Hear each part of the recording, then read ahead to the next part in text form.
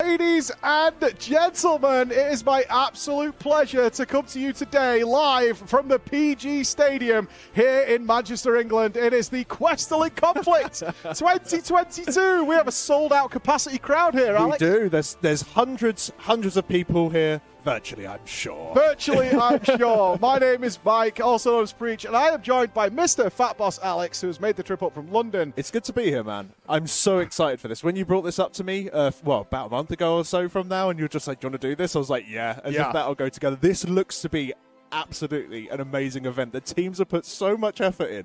Like, not even, you can't really put effort into actually, you know, getting better at PvP. You don't need to worry about that bit. But the theming, dude, like, they've got their own locker rooms, they've got their own, like, stories going on. It's crazy. It is as Final Fantasy XIV as it can possibly be. Basically. And we have prepared the most fun afternoon day for you guys we could possibly do in association with GT Omega. We are going to have some of these chairs to give away that we are sat on right now. You can't have this one. This is custom for me. But you can have Al's. You can have mine. You can have Al's, as well as some displays and stuff to give away for you guys. And, of course, the grand prize for our winning team today, each of the 5 players will be receiving a chair from GT Omega for their contribution into the Kwehstalline conflict. We're going to be having our opening ceremony shortly, but Alex has raised an interesting point about this. Is practice extraordinarily difficult? I believe we've got a range of teams today, Al, that from the sweaties that are very, very try-hard into this, and to the guys who are just here to have fun and have a blast and play into the theme. I think that everyone here is try-hard, but some people just try hard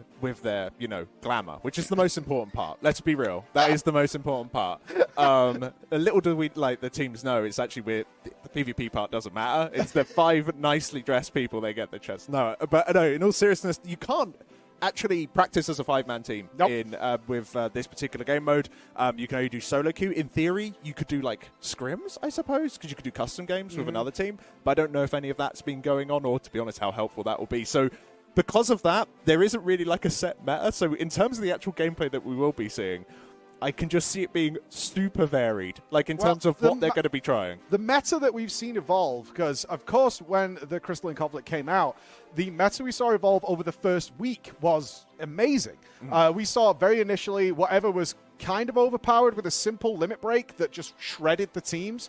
We saw those becoming very popular over the course of the afternoon as everybody was trying out different jobs, trying to get what was working. It's like, oh, this is a little bit more awkward. This is a little bit more simple to play. This is a little bit too powerful. Oh, tanks are actually quite good here. Because, of course, Squeenix went down the road of simplifying PvP entirely. So it's just more of a, not a MOBA style, but a MOBA gameplay style where you had just very few abilities, simple stuff. So purify yourself, heal yourself up, very, very simple. Get out of jail free card, use it once, use a nice defensive shield. Everybody gets the same thing, so you could swap jobs very easily. And what we saw on the release day of this, I know I did this, is I immediately went and just unlocked jobs and went straight down to the Wolves' Den, so I could then just PvP, and I could do that immediately without having to do any MSQ or any building up of that job over the levels, because it instantly scaled you, gave you all your abilities, and off you went. And you've been PvPing over the last couple of weeks. What have you been trying out? I got to admit, like, I was going for everything, you know, because I thought it'd be good, because I'm not really known for PvP in the slightest, but I was like, you know what, let's have a good go of everything. I'll start here, and I've got most of the classes unlocked already, so I started all of it, and I eventually got to Machinist, and I love it. Oh, and I was just like, I really should try other classes, but just a few more on Machinist, and then it was like 3 days later.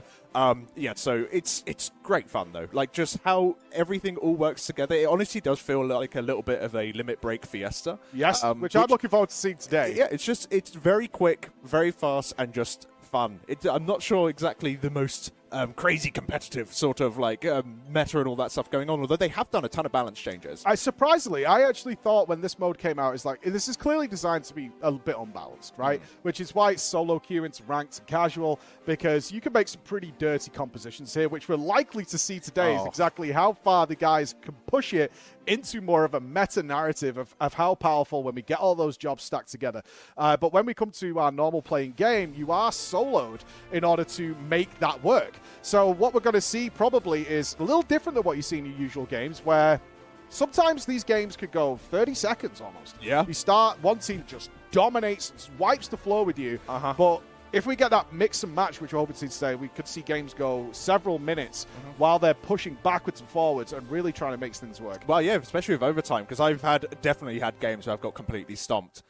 Even occasionally, I have stomped others, believe it or not. But it's more like at any point, as long as the time hasn't ended, there's nothing stopping you from coming back, which is something I do really like. Because of the overtime mechanic. Some of my best games are when it feels like we're getting stomped, and then somehow it kind of works together. Your team's not feeding; they're not one after the other, just running into the rabble. They do manage to get that foothold back on the crystal. Oh yeah, and then you start coming back, and it's just so exciting because you're like, we lost, and then your heart starts racing. It's like, we could win this, we could make this happen, and we're going to see some bloodbaths today. Despite the lack of practice, the teams are put together. We're going to have some Lalafell on Lalafell crime. Yep. One of our opening games is going to be Team Shin Eaters versus Team Lalafell. fellas. A full-on mashed potato. Full mashed potato with gravy. There's going to be a steak pie and sausages mixed into that.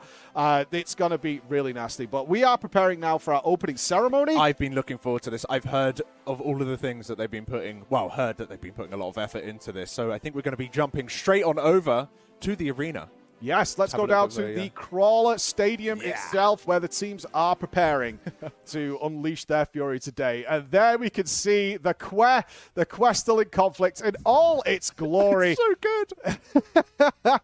The Golden Arches itself. And we do invite any of our viewers who are able to come down to Ward 5 on Spriggan to join in for the crowning ceremony for who our winner should be at the end of this tournament. We would love to see you down here for the actual giving away of the winners. Everybody works on their glam there, Al. Yeah, no, it looks really good. And, of course, we're going into, the Tunnel of Quer, as is tradition, with each one of these tournaments. You could just see them all. They're so shiny. That new emote coming in right at the right time. I was very aware. I'd much rather see this than the hippos, which I still had not time to unlock. Oh, same. And I am consistently taunted by it as we move through the golden passageway into the Quer Arena itself, where we are about to meet our teams, ladies and gentlemen. We're about to see live our teams, and the Crawler Dancers are out in force to put on a performance This is for these teams to show us who's going to come in here. This wonderful staging that has been set out. There we go. Caught on a railing. Yeah, of course. Got to start an athletics competition. Yeah, no, of course. Even the cameraman has to get involved in some of the sport here, but we have managed to get the jump on. It does. So our first team that we're going to meet today, and please side with the team. Choose who you want to support. But we have the Quez of the Night. These are actually vampires who are here to feast on the blood of their enemies. But they have given us some notes here that they do not feast on lalas. Ah, well, they are vegetables, aren't they? So can't be doing that.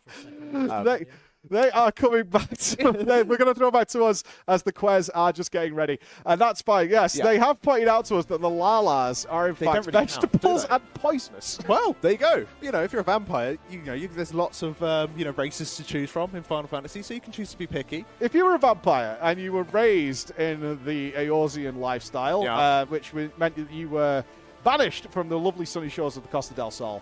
What are you feasting on? Me? I'm going for some Hrothgar deep fried, baby. I don't know. Cats and bunnies, I think. Has to go for the cats. People would get genuinely upset about that. Like, nobody cares if you eat a lala. That's true. But, if you're a vampire, you're not trying to be good. You're trying to make waves. You're trying to make waves and get them in there. So we are ready to see the Quez, guys. Let's get ready to see the Quez of the Night in all of their glory. And should hopefully be coming down here any moment now and displaying their wonderful glam is alongside with it. Little tippy-tappy going on there. There is a little bit of tippy-tappy going I like that they colour-themed themselves for these sides of here. The music is big. Oh, my God, they're teleporting in. Fantastic. Of course, with vampires, you can be invisible. They're appearing from the ceiling? Oh, God. That's so good. Of course, there's... now we've got two. Oh, that is fantastic. This is menacing. If I was the other teams right now, I would be spooked. Welcome, ladies and gentlemen, to team number 1, the Quez of the Night. Their vampiric souls here to feast on, not lalas, but everybody else. Anything but lalas. Oh! Even went with the music. Extraordinary. All right. Absolutely excellent. And there they are in their full team attire. That Van Helsing style, ready to come and claim their victory.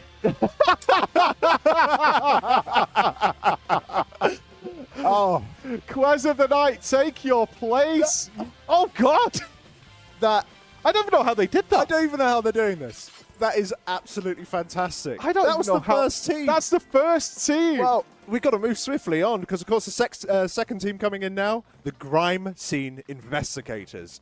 They're sick and tired, these janitors, of clearing up the arena of everyone else's blood. It's time to spill some of their own. Yes, indeed. They are renowned for sweeping up Eorzea, and today they intend to sweep up the heads of the dead. They have been banished for long times, have been responsible. They have been so... How did they get... they're jumping from a balcony. The crime scene investigators in full force in order to clean up their victims. Oh my God. I actually don't want any of these teams to ever get eliminated. They deserve, and he's back on his feet. That's how they look after each other. The crime scene investigators taking their place on our stage today. Are they in perfect line? Wow. That's impressive. Isn't there one too many? They seem to have recruited somebody into the team. Well, they might there. just have a spare. Oh. Is that a ghost on the stage, Al? I believe it is. It's the Ghostbusters. Who you got to call? I know. The Ghostbusters are here. This is team number 3, the Ghostbusters. They have been sent from 1980s New York in order to manage the ghostly infestation of the people they kill. The Ghostbusters are here and in full force. And what do I see in the background, Al? Oh, no. It's him! He's here! He's back! Wow. Okay. Well, they've certainly got it going on. The Marshmallow Man himself is here, and he has allied himself with the Ghostbusters. Oh, he's down. This is fantastic. We do need a team of 5. So, completely understandable. Exactly. We do need a team of 5. No new recruits from any of the new movies. They are the originals and the best who have taken their place on the stage. The crime scene investigators are here. And what do I see coming down the stage, Al? Oh. Can we zoom in? What? I can't. Is anyone on the stage yet? I better watch my mouth, actually. You should watch your mouth. This is the Lala fellas. Is the Lala fellas. Yep. They are the mafia. Yeah, the crime. They're the crime family. Of course, recently, their boss was killed. Apparently, it was a Hrothgar in disguise. Jesus So Christ. these are ruthless An individuals. undercover Lalafell. So watch yourselves. They I might mean, be small. And watch the floor. That is a fearsome-looking team. Even if they don't win, they're still stealing your wallet. Of course, they do have an advantage. They are harder to click on within the 3D space. Yeah, and Tab, not very effective in FF14, unfortunately. Tab, not the most reliable source. But the Lalafellas take their place alongside the crime scene investigators. And who is this that is coming next? I hear the patter of... here Oh comes my our other God. full Lala team. The Shin Eaters. The Shin Eaters are here. These are literally the holy scions sent from heaven to purify the world. We're not sure what they're purifying And yet, they're though. dying and now being resurrected in the light of their gods. There it is. Blessed by the 12 themselves. The Shin Eaters are here. Formerly nice, friendly Lalas of walking the streets and now returned as angels of death. That is terrifying. That is horrifying. I don't know. There's something about an all-Lala team that I think is just a little bit overpowered. Woo. And they have disappeared into the void. Well. Oh, and they're back! Oh, they're back. I do see the Black Mage has taken the stage there. But the Shin Eaters, and we do know that game number 2 will be the Shin Eaters versus the Lala fellas. Oh. That's going to be It's going to be an absolute nightmare. Now, of course, how many teams is that so far? That is 5 teams. 3 more teams remain for us, but next is the team that has a lot of support in the community. Oh, dear. Yes, they do, as they are known for not only their prowess in the gym, but their prowess with the ladies and the men. They are not picky. Ladies and gentlemen, I do present to you Hot Tub Esports. There's nothing even to say. They haven't got a backstory apart from them just being Chads. Their only issue that I know they ran into in preparation for this tournament was not practice. It was not finding enough concubines. It was, in fact, the lack of baby oil. As while they were working so hard in preparation for this, they went through no less than 64 liters of baby oil. Even in high order. They're in high order. Yes, they are. And they're ready to destroy, my friends. But from fun and frivolity, we move to authority. Yes, as I do believe, coming down the stairs now, are the Crystal Crawlers. Yes, they are. They are here to bring justice, Al. They are here to bring justice. Hopefully enough justice that, of course, Alfie will decide to bring back the Crystal Braves. Indeed. We spoke to the Crystal Crawlers earlier, and we will be hearing from these guys in the next few moments. But the Crystal Crawlers are here to prove a point to Alphino himself that all hope is not lost. And through bringing justice to the arena, they once again can reform the Crystal Braves. That is their hope. It'll be pretty sad if they go out in the first round. Like the Crystal Braves. Yeah. And last and most certainly not least, of course, we do need some villains We do. Ladies and gentlemen, we present to you our final team of the 8. It is Team Allergan has arrived. Team Allergan released from their tombs recently after a spot of Grahatia's blood was leaked into their prison. Yeah. We don't know how it got there. We don't know who did it. But Grahatia's blood did, unfortunately, make its way into a sealed chamber of the Crystal Tower. And Team Allergan has been unleashed. And they fight, of course, for the glory of Alag. And there we have it. Our 8 teams all together, lined up. This is going to be a show. Who do you pledge your allegiance to, Alex? Ooh. Who do you want to see? I don't know. I do like the idea of Hot Tub Esports. Ghostbusters as well. They're all so good. Oh, do I have to choose just one? We do. I mean, I think we should have a Gamba. I think a Gamba is necessary, but I am going to use my Boomer prowess to side with the Ghostbusters on this one. I would like to see the redemption of the Ghostbusters after so many failed reboots. I'd really like to see the Ghostbusters rise to the glory, rise to the glory they once held back in the day. So I will pledge my shield to those. Okay, well, all right, I'm going to go with Hot Tub Esports. I got to admit, I'm just down for the Quareheads. You're looking forward to the backstage shenanigans. Kinda. You know, maybe I could be a groupie. Quite possibly. That is far too close to a Lala stomach for my liking, Alex. I'll let you know. And I think anywhere within the same zone as a Lala is okay, now we've got Lala upskirts. Production! Production! Can we move to the casting desk? Production! Look away, avert one's Avert thou eyes from the Lala upskirts currently taking place. Teams, can you come together for me? I'm not sure if they can actually hear me. Probably not. But if we can see you all together in your wonderful stands as we get prepared to move into Game 1 of the tournament, we would love to see you do that. My God, what a stellar performance, a stellar introduction for all these teams as they come together here. Our first open, let's read our game. So we will see the Quez of the Night, the Vampires, in round 1 will go against the Grime Scene Investigators. Well, we'll be followed by Lala on Lala Crime, the mashed potato dinner of the Shit Eaters versus the Lala fellas. Yep. And then, sadly, your pick and my pick go head-to-head in round 1, Alex. Hot Tub Esports versus Ghostbusters. We probably should have organised that a bit better. Well, at least we picked honestly. Yeah, we totally did. And, of course, rounding it out, our first round with the Crystal Crawlers versus Team Allergan. Woo! Now, of course, our first rounds are going to be best of 3s. Yes. And of course, we can't have... There we are. There we are. That is actually very representative. Oh, you're right. We did sit on the wrong sides of each other, Alex. We are terrible at the most basic things. Oh. The level of production going on behind the scenes here is we sat on the wrong sides of the couch. No, you sat correctly, but because I was facing the wrong direction, I got confused. So we hate each other, clearly. Yeah. We also do have a merchandise stall on the other side of the arena, which is if you want to pick your merchandise for your favorite team, you can go and do that. Again, we do invite you down to Ward 5 in Spriggan on the Chaos Data Center for the closing ceremony when we will be back here with everybody in order to crown our victor and, of course, the second and perhaps third place because we do have a tournament style. Now, as you just said, Al, when we're coming back to the desk here as the teams get ready. Yeah.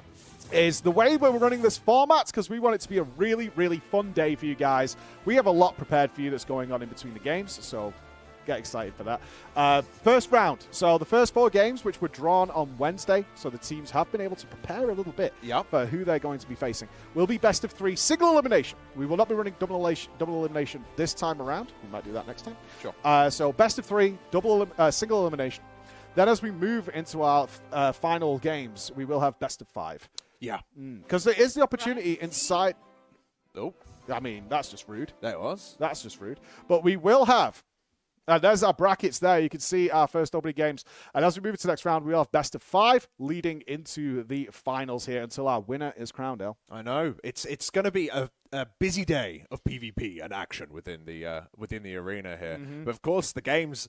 We actually have no idea how long this is going to last. We've actually been talking about this a little bit as to, how long do you think this will go for? We didn't know. We have no idea. Yeah, while we were preparing the show, because obviously we prefer double elimination. That gives the fairest amount of games for everybody, because as we know with this game format on the Crystalline Conflict, is that we could have a team eradicated within a minute.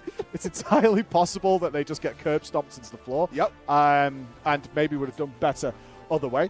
So that's something we're going to watch for. But also, if we got some really good teams or some really good gameplay going on, we could see up to like 10 minutes if they're really pushing backwards and forwards to see who claims victory here today. But of course, it isn't just us. This is the story of the teams themselves. And I have been told that there's been a little bit of bad-mouthing behind the scenes. So I think we can throw it over, as I do believe the Quers of the Night have a little bit of something to say about the Grime Scene investigators. Let's have a listen. Crime scene investigators, you have been invited to join us at the Festival of Blood. We will dance under the beautiful moonlight nocturne and then feast at the Black Banquet. What is on the menu, you ask? Why, isn't it obvious? We will be feasting on your blood. So join us and be welcomed into our domain, where we will clean up the cleanup crew. We will gorge on your bodies and feast on your blood until all that remains is a grim scene investigation.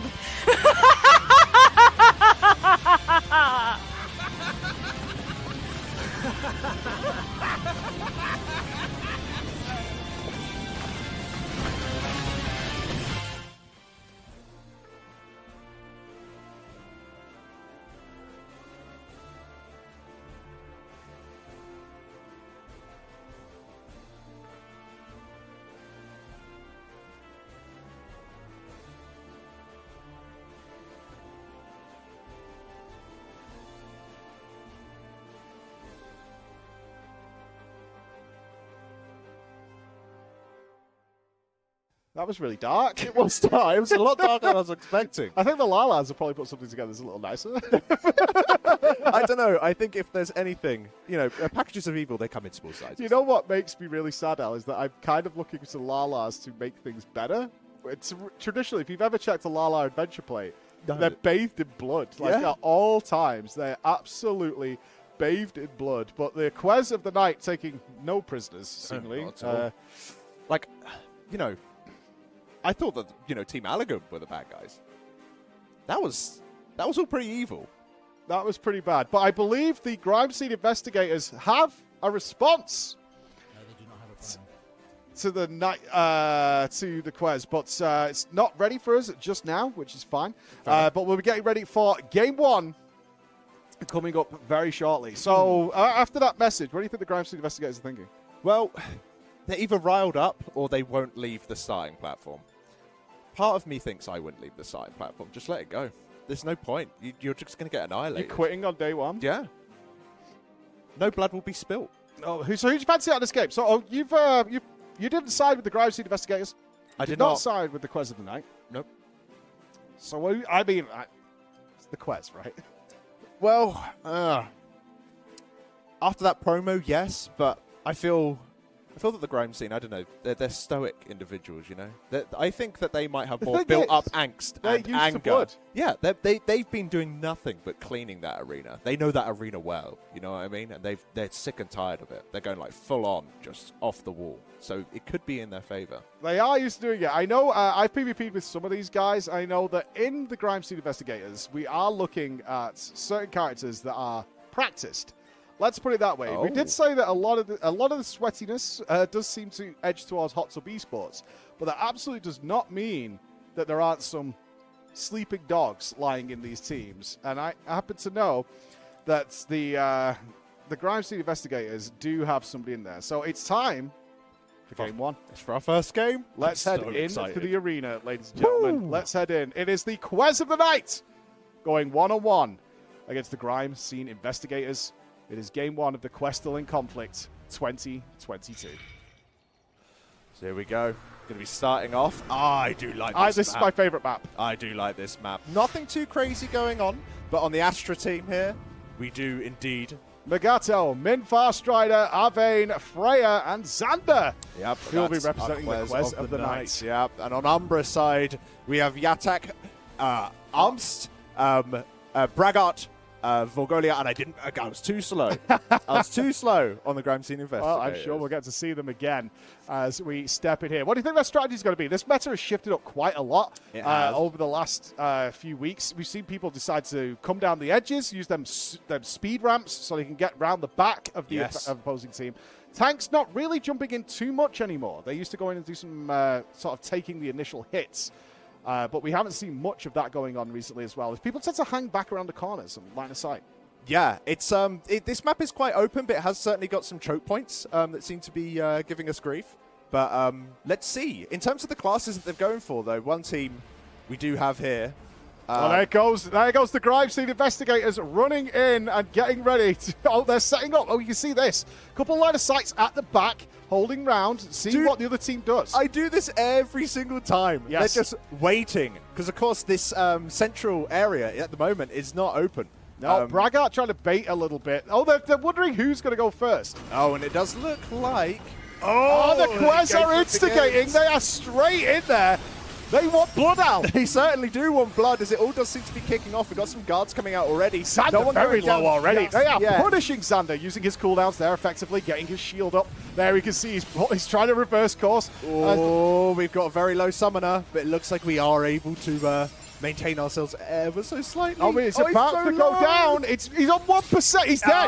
Oh my God. There we go. Blood. Yeah, there's first blood taken. For that was unfortunate for the Grime Scene Investigators. Have had a player go down, and now the Kwes of the Night tried to capitalize on that, pushing that crystal forward. Yeah, no, they're going to be pushing it forward whilst keeping them back. You do need someone with... The Kwes lose 2 players simultaneously, and that is going to open the door now for the Grime Scene, and 3 players down now for the Kwes. And you can see that they're starting to... Well, actually, we're going to have our warrior sticking in there, trying to keep it in place, but he's going to be taken down very, very quickly here, popping his guard, but it's not going to be enough. The Grime Scene's pushing. Grime Scene is pushing. They are sweeping the floor here. They have just done a 4-player kill on the Vampires, but of course Vampires will resurrect. Do you think it's a problem, Alex, that this is being played in the sun?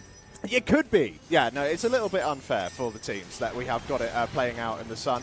But at the moment, neither of them have got a ton of limit breaks available. It looks like we are getting some built up on our Kwes of the Night right now. Yeah, we do see that the Crime Scene does have a 3 available, but they have lost Morgalia. Their healer is down, and that is causing the limit breaks are coming out as the Grime Sceners are getting clapped. Whoa, yeah, no, that's that summoner limit break coming in there, doing an absolute ton of damage to everyone involved, enhancing that summoner afterwards a little bit to be a little bit more pokey. But it actually looks like they managed They're holding on. Yes, GSI has managed to take Freya out. Now, there goes the crystal pushing back now as the Kwes are starting to push forward with that crystal. Braggart is holding the line.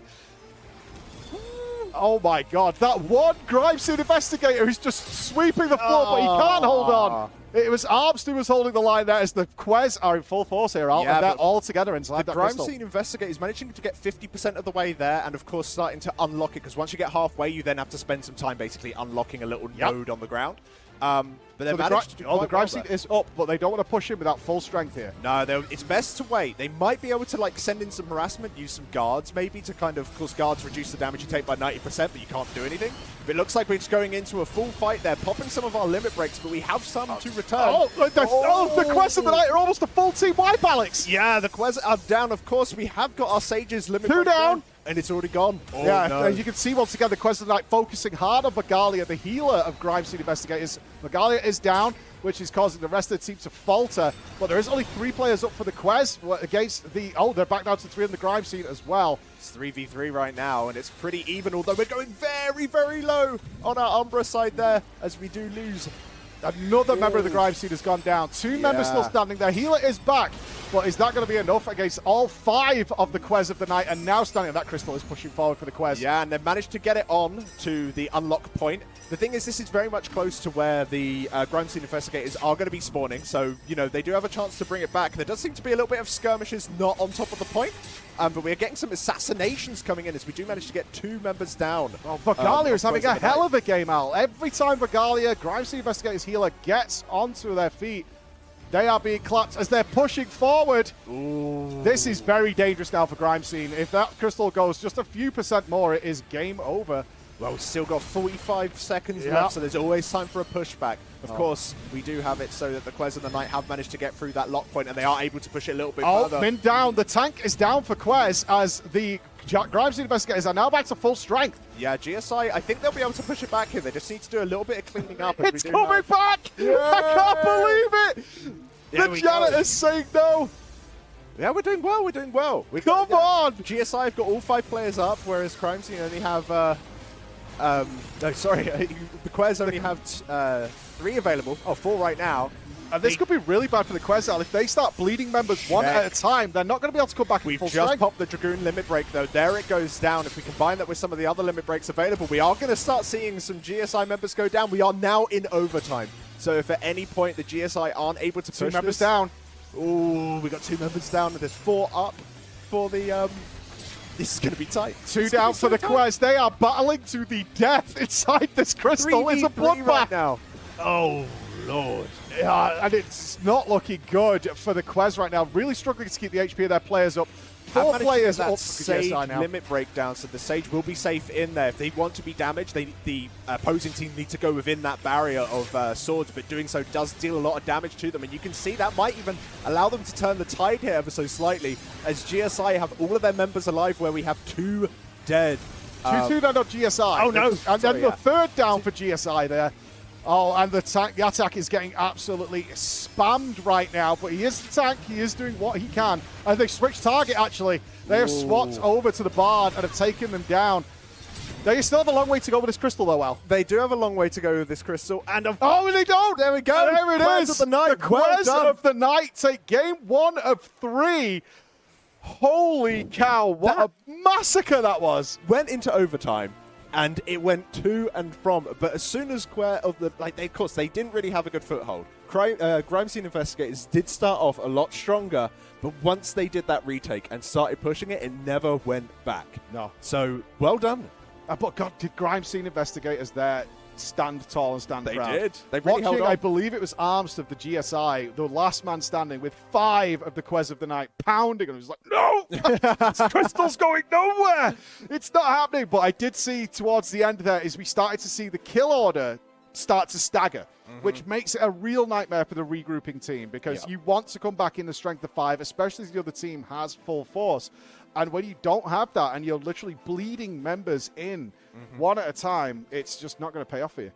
Yeah, and sometimes, especially when overtime's going on, you can't wait. You know, you have to be on that crystal, because otherwise the round's over. You know, you have to get people on there. So it can lead to that point where people are sprinting in, popping their guard, which gives them that 90% damage reduction, makes them immune to CC.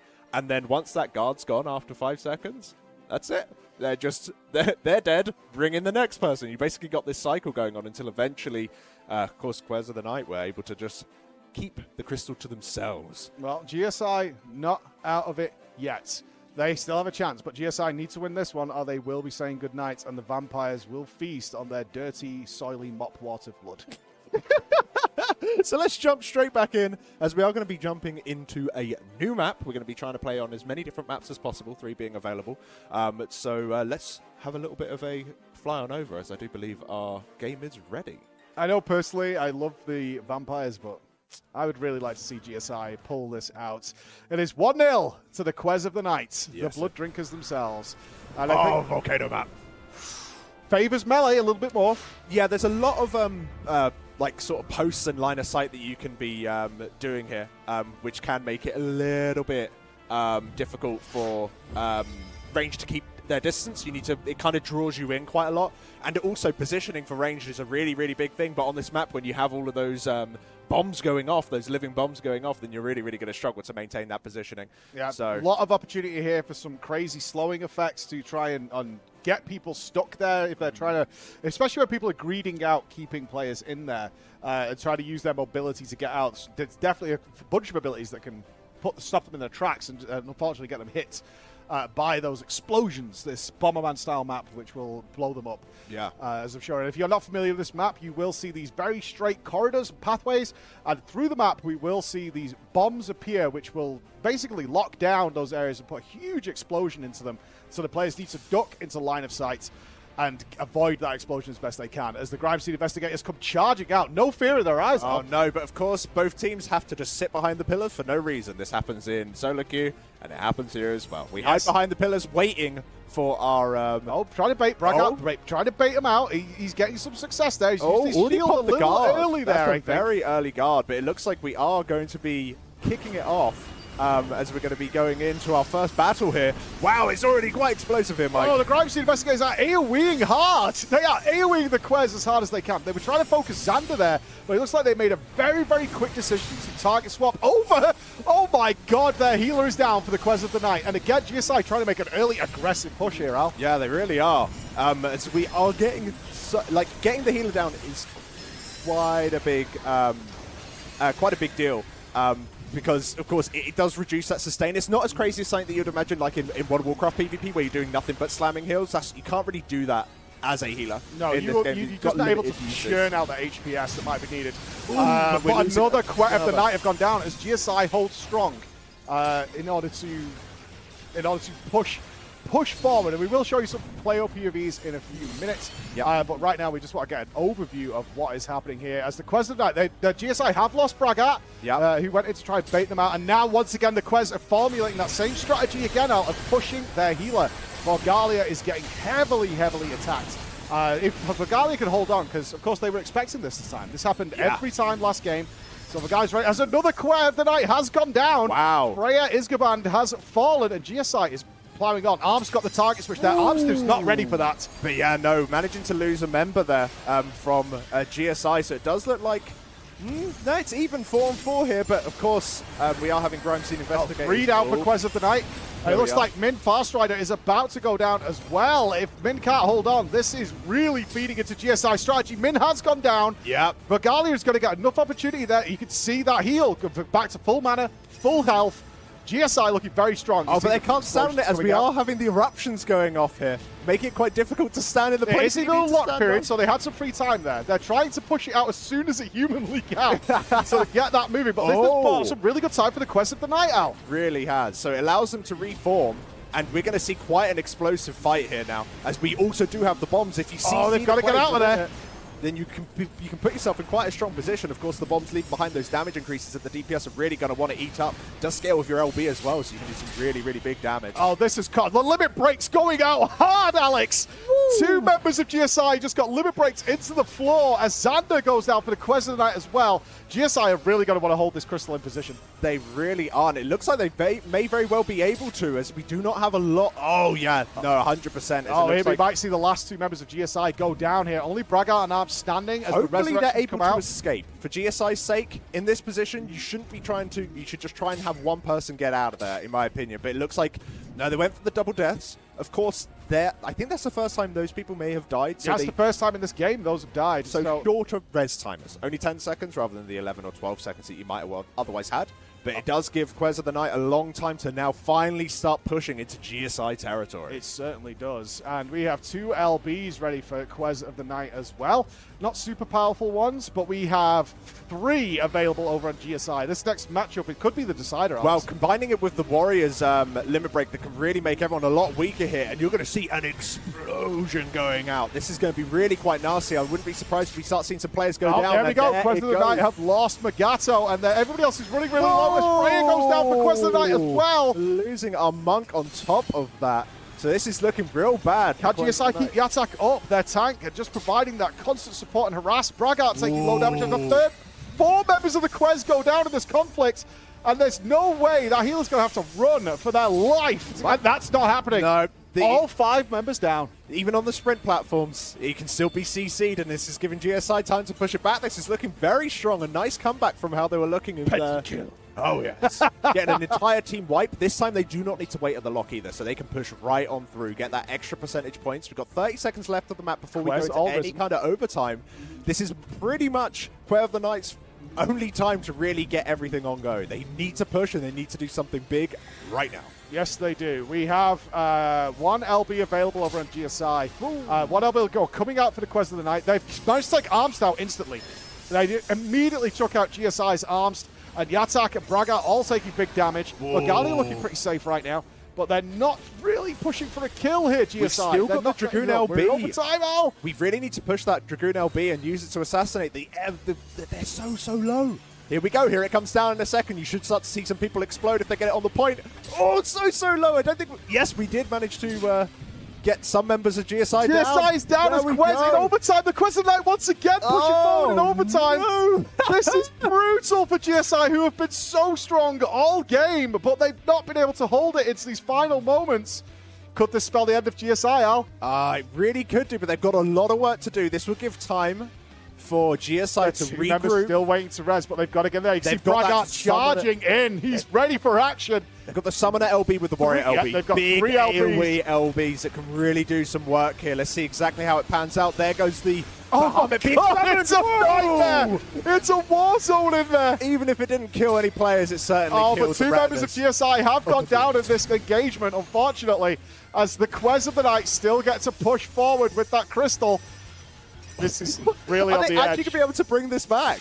This is insane. I don't think GSI can do it. They've got 4 members dead, unfortunately. And here comes the percentage. Kwehstalline, If they manage to the push it on, healer. and there we go. The GSI has been eliminated, Alex. Quez of the Night. 2-0 to the Vampiric Nightmare. On That the was- blood they feast. That was really impressive. That was stressful. That was Quez of the Night bringing that back there. Like it was kind of a repeat of the first game. GSI such a strong opener. They Yeah. knew what they were doing, but what they couldn't, even though they held it for like 2/3 of the game, Yeah. when it came down to that last engagement, the Quest of the Night coming in with their very strong limit break combos, and the GSI very concentrated on top of the flag. They were losing players almost instantly. It was a straight up like insta-gib. They would take one down, turning it into a 5v4, and then very quickly they were able to start whittling everyone else down. And the Quest of the Night changed their strategy. They stopped going for that healer. They knew that was no longer effective. In game 1, they were targeted GSI's healer immediately. Every time Vagalia was getting up, dead. Up, dead, up, dead. And then once we saw very quickly into game 2 that the GSI had prepared for that, they changed their strategy entirely and just started working on other people. Yeah, GSI did manage to hold out like an entire retake as well, which is, you know, I was super impressed. I thought they actually might be able to push to the finish and end it right there and then. But it just managed with a combination of LBs. It just goes to show how strong some of these LBs can be. If you Especially use in tandem. You line them up yeah. nicely because there's definitely LBs you can throw out there that just, if you do it on your own, Yeah. a little bit of harass, a little bit of damage taken, but nothing that the guys can't out-heal, they can't shield from. They've got that time to recoup. So it's been a hell of a moment to watch. I was really impressed by Quest of the Night as to how they adapted, changed, and worked on how they played. Yeah, it was super impressive. It was. So let's take a look at Arm's profile here from GSI. Unfortunately, we will not see Arms here, one of the players from GSI, who is known for the chesty fat fucking milkers. I wonder who created this scene.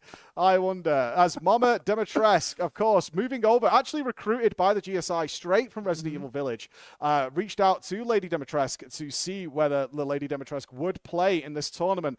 And unfortunately, ladies and gentlemen, we must bid adieu.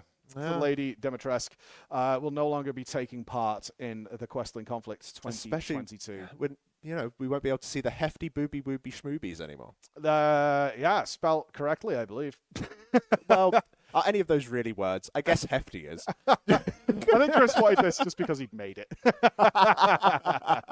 Just because he's made it. But sad news, ladies and gentlemen. Many people's favorites in the community. I know some really good, popular names in there. But the GSI, the Grime Seed Investigators, will be relegated. But in their true style, Alex, they will not be going home. They will remain behind to clean up after the rest of the games. True. Yeah, as their punishment. Well, no, it's their job. As their job. They will get back to their job of cleaning up after the remaining games because they're going to have a mess to deal with in the next game, my friends. We are unfortunately going to see Lalafell on Lalafell Crime and the Holy Scions of Heaven, the Angelic Potatoes of Death, the Shin Eaters. They have a message for their enemy, the Lalafellas. Let's take a look. I have some words. Lalafellas, fate has decided that we will go toe-to-toe in a clash of the Titans. Now, some would fear facing off against the Lalafell Mafia, but not us, man, because we know the truth, mate. We know the truth. You're nothing but phonies. Look at your shit hideout. You can't even afford a proper table. It's embarrassing. You're just a bunch of paws playing dress up in your mum's basement, and we're going to end your charade. Because on Saturday, the Lalafellas are going to be dead fellas. strong words. Shit The table. Lalafellas, I mean, you would expect the Lalafellas known for having quite a few gills stored away, but the Shit-Eaters claiming that they are in fact paws. Who playing dress up in their mum's basement? We can't even afford a proper table, apparently. Wow, that's Yeah. rough. They're in a rough position. Well, it just shows the Shit-Eaters are not intimidated. They're not afraid. They're not worried. They are more than ready to tackle whatever's lying in ahead of them. Well, the thing is that the Lalafellas as well, they didn't see fit to respond. You know, they're just keeping quiet about it. They'll let their actions speak for them. Ladies and gentlemen, avert your eyes, but don't really, because we want you here. Some of you may find the next scenes disturbing. Let's go to the arena. It's Lalafell on Lalafell crime. Oh, no. Let's make some mashed potato. And as we do jump into this... This map, yeah. Yep. This is the map with the knock-up. Quite good for range because there's quite long sight lines, in my opinion. Did you know that you could use guard to avoid the knock-up? Yes. Oh, God, that's Oh, horrifying. no. That is horrifying. So Astra, we do have the Shin-Eaters, and on Umbra, we have the Lalafells. Yeah. Hopefully they won't Fellas be even. distracted by any contraband lying around the arena and try and ship it off. They are known for stealing whiskey during their games. That is true. And perhaps we can have production having a little bit of a move around on the camera on this one as we are heading into this game here. As, yeah, it's quite a tough map that we that we're going to be dealing with here. There's one thing that I've noticed, but I've never managed to do. Apparently, there are actually little chocobo feathers up in the sky that you're able to grab when the knock-up event does happen, which is pretty damn cool, if you ask me.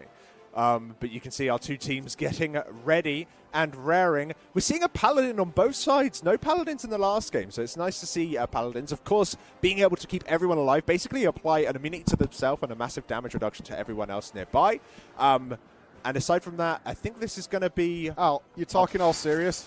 It's going to be... That's hilarious. Wait, oh, no. Oh, they took the flight there. Of They course, did take the flight. Oh, my God, that looks flying insane. Lalafells. That looks This is so dumb. terrifying. As the Lalafellas wear their signature hats. Okay. They're hiding in the bushes, Al.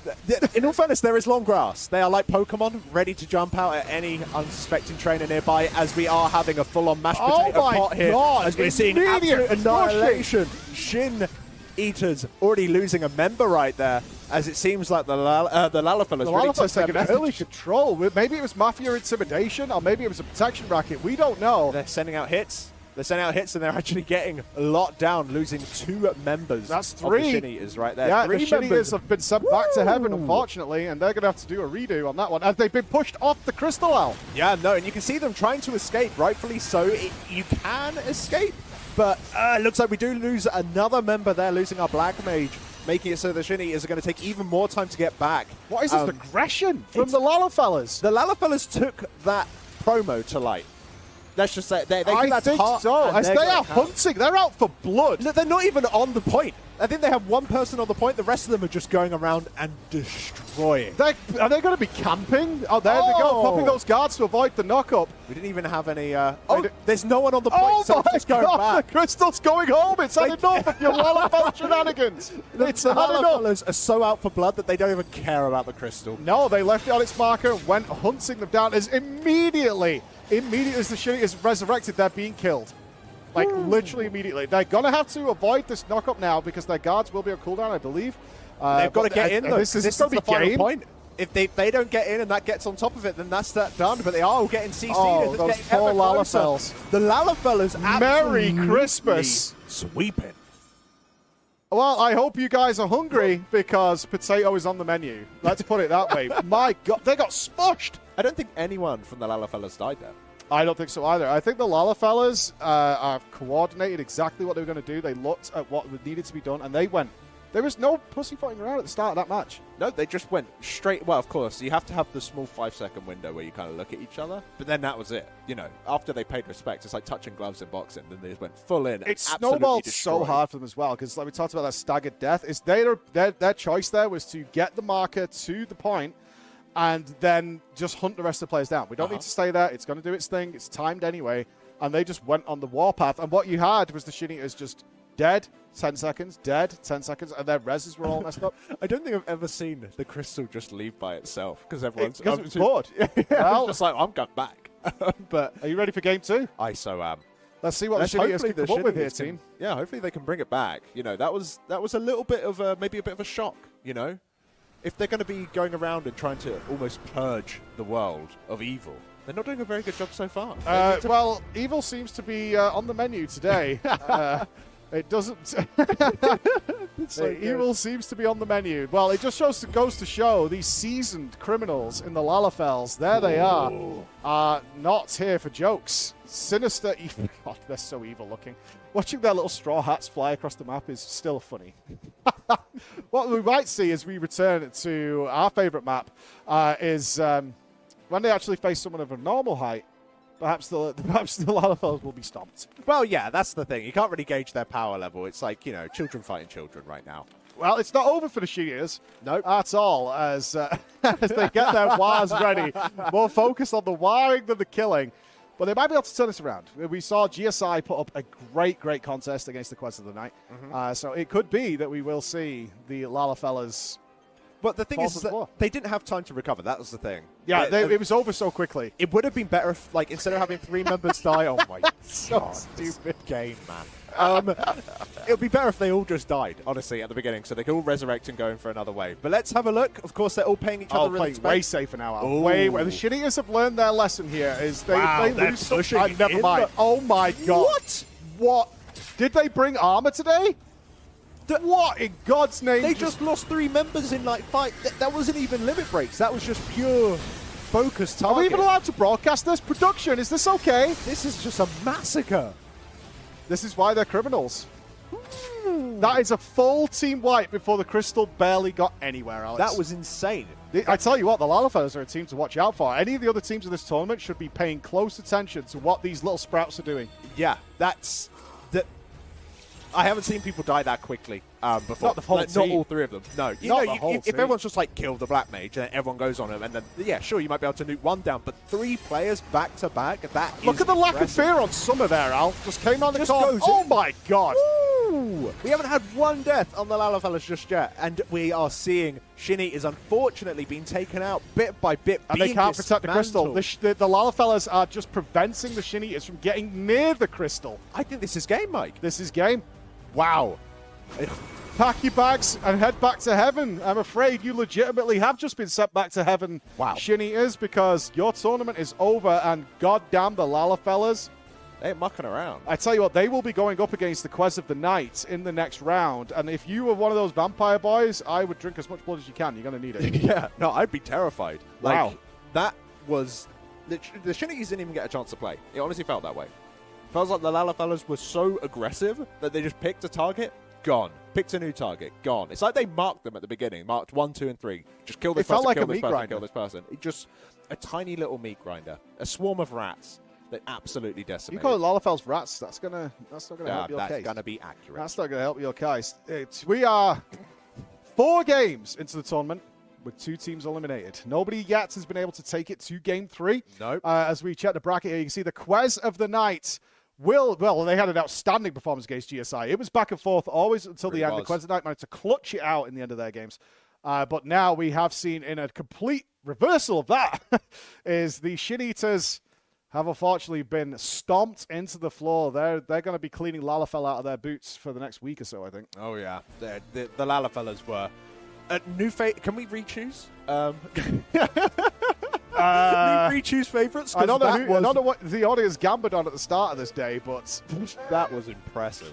That was impressive and sad at the same time. I got a feel for the Shinitas. Yeah, no, especially it feels like the Lalafellas might have been doing maybe some cheeky scrims or something, or maybe they spent a lot of time putting in effort and strategizing, and the strategy is just go in and annihilate everything. But they I hate more than effort, if I'm being honest with you. Some stats here from the Shinitas, who will be saying goodbye. High Error, who is the leader of their team, a fan of fluffy slippers, a pink and white nightmare, the eater of shins. Wah! And horrible noise generator. I can totally agree with that last one. And you can see there that, unfortunately, High Error is in a glass cage of emotion. Managing to climb out, though. It's scheduled for departure 5 minutes ago. So, unfortunately, High Error, your Shinitas will not be eating any shins today. They will be eating the floor. And as the Inspector of Flaws, let me tell you, don't scuff it. Yeah, but you got to give it to the Shin Eaters, though. I love their theme. They had an amazing Mog. They had amazing Brim. They did well. They did Not going to win show you up. a chair. Yeah. It got you in the competition. Let's put it that way. Our next game, though, is one that is going to be a fan favourite.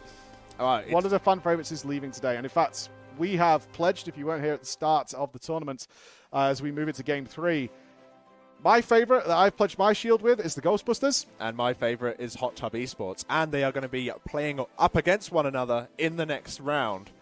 Ooh. So this is our favourites, our choices.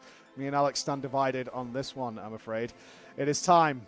The greasy, body oil justice of Hot Tub Esports versus the 80s grimy, pizza-loving Ghostbusters. Here we Let's go. move into the game. Volcano map it is. Ooh, and of course, on the Astra side, the blue side, we have Hot Tub Esports. Now, their weakness is Wire, who is known as the Affix, playing tank in order to survive a little bit longer. And on Umbra's side here, we have the Ghostbusters. All very similar. Nobody going with like a 5 DPS comp or anything like that. Yeah, everyone's doing 1 tank, 1 healer, 3 DPS. You don't need to do that. Like, a tank isn't mandatory, a healer isn't mandatory. Some of the strongest teams I've been in, of course, in solo queue, have been just those pure DPS comps, and it allows you to stomp a little heavier. Yeah, community hero here, and in fact, Kwehstalline Cup legend Ross Kweh will be fielding and leading this team. You can see his mighty girth ready to expose upon the Ghostbusters. But I don't think, I've got to be honest with you, I don't think Marshmallow Man Copper has any fear of Ross Kweh. Oh, no. Well, probably because he can't see with that mask on. But I'm sure he'll do just fine. He's going to be staying at the back, though, playing on that machinist, keeping nice and far away from Ross, who I believe is on the Dragoon. Yes. I have PvP'd with Ross Kweh in the past during the Legends of Final Fantasy XIV Tournament 21-22. And he is bloodthirsty. I can tell you that. He is a bloodthirsty individual, and here they go. The Marshmallow Man showing amazing pace for a man his size. It looks like they're focusing down that healer as we already have. God! Ghostbusters! Ghostbusters are getting ghostbusted, as you see Hot Tub Esports. Who are you going to call Ghostbusters? Because this is not helping. It's the Marshmallow Man trying to stand his ground. Oh, he's got the guard up, and they're just going to completely ignore him as they're going to go back and try and take out our warrior there. It's going to be a little bit of a tough thing to do. the Hot Tub Esports did forget the crystal. They've got back for it. But look at the absolute vitality and charisma of Ross. He may have charmed the Ghostbusters pre-game. Yeah, he very well might have, because it seemed like they were caught with their pants down a little bit there. Yeah, he's a strange individual. His mother was a bench press and his father was a dumbbell, and that's how he was born. And that's why he's exposing himself here with his vascularity, making it work as the Ghostbusters are having not a good time. They are back up to full strength, though, Al, and trying to reverse this fortune. Well, and the thing is, we have 4 seconds until the eruptions, and these eruptions can really turn the tides of the battle, because you can just start CCing people in it, and if you are caught in those eruptions, 1 is enough to bring you to half health. If you're caught by 2, they will be going down. As we have everyone alive still. Ross is getting focused a little bit. He does pop his limit break ability there. All 3 of the DPS have limit breaks right now. Unfortunately, Ghostbusters did lose Fang there after that limit break. And the Ghostbusters getting AoE'd. Well, I think they got caught in the explosion there, Al. And they lost 2 more members during that, leaving just their healer as Sesenia standing. And look at the Hot Tub Esports. They have all of their limit breaks available. Every single last one apart from Ross. Yeah. This is a bad place for the Ghostbusters to be. Popping that machinist limit break to take Jesus someone Christ, out from this is far going to be range. worse than the all-female remake. This is bad news. And the Ghostbusters are not doing well. No, they're not. But they're holding out. The thing is that it's not over. It's not looking good, mind you, as they're doing everything in their power to try and keep everyone alive. And they're bleeding in now, Al. Yeah, they have to, because otherwise it's going to get to the that final point. But they do look like they have the majority of people up. Okay, 2 people went down. They're all limit breaks now used, though, for Hot Tub Esports, but I think it was enough to seal but the combining game. these 2 together, perhaps you might be able to get... No, unfortunately. Not going to make it, as Hot Tub Esports does take it against my favourites, the Ghostbusters, and that puts Alex in a very smug position. The thing is, when you're smug, you don't need to brag to everyone, but yes, I think I could just see talent, you see. That is extraordinarily sad. I put my shield next to you. I crested next to you, Ghostbusters. I will say this. It wasn't as hardcore as what we saw with the Lala fellas. And towards the end, it did feel like the Ghostbusters. This isn't copium. we're starting to get a feel for it. But unfortunately, at that point, the entire Hot Tub Esports team had 4 limit breaks available, and they basically crushed. Well, the thing is that what I liked about what the Hot Tub Esports did there is that they used their limit breaks. They didn't all spunk it all at once in one big go. You can just you know, it's about the Hot Tub Esports. They know how to control these. If anybody knows how to spunk it, it's Hot Tub Esports. And they did it in a controlled fashion. They dragged it out. Game 2. Will we see a Game 3? I want to see you, Ghostbusters. My side is with you. I want to see a Game 3 just because we haven't had a Game 3 just yet. And mainly just to make it so that the crushing defeat of Ghostbusters is even more sweet. Unfortunate. I mean, I did feel like the Ghostbusters were finding their feet a little bit there. They felt more stable. I don't think they were ready. I think they came into that game expecting the typical meta that we've seen in the last 4 games, which is let's feel each other out. Who's going to bait? Who's going to bob in? Who's going to do this and that? Yeah. Hot Tub Esports just went murder, death, kill. Murder, death, kill. And that worked effectively, I might add. So I don't think the Ghostbusters were prepared for that. Obviously, you can't use the same gag twice. That's not going to work. Boyer needs to change his adventure plate immediately. Yeah. I can feel a ban in the works. As there we have. Come on, Ghostbusters. I could not sit with Ross all day, with Alex all day, feeling good about himself. Yeah, you can. No problem. I didn't build the stadium for this. I'm in charge. Well, this map, you know, we have got quite a we've got a range-heavy team from the Ghostbusters, so the long sort of map might do them some good. It might allow them to kind of.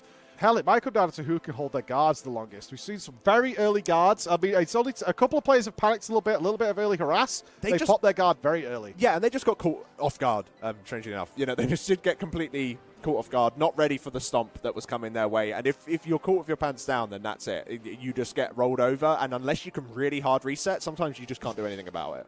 So, in fact, I believe I just saw, the Marshmallow Man is ready to go. There we go. He's got his weapon at the ready as they come flying over, and they may once again fly into that wall of honey yellow. That honey yellow, which is known throughout the FF4 community, spelling disaster for all those who witness it. And we're getting the early engagement again now. Ooh, yeah, doubling. It's nice that they're meeting up straight away going into this. Different story here. It's a different story. We are seeing the honey yellow taking some damage here. Looks like they might be trying to focus down and a different person this time, as we did go full out on the healer last time. Whoever wins this might win the game. This is aggressive from both teams, and they're not backing off. This is turning into a little bit of a war of attrition, but they need to just start picking their targets, as we are getting people going lower and lower. We are building up LBs, though, that might allow us to switch it back. Potentially, you can see Ross doing some huge damage there. And oh my god, the Ghostbusters have lost a player. Ooh. Steph holding tight on that healer, as it does look like Hot Tub Esports is beginning to stabilize. Steph does go down for the Ghostbusters, as well as now Hot Tub Esports is going to clean up here. It's almost like GSI is back in action and sweeping that floor, using them guards just to try and hold that crystal, but they can't get into the circle. No, I wasn't even able to get into the circle, so those guards were, that could have saved them a lot of time there. And as much as you can be jumping around waiting for it, it's going to happen. No, their goal there was to prevent it for as long as possible for getting into that reset zone, because that reset zone is now crucial for the Ghostbusters to regroup. But look at Hot Tub Esports. They're just meeting them at the point that they are taking a page out of the Lalafellas group, and they are just going out and full-on harassing them at the spawn point. They're just not letting them regroup. That's the next plan, right? We're not going to let you have that time to regroup, and it is now a farm fiesta. Someone going back for the actual any crystals? Where's the crystal? Anybody remember where we left part of the crystal? Oh, there we go. We can actually see the Ghostbusters looks like someone sneaking in. Past, yeah. But now it is going to be 2-on-1 there in order to try and stop that. The guard is popped, trying to hold that crystal back. The thing is, this might actually play in their favor, because right now, Hot Tub Esports seems to be really good at sending all 5 players on one target, whereas if we manage to separate the teams, we can make these little duels being going on so that they don't have that sort of burst potential that they had before. It means that it's going to be a much longer fight here. Yeah, Hot Tub bringing 2 players back here, because it was Ghostbusters' tank that was in there trying to heal himself and keep himself alive, while the rest of the team managed to hold it together. It does look like we have not had a death. Oh, the limit breaks are being popped. They're trying desperately to bring one player from Hot Tub Esports down. Just one, and it might be Yusha. No, just managed to get that health back up. Oh, Ross getting knocked up there. I think picking up a Chocobo feather. I think he just got into the safe zone. That does give him Oh, some but he did buffs kill as well. Yusha. Yusha did not get into the safe zone. Yusha has gone down. There is a death for Hot Tub Esports. And we are seeing a count. And Gimpy has got down for Hot Tub Esports as well, Alex. Oh, it looks like we're having 2 down, but there is 1 death on Ghostbusters. This does not mean the end, but we are out of limit breaks on Hot Tub Esports here, and you can see Raven making his way back. Oh, retreating. God, this could be a moment here for the Ghostbusters. Ghostbusters finally managing to get on point. They will be able to get all 5 of their team back together. They're looking like they're in a pretty good position in terms of their limit breaks. They'll have a few of them up. Plenty of time here, though, for Hot Tub Esports to get the full. And here they are. Look at them waiting around the corner, stalking like a cat, ready to get back into the action. And I would be very afraid now if I was the Ghostbusters, because they're coming with the fire and the fury. They really are. And there we go. We see Copper going down. Oh, I thought we had 2 going down. Some going really, really Got low. the guards up just in time. There. And yeah, oh God, Hot Tub look very strong right here. I just don't think Ghostbusters just had enough time there to regroup and regather full power before Hot Tub might have had all that map length. Ooh, but we do have maybe 2 ultimates going off at the same time there. They try to synchronize them, unfortunately, sending out the Phoenix there instead of Bahamut. Phoenix, nowhere near as much damage. It's more of a survival tool. Yep. So didn't really manage to get that going, but we're going in for the last fray. Oh, so many Raven are going on. Raven goes down here. We've also lost Boyer. We've got Gimpy. Hot Tub Esports, and Ross goes down as well. It's down to 1 player versus the Ghostbusters. And there goes the full team wipe. Wow. What? They're dragging this back. 42 Come seconds on, remaining. baby. Ghostbusters are having 4 of their members They've only got available. 4 players here. They need to regroup, because everybody on Hot Tub died at the same time there, which means all 5 players will be coming back very much similarly. But luckily, the Ghostbusters managed to get to that checkpoint.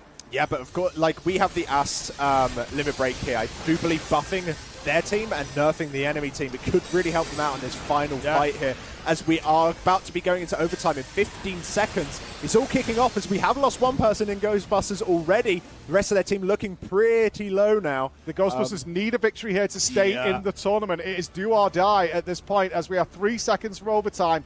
We will need the Ghostbusters to pull it out, but they have 2 players down now. We're going into overtime, so you really need the Ghostbusters to be on the point at all times. If they leave it for any reasonable length of time, then that's it. The game is going to be over.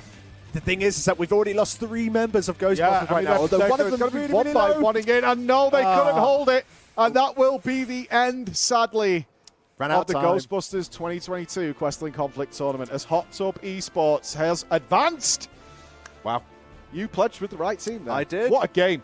What a game. What a game. From the almost unstoppable Hot Tub Esports we saw in Game 1 to that full team wipe. The Ghostbusters should have no qualms about how well they played there. Oh, no. Being able to drag that back. The thing is, they used 2 of their LBs that I thought was going to be essential. They used the White Mage one, which does a big old beam and it stuns everyone, does a ton of damage, as well as the Summoner one. Those 2 combined can pretty much wipe an entire team if you time them correctly, and they kind of whiffed a little bit. And I was like, oh, that's it. There's no way that they're going to be getting back from this. And then I was wrong. They were able to go in, get that AoE done correctly, but, of course, it just wasn't enough. But really, really good showing from Ghostbusters there. But Hot Tub Esports advancing to the semi-finals. And who will they play? So we've got an interesting match coming up here. We have the brave, authoritarian, and justice-loving Crystal Crawlers. The Crystal Crawlers looking to once again prove to Alphano that the Crystal Braves was not an entire cock-up, and will be facing off against Team Allergan, released from their prison deep in the Crystal Tower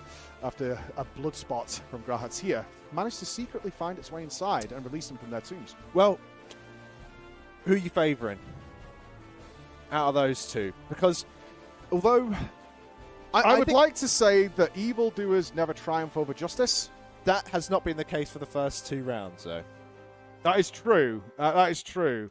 2 teams that we definitely need to keep an eye on is going to be the Lalafellas and Hot Tub Esports after their performance here today, whitewashing their other teams in 2-0 victories. Yep. And in impressive style. So the quest of the night will obviously be watching the VOD back. What exactly did they do?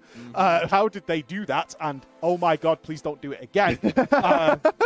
But we absolutely do know that the Hot Tub Esports has weakness. They did get the full team wipe. It happened. Well, the thing is as well, it's that with these Allergans, they are a little bit mysterious, but they have blessed us with a little bit of knowledge going into this. So maybe this will help us make up our minds, and let's have a little bit of a listen in to see what... Let's see what Team Allergan has to say about this next match.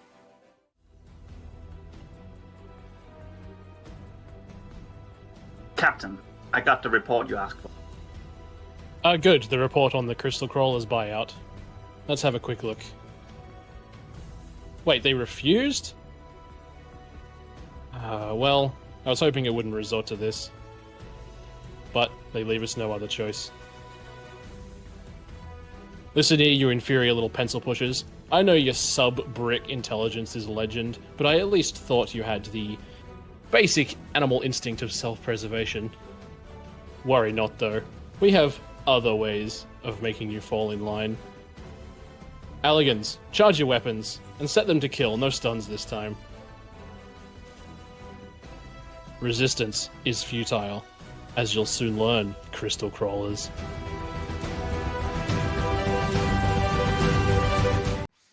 Oh dear. Oh dear. Pencil pushers. Resistance is futile. The weak Set weapons shall to perish. kill. Set weapons to kill. Team Allagan falling from the sky, ready to dominate and bring and put an end to justice. The thing is, I wanted the Crystal Crawlers to win. But now I'm scared that they won't. The promo was actually maybe a little worried about that. I'm very worried. I hope they're going to be okay because technology not super useful inside the arena. They're not going to be able to whip out any secrets. You can bring a machinist. You can't bring a they have their machinist, little gadgets, I but suppose, Team but- Allagan is definitely looking to upset some people. They looked reasonable up until it got very dark very quickly. Mm-hmm. Yeah, they didn't look like they were going to be happy, but The Crystal Crawlers, though, they've got a lot to prove. You know, the first time around with the Braves and everything didn't really go too well for them, but you know, maybe they have a bit of a response to all of this. Maybe we can have a little bit of a listen in to see what they have to say. Let's hear from the Crystal Crawlers. Team Allagan, my, what do you think you're doing? Bribing a man of authority and respect. Ugh. Now listen here, maggot. You're all but citizens under our boots, and when it comes to plebs like you who break the law, well, you either kiss the boot or you get it shoved up where the sun don't shine. Hell yeah, brother. We'll see you lot in the arena, and boy, if we catch any of you, we ain't gonna make no arrest. We're just gonna take you out. We are the law around here, and we take no prisoners. oh my god! Oh my god! What kind of? I mean, this is isn't this the Crystal Brave mentality that caused the Crystal Braves to collapse? Yeah, I was gonna say, interesting. I'm not quite sure they understood the goal of Alphano because Yeah. they seem like bad cops. So we've got two villain teams. I didn't realise. I have a feeling body cams are off.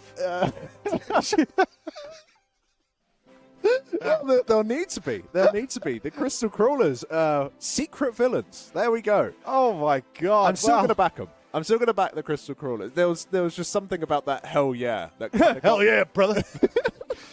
Okay, well, so good. ladies and gentlemen, it is our final game of round one.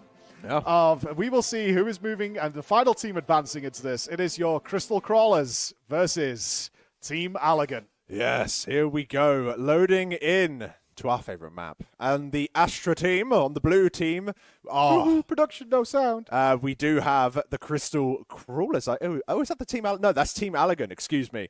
And on the Umbra team, we have the Crystal Crawlers. We do indeed. So lovely. You see their badges are on. And they are still sort of representing justice. Yeah, well, impersonating them, which in itself is more of a crime. One of the two is happening right now. We're just going to take a pause while we make sure we get you guys some sound, because if I don't see those juicy limit, hear those juicy limit breaks. Oh, yeah. It's not even worth it. You know what I mean? Just working on making sure we get a little bit of sound our way. We'll get it fixed, will guys. be Don't worry good. about it. Let's see. As you can see, Team Allagan is more than ready for some action. Oh, yeah, they certainly are. I just love... Because the thing is, when you go into these games and you're doing it in solo queue, you don't really have that theme going on. And there's something about, because we're doing Ultimate Progress at the moment, and we're all in theme clothes as well, but only for Ultimate. There's something about just having your entire team workouts together there, just all in matching outfits, ready to absolutely annihilate. We've got sound and no music, so I assume music will kick in at the same. Yeah, it'll kick in when. Yeah, I can hear some tippy of foots, no music. Yeah, would be nice. Oh, I think that might be the error that does happen. Oh, there we go. Oh, there it is. I got so some we music. got it now. Yay! All right, so let's see. They're going for this. Oh, I think there's been a change of the meta, Al. No one waits anymore. No This is one just waits. rude. Blood. No touching of gloves as we are getting Bob Shagger down. Oh, the crystal but it's 4 breaks. for 4. They lost Woden at the same time. And this is going to be an attrition war, as we can see the teams are pushing to try and take that extra kill, as we are in a 4-4 situation, and recovery on health, Al. And it really does seem like Team Elegant is in a little bit of a worse situation right now in terms of their health bars, really quite low. And of course, struggling here. Only having 2 DPS, they're going to struggle to take out any of the members of the Crystal Crawlers. Has anybody right now. remembered there's a crystal involved in this game? Yeah, it's unlocked, by the way, guys. You can go push that if you want. Somebody's headed back for it. Well, we moved it a little bit. There we go. We've remembered now.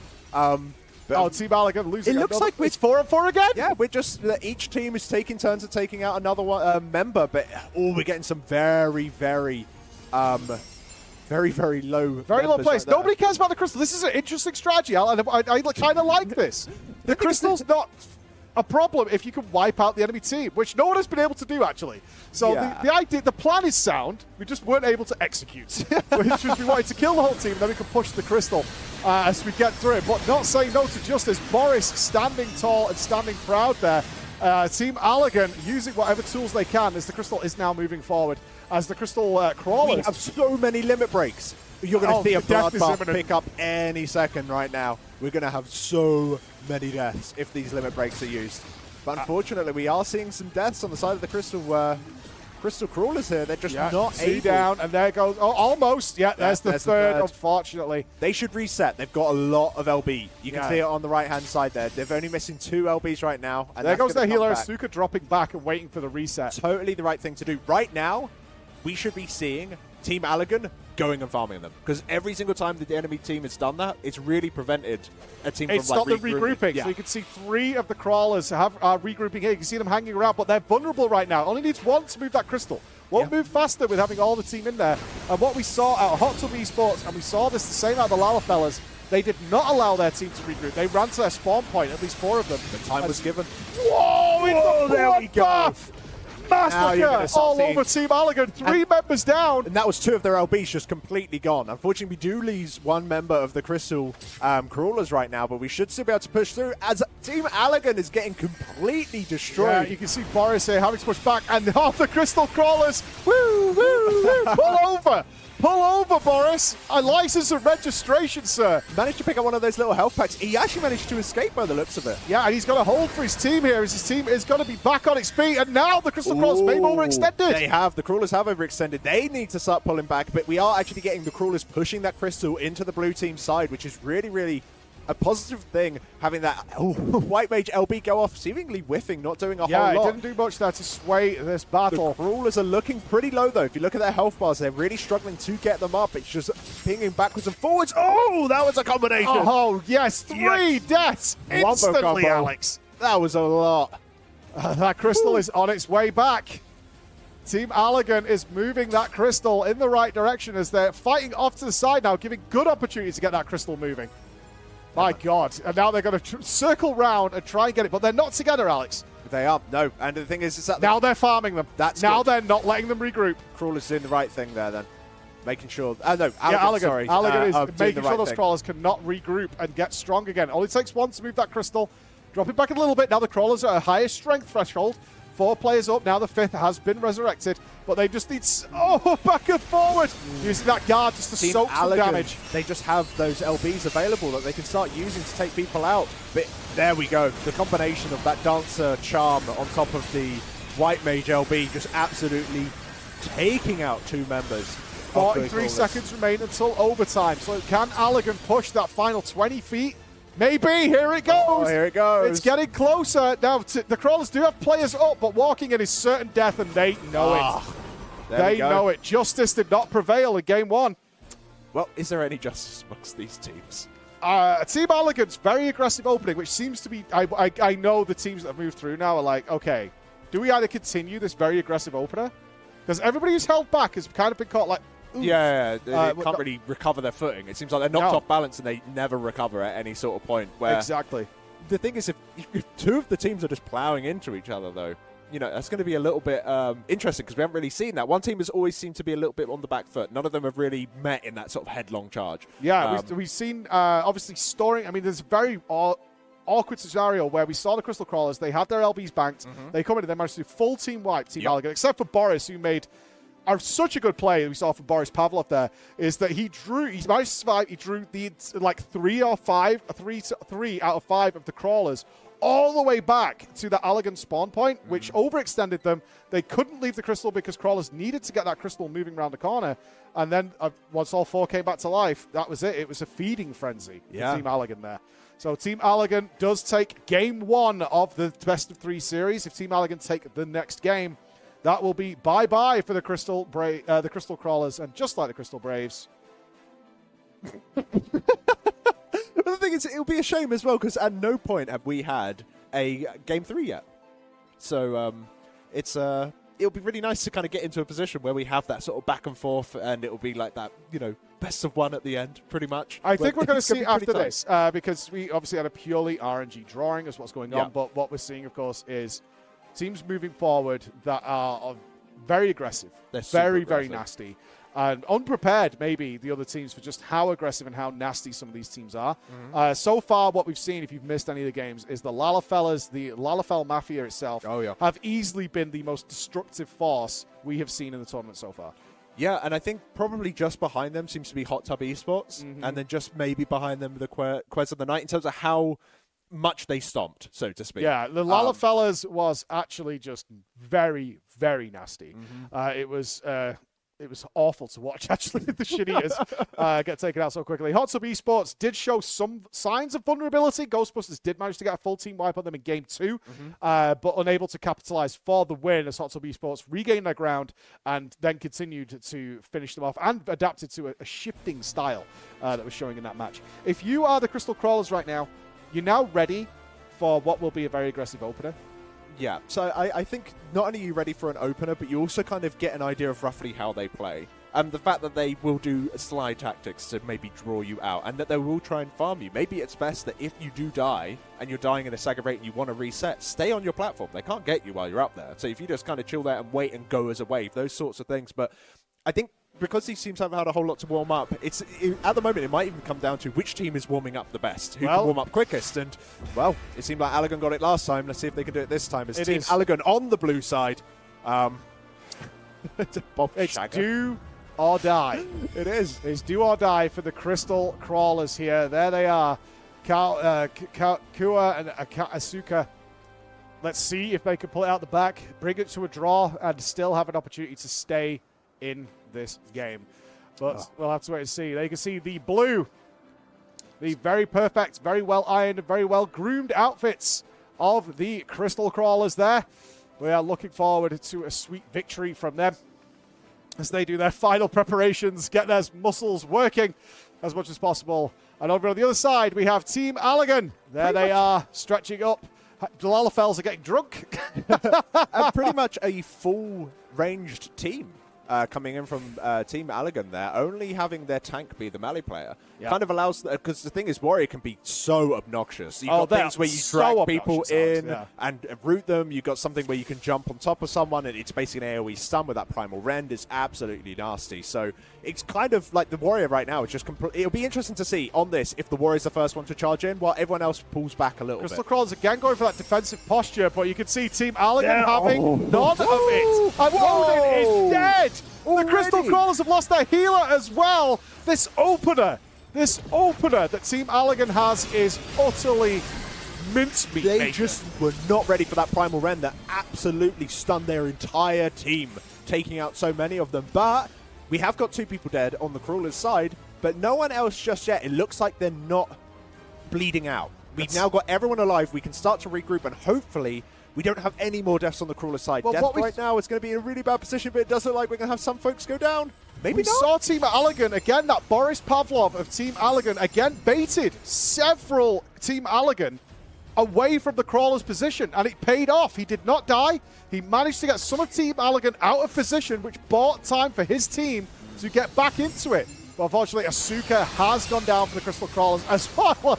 Oh, as Woden, again, Woden not having a good day. No, that limit break coming in from the White Mage there, absolutely annihilating. But we are seeing Bob go pretty low. Yeah, but being best. a warrior is able to get himself up pretty quickly with the help of the White Mage. Oh, there comes a big stun in coming in from the Crystal Crawlers. Was it enough? Yes, it was. It was not. No, it wasn't. Allagan, unfortunately for the Crawlers, not able to... not quite there. keep And there we go. themselves up. First checkpoint met for Team Allagan. And the Crystal Crawlers need this win to stay in the tournament. But now we're seeing that same strategy once again of not letting the teams regroup, going up to their graveyard and trying to stop them getting a 5-man gang together. So if I was the other teams right now, Alex, how do we defend against this? We have to stay up on the platform. Do not jump down. Don't get into the war. I think they need to start picking some targets, especially the ones that just got knocked up in the air. Look how low people are when they come down. Well, actually, most of them. I'm also trying to. In fact, it was the healthy, Crystal Crawlers who got cut out of position there, unfortunately. Oh, Bob's going down, though. We've got Bob, the Crystal! Crystal Team Allagan has forgotten the Crystal! Oh my god, it's Warsaw Gulch nightmares all over again with everyone fighting in mid. And the Crawlers managing to get 3 members of Allagan down. Oh, 3 members of the team. And there we go. Shy's Stevens had to be out. It was Shy. Shy has had to leave the Crystal. Too many of Team Allagan are dead. And they're killing them off in a staggered way, as you're going to see Waiting Room right here going down. Unluck. This is a real opportunity now for the Crystal Crawlers. Yeah. They're going to be fighting. Now, what they need to watch for is Limit Break Nightmare. There's 2 LBs available for Team Allagan. If they stay all clustered on this Crystal, they could be in big trouble. Yeah, the thing is that the Dancer LB charming everyone and dragging them in, the Warrior LB doing some AoE damage and making them weak to other and just generally weaker. This is something Lalfels did well, was not standing on the Crystal during that moment. Check this out. They comboed it, and I do believe that will be enough to maybe take 1 or 2 people down, but maybe they just didn't have the output. Oh, no. There we go. The Crawlers are starting to lose have players. lost Woden. Yeah, they didn't quite survive it. Now, they've maintained it. Again, their full focus on Woden. I think their goal here is just to get it down to 4 versus 5. And then work it as well as Crystal Crawler's healer Kawa has gone down. Allagan's going to clean up. You can see Boris there, the machinist, having his LB ready. That does a ton of damage at really, really far range, just allowing you to pick someone off. He's not even bothering using it at the moment. It looks like they're even playing with their food to even offset the respawn timers even more here. Yeah, I think so too. It does seem like Allagan are able to gain control back off of the Crawlers. And now, much more to see the Crawler run for your life. Oh, not quite. Ooh. But that is, like you just pointed out, Al, playing with their food is a good way of putting it. It's like, don't kill him just yet. Make him run, make him sweat, because if we kill him a little later, that's fine for us. And if Crystal Crawlers cannot, they have a chance to regroup here. They are waiting for 1 more player to get on their feet. They're waiting for Lena to get standing. But they have to get in soon because that Crystal is coming and it is out of the tournament. Look at the LBs for the Crawlers, though. They could do this. If they pop everything all at once on the correct people, they can push their way through and potentially team wipe them. Let's see if they're able to pull it off. It looks like trying to hold the line there. That looks like the combination of LBs just wasn't sufficient. Unless the Dragoon hasn't come down yet, although I think he has. Yeah. There's only 1 left. Just Asuka's LB is available. Well, quite good at executing Crystal's tippy-toeing into its finale. Low health bars on both teams here, but it does seem like Allagans are able to keep themselves a little bit healthier for a little bit longer. I lied! Allagans are going down! God, Team Allagan has lost Waiting Room as, oh God, the Crystal Crawlers have lost Woden again. I think, and then another member of Allagan has gone down and the Crystal's gone back! Overtime! Oh my God!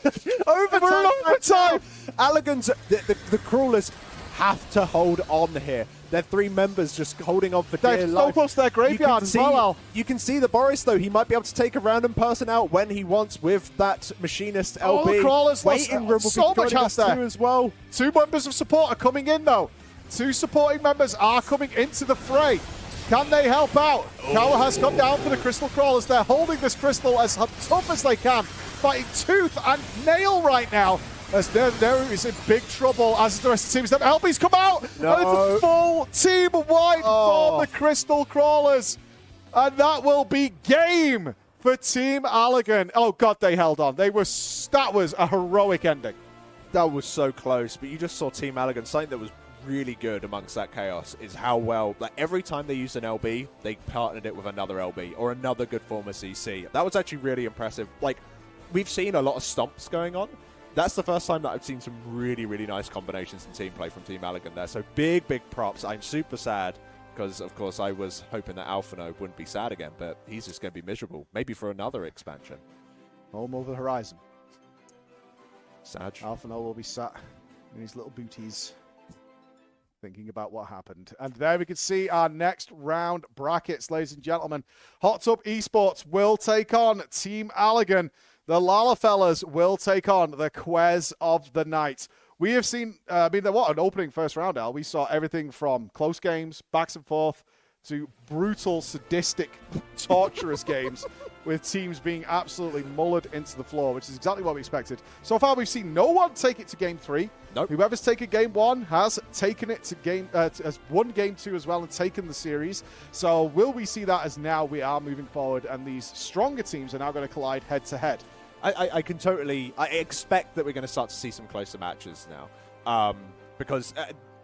right now we have victory. Everyone's riding, they're feeling good, they're feeling strong, they managed to 2-0. So even if they do get knocked down, it's like, oh, we still know what victory's like, we still are able to do it, let's just pull together and let's just do what we did before. So I think they'll have that sort of mind space to be able to keep on going and keep pushing through, getting some more interesting and tighter games, but my lord. My question is, do you think crazy. these guys are watching what's happening in these other games? Because, of course, they're observing how the other teams are playing, what kind of strategies to come up with. Are we going to see some shift now? So what we've seen over the course of round 1 is some definite shift into from game 1, where it was very defensive posturing. Yep. People wondering, who's engaging first. We saw, the Grime Scene investigators putting somebody out there to try and bait some attacks so they could switch in. Then we saw when Hot Tub Esports came into their games, it's like, balls to that. They went straight in onto the Ghostbusters and managed to claim some early wins. Then we saw after that the Lalafellas did the same thing. Is that kind of where the shift went? And we saw that again here now with Team Allegan, not waiting around, picking their target, picking Woden out, getting him out of there. And then we saw this kill them before they can regroup. Farm them. We need one person on the crystal, farm them. And in fact, now we've seen, certainly of the 8 games we've had so far, is that we have seen now that most teams are abandoning the crystal regularly. Like, the crystal's secondary to just getting rid of the players. To the point where we've seen in the last game we watched, Al, that crystal went back all the way from the checkpoint to mid. Yeah, I can't help but feel that isn't that needs to be a refinement, I think. I think we should probably stop leaving the crystal just to return. But then again, it did win. It did work. In theory, if that crystal's got a clean run, it's 10 seconds to get it from mid to... It's 15 seconds to get it from once mid it's to done, checkpoint it's and get it locked. going. Yeah. I think once you've unlocked that middle point and you can just pass it easily, so it's nowhere near as punishing. I guess it's not too bad. It's not a terrible strategy. A lot of fellas put put it to boast use. Is they put it into the checkpoint and they just left. Immediately. It came back when the checkpoint was complete. One thing that is really interesting about this immediately initiate sort of thing is that I think that most players aren't used to that, because generally speaking, it feels like with my limited experience in solo queue with this format, is that generally you do go close and then maybe you have a little bit of pokey. Oh, now the crystal's available, everyone jumps in. It's almost like it's a second countdown for everyone to Royal Rumble. It's rare that you necessarily, unless you have some sneaky people that are flanking and all that kind of stuff. This time, the teams that are embracing the fact that they are all on comms and they can all do it from the very beginning. Exactly what I was going to say. They seem to have the upper hand, because it seems like whoever engages first generally wins. This is the difference between the organized matchups and what you'll see in solo queue, and you eloquated that perfectly, is that you can actually afford to make decisions that you don't want to die first in solo queue. That's kind of your first goal when you go into solo queue, is I don't want to be the idiot who walks in and dies, right? Mm-hmm. You don't want to be that guy. So you kind of hold back. I hope they don't target me. I'll get ready with my early guard and get really defensive about it and see what the rest of my team is doing. And we know some people use macros as I'm attacking Gunbreak, I'm attacking Machinist, whatever it is. Yeah. And they're communicating that way. We see some people throw out marks to try and organize this herding kittens aspect of the Crystalline conflict. But what we're seeing here is when we start putting some organization, it's like, okay, I'll stay. I'll go. There's nobody duplicating tactics. I'm dropping back. Defend me. I need to do my full heal. I need to use my potion. I need to regenerate. I'm running low on mana. Give me some time. And most importantly that we've seen, coordinating limit breaks is utterly brutal when done correctly, or a massive waste when it's whiffed. Yeah, in theory, like, if you do it correctly, there's no counter. Like, unless they pre-guard it. But if you start it with a CC immediately, like, if it all comes in at once and you're not prepared for it, you are just dead. It's just that the overall incoming damage is, like, triple your health pool or something stupid, depending on your combination. So, yeah, I'm actually... Although Allagan, like, Team Allagan didn't look as stompy as the Lalafellers as an example, I'm kind of starting to draw towards them just because I saw quite a lot of that sort of team play. It honestly seemed like you had 5 nightmarishly good individual players on Lalafellers, but they didn't even need to use their team play. They just went in and just decided to stomp because it was funny. Whereas Team Allagan, I saw a bit more of that team play. I'm kind of interested to see how they I've got to ask the question then. Who's your pick? Obviously, my pick's out. Yeah. I did pledge my side with the Ghostbusters, who are unfortunately not here, so you're forced to stick with Hot Tub Esports. Yep. I think I'm going to shift my pledge over now to the Lalafellers. If they can continue that meat grinder assault that they put forward, then we are going to... It's a very bad time for the Quez of the night. But the Quez have paid attention. They've seen how the game has developed over today. They will know what to do. So it's going to be an interesting round 2, but what we can say without any doubt in our minds, Al, round 1 is complete. It certainly is. We have lost 4 teams from the tournament. 4 have been eliminated. The Grime Scene Investigators are out of here. The Shit Eaters are returning to heaven. The Ghostbusters are going back to New York to enjoy some pizza. And the Crystal Crawlers will not be getting Alphano back in shape. Oh, God bless them. Bless their little cotton socks. So no more Lalafell and Lalafell crime. But what we do have coming up is round 2. Yep, and as we are preparing for that, we are going to be jumping ourselves to a little bit of a break, but With do a not twist. go anywhere. It does have a twist, so don't go anywhere. We will And be there's back. a giveaway coming. So. Oh, yeah, there's also a giveaway. There's loads of good You want stuff. to win some prizes? Here it goes. Roll it, Chris. Yeah. Are you tired of falling on your ass every time you want to use a PC? Me too, but I don't. You know why? The name? Rex Tyson. And I'm a world-renowned chiropractor and sexologist.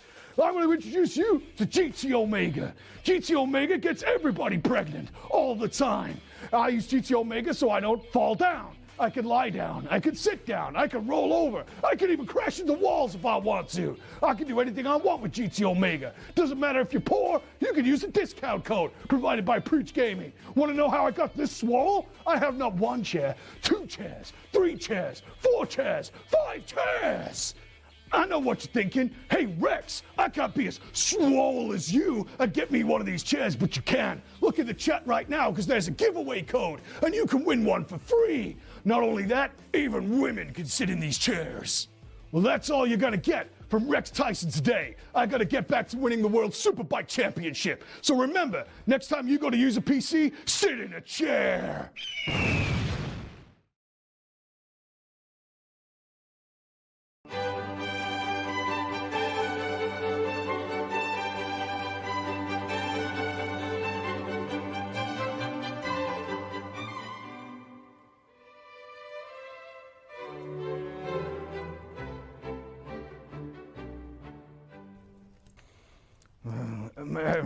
Hello, my name is Roger Testerfield, and I was the grand champion of the first ever Kwehstalline Cup all the way back in 1968. I remember those days vividly. I never quite understood why we called it the Kwehstalline Cup. Have you ever seen a chocobo? Smell like shit. Dirty creatures running around the field. I remember on the first ever opening ceremony, we had 5 chocobos leading us on trolleys into the arena, and 3 of them fucking died. Dysentery. Dysentery. Right all over the floor. On the way to the opening ceremony, I was surprised we made the grand finals. The other teams were considerably better than us, but apparently they'd been spending a lot of time with the chocobos, and, well, they all caught STDs. No relation, I'm sure. Of course, back in my day, we didn't have monks and dragoons and things running around. Bloody terrorists. They were coming later. I won the games when it was real men fighting real men, but I remember the grand finals when I claimed my victory, and the other 2 teams, Team Echo and Team Liquid, they were bloody shit. Knocked out of the cup before the finals, and it was us versus the Timperley Westersons, and they were Bloody good lads. Bloody good lads. I proceeded to the arena, and there it was. 50 people, all sat in the stadium. Drunk as oxes, of course, because that's how we did it back in our day. I sat there with my trusty pint of Guinness and a cigar, waiting for the game to start. Games back then used to be much longer, of course, because none of us could bloody run. 4 hours the first round took, back and forth. Crystal was broken, you know. Used to work on bloody wheels. Yes, rusty old wheels, screeching they were. Oh, by the by, the game proceeded forth. The grand finals was a best of 17. 3 days into the tournament, and I was starting to feel a bit bloody tired, so I decided to have a sleep in the middle of the game. Of course, I had a pint of Guinness while I was there, and this lady come up to me. Lulu was her name. Oh, yes, I remember her. You know what I mean? And I gazed upon that bounteous booty. Of course, I was so bloody drunk, my dick wouldn't work, and, well, there wasn't much action to be had that day, considering it was the grand finals.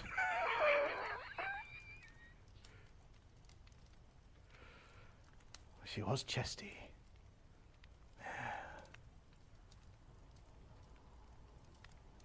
And then the game proceeded forth. I don't think anybody had scored by this point. Long bloody games we had. Hoping that the other team would just kind of give up. I was tired, you see. Not enough room for a drink during the game. As they came across the battlefield, I remember it was that bloody map with the meteors that's exploding. Well, they were due to go off, and well, I was busy thinking about them dancers again. Striking ladies. And the bloody meteor went off in my face, and I was taken out. Of course, back then we didn't have anything like tactics, so I would just keep running back in, you know, show willing for the sport. Kill over and over again. Feeding, they called it, but I was bloody hungry. I didn't see any feeding going on. Anyway, by the end, we decided the game had been going on for far too long. 3 weeks. 3 weeks. The referee stopped the match, of course. He said we had to finish because there was no one else watching anymore. Everybody had gotten too drunk, gone home. So eventually we came to a gentleman's agreement. Then we'll call it a draw. And it was the first ever Kwehstalline conflict that ended in a draw. They asked me to go on to coach, but then those Lalafels showed up. You ever seen one of those things? Terrifying. They look at you from down there. Wah! Wah! Over and over again. Well, anyway, I vomited on one of them. And apparently the league didn't see kindly to that. And so I was removed from my coaching position. Because them bloody lalas. But it worked out kind of well. I had to spend the rest of my days retelling my glory days and being provided with a free drink of Guinness by good fellas like yourself. So I wish all the teams a bloody good job and well played. And one of you will win, I suppose. That's fine. Are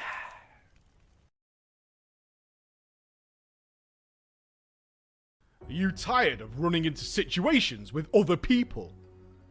Living in fear of having to socialize with that guy who smells like old socks? Dreading having to converse with someone you met that one time and have nothing in common? As soon as I saw him, I knew I had to have a conversation with him. I didn't know to move left, to move right. I almost vomited on the street. Introducing MoveMate. With MoveMate painted to distance intensifying technology, you could subtly avoid all those social situations and the other person will never know. But wait, there's more. Introducing MoveMate Plus. MoveMate Plus comes with our patented long-range stealth MoveMate technology. Now you can use your MoveMate to move awkward individuals without raising any suspicion that you were involved at all. Your life will be so much easier and free of burden. Thank you, MoveMate. You've made my life so much better. I can do so many things I could have never done before.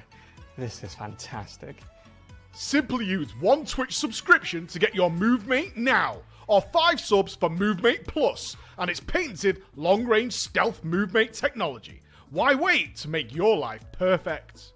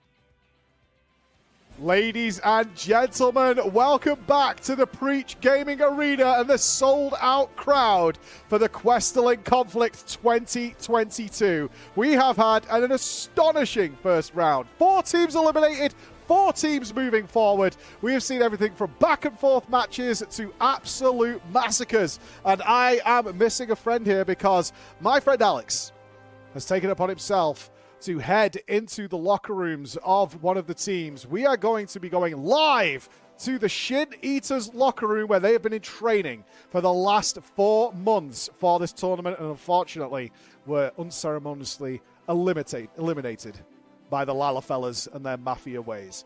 Alex, can you hear me in the locker room? I think yes, I am joined here by Height Error. Yo. Oh. Production! You gotta bring me down. Shrink. Remember the shrink ray? They're tiny. There we go. Okay, there we go. Well, it's lovely to see you, High Error. How's it going? Better than we did, but props to Lala fellas. They turned up and yeah, they did a good job. So fair play. It was an absolute massacre out there. What kind of happened? It seemed like they kind of just swarmed all over you.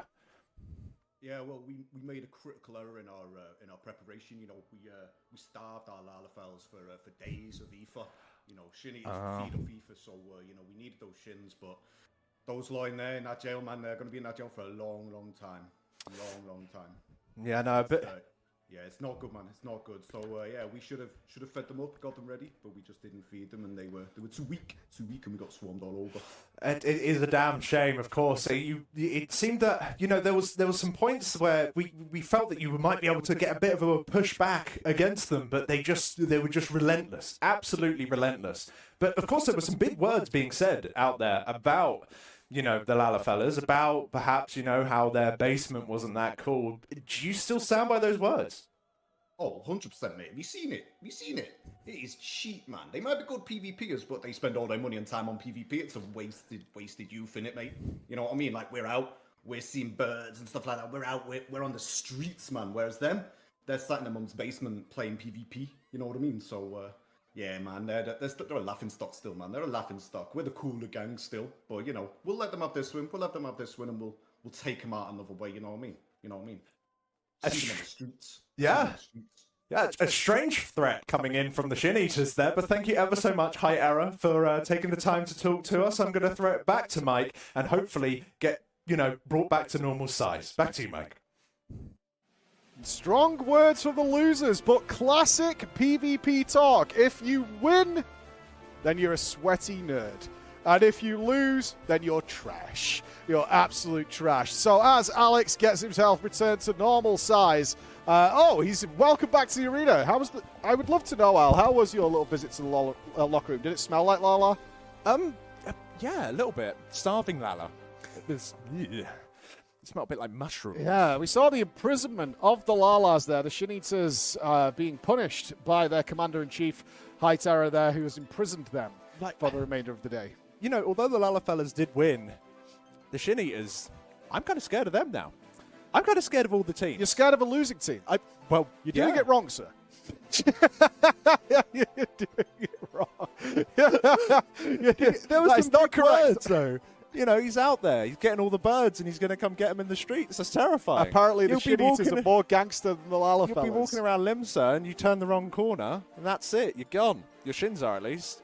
That is a painful way to look at it, Alex. That is a very painful way to look at it. But the Shin Eaters, thank you for your interview there, Mr. High Terror, and we hope the remainder of your day is great. Yep. And we hope all of you entering the competition to win a chair. Got your entry there with Rex Tyson, a character I'm sure I will not live to regret creating yesterday. I'm sure it was there. But on that note, it is time soon for round 2.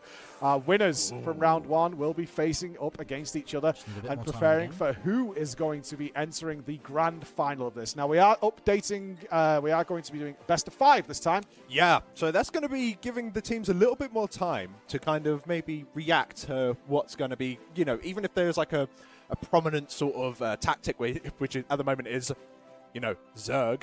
Hopefully that gives the teams maybe a little bit of time to maybe spot a weakness. Maybe they can see, oh, maybe that player's a little bit weaker. Maybe if we always take them out, then maybe we can kind of, that's like the sort of pierce that we need to get through their armor so we can start peeling it all back. Well, a big change that you've got to make from casual and ranked play is you generally look for the jobs that you consider the weakest. Like, we'll go for that job. Now, when it comes to organized play, though, teams are prepared for that. They're more than ready to coordinate that, communicate that. And what we've definitely seen over the course of the first round is a change of the expectation from the casual ranked solo queue play to very organized and strategic play. So whether these teams will put that into practice here and try and counter against the usual stuff. I mean, I've been amazed, honestly, at watching how not the game meta, but the tournament meta has shifted over the course of the 8 games we've had so far. Yeah, it's only going to get more interesting as well with that extra time because it allows them to kind of react, right? You can see, okay, they keep going for this person. We need to do something to keep you happy. Oh, they just warrior stunned us all. Maybe we shouldn't stand on each other. You know, so even if they are, you know, even if they do lose a game, it's less likely that they'll just get entirely stomped. So it'll be a little bit more close. We can see slightly longer series, which is going to be really, really interesting. It's going to be close. Thankfully, in the best of 5, we will see a game 3. Yeah, game 3 is guaranteed. You heard it here first. We will bring you a game 3. So our first game of the day, or our first game of round 2, I should say, is going to be the Kwes of the Night. Yep. A solid performance against Grime Scene Investigators. Was not a curb stomp by any means, but they did have the unlucky draw of being game 1, where people in the future teams were able to recognize, see how things were going on, what works, what doesn't, and that's what developed over the course of round 1. They had a pretty close series. They did win 2-0, but there was some very scary moments for the Kwes of the Night during that. Yeah. But they're going against the Lala fellas, who did not have any scary moments. But no, they didn't die. I don't think a single one of their members died. They are literally deathless, which is terrifying. An immortal group of Lalafels hell-bent on taking money out of your pockets and manipulating the economy and paying for protection brackets. Yeah. That is what we have here. It is going to be the Lalafellas versus the vampires of the Kwes of the Night. The Kwes of the Night making extraordinary claims coming into the round 1 that they were out to feast on the blood of their enemies. They did that in game number 1. I'm gonna say that Kwes are gonna make this. All I want to see here, actually, I don't want to see the Lalafellas do a curb stomp. What I want to see is the Kwes of the Night saying, we've got your number, we know what you're going to do. We fully expect here, Al, the Lalafellas to come out firing on all cylinders. Yeah. But there we see the Vampire Squad. On Team Astra, so the blue team is going to be Kwes of the Night. And in the other corner, the red corner, we have 5 children. So, the Lalafellas, vicious, ready. nasty children. Very sharp teeth as far as I've been told. Oh, an interesting map to start us off here. They will be playing Bomberman. I do like the volcano map. I do. I think it gives teams... It almost forces a little bit of a delay, because when the bomb's going off, you can't always push the crystal. Look out, around push the crystal. We saw that with GSI versus Quest of the Night. Is they were on a comeback. They were actually making great strides, but the bombs went off at the exact same time as their comeback, and they were forced to abandon that crystal, which gave the Quest of the Night enough time to regroup, get their team back together, and make it work. So you can't go either way on this map. It definitely offers. They look ready for action. They do. Nobody's doing push-ups and squats anymore, Al. They're ready. It's for a blood. serious face. That's why. Here we go. But these vampires, these wonderful Revendreth blood-bathed people, are going to be facing a squad of Lalafels. And as they said earlier, Lalafels are vegetables. They don't like eating them. A quiet start. Quiet start that we haven't seen. Lalafela's not going super aggressive. Oh, this is what I expected that would happen. Oh, okay. Okay, yeah. They're waiting for the crystal to unlock. We've got 7 seconds, and then it's all going to kick off. There goes the crystal. There go the Lalas. And here comes the stun. It's potato time. Lord. So no one going down just yet. Yeah, Mid-Fast Rider struggling a little bit there, and he's dead. We do lose someone from Quest of the Night there, so we still, the Lalafellas still deathless. Yeah, in that their full game focus onto Mid-Fast Rider, onto the tank as well. Getting rid of the tank, getting rid of their harass, getting rid of their obnoxious being. Ooh, and another one going down for Quez there as we do lose our healer. Interesting going for the tank first. I don't think that the Quez of the Night were ready for that. Oh my god, I tell you what's happening here, Al, is the Lalafellas, I think, are doing exactly what you said, is playing with their food a little bit here. They are staggering every kill, and now they're moving up to the area. They send a team of 4 out there, you see? There's always one behind. The Lalafellas are actually keeping one person behind to get it to that lock point so that they can keep it going. I think this is an important thing to do. You want to get through that lock before the volcano starts to spawn. Still no deaths on the Lalafellas side. Definitely less aggressive this time. Playing a more... This is a very technical approach for the Lalafellas. They're killing one at a time, leaving it 10 seconds, then killing another, and then they're maintaining their full, strong grip. Now, they're so close to the graveyard, Al, the other team is going to be able to respawn together. You can see they're now waiting at the top. So this is the evolution of the meta. We know that people are grinding people down one by one when they jump down. The Lalafellas, this is going to be another clean sweep. They've got the vampires need to get in there. Swoop, you bats. They need to go. They need to go right now because that's getting ever so close. You've got to make sure you're actually standing within that point. And let's see if we get any deaths here. We do have a lot of limit breaks available for the Quez of the Night. And we are seeing some Lalafellas going pretty low, but they're not holding. low They're holding. enough. Oh, an entire team wipe. Oh, my God. What? Oh, my God. The Quez of the Night just literally had the window opened and the sun shone in. And it's not crystal baby sparkly boy vampires. That is, oh God, sunlight, we're all dead. That, like, that's crazy. The Quez of the Night, they were in such a strong position because of the LBs that they had available. They sure, they didn't have everyone going into engage, but the fact that they didn't get one person down. The coordination of the Lalafellas is nothing short of amazing. Yeah, it looked like they lined that up perfectly. It just eradicated that team. It looked like chaos when we saw them go up against the Shin Eaters. Even it looked like they were just all over the place, and it worked. In all fairness, this time taking out the tank first, it's like okay, that out of everyone, the Quez of the Night were like the tank's probably safe. You know, they're normally a little bit more sturdy, so probably won't focus that person down. Dead immediately. As soon as one person's dead, you're already in a position where you're going to start bleeding out. Then they take out the healer. Then they take out someone else. Everyone else isn't even taking any damage at this point. They're just literally solo, like focusing down each individual person. Well, I noticed that. It was an intimidation factor. Like, it's so good. The Quez of the Night definitely know that the Lalafellas are perfectly capable of just butchering someone. And they're like, who is it going to be? And I honestly feel like the Quez of the Night are like, not me, not me, not me, not me. Oh, God, they're coming for me. And not only that, they're wearing straw hats and they're all potato people. Yeah. And it looks horrifying. And it is terrifying because then they come for you like critters and just shred you. It's like some sort of B-movie horror with full of piranhas. Yeah. Someone's shredded in. As we head into Game 2, this is best of 5, guys. So the Quez of the Night have time to come back. They know the Lalafellas are playing a different game now. Yeah, and hopefully that they can just get one death. I honestly think just killing one of these Lalafellas. Just knock them off balance. Yeah. That's what needs to happen here. The Lalafellas need to be knocked off balance. They're so dominant. In the 3 games they've played, they have not had a single player die. So they are their confidence levels must be through the roof. So they need to get shaken. Yeah, no, they really do. They're terrifying. Look at them. Their glam's so good. It is so good. There's nothing worse than a Mafia Lalafell. It's really not. It reminds me of, I don't know if you've ever seen the Zootropolis, the movie, where they revealed that the little hamster is actually the leader of the Mafia. It's very much like that. Oh, but here they are, the Kwehstalline Knight, not to be shaken. I wonder what they're talking about in their comms. Perhaps we can get an interview with them later. Oh, that'd be head good. into the, although I don't really want to go into that locker room. But, That's true. They were a little terrifying. yeah, last time they were drinking blood and ready for feasting. You'd have to go this time. Yeah, I had to think get I'll struck have to down, head in see. there. So they are going to be Oh, God, that's horrible. jumping into the fray with a terrifying camera angle for sure. Yeah, and it don't looks like, shenanigans at this map. the Lalafellas are going... They've changed again! They just changed it up and they're just going And straight in. Oh my instantly took out Magato. They changed it. You can't guess what they're going to do. Oh, but look, we're getting a very... Oh, no, it wasn't They managed enough. to recover it, but a strong outing here from the Kwehstalline Knight. But if they've lost the second player, it's this meat grinder of Lalafells, this potato shredder, this chipper that they are living in. And now the guard's going to come down on Xander here, and I do not like what's waiting for him at the other side of this, as that crystal starts moving for the Lalafellas. And, of course, now the Kwehstalline Knight, they're in the exact same position that they was in last game.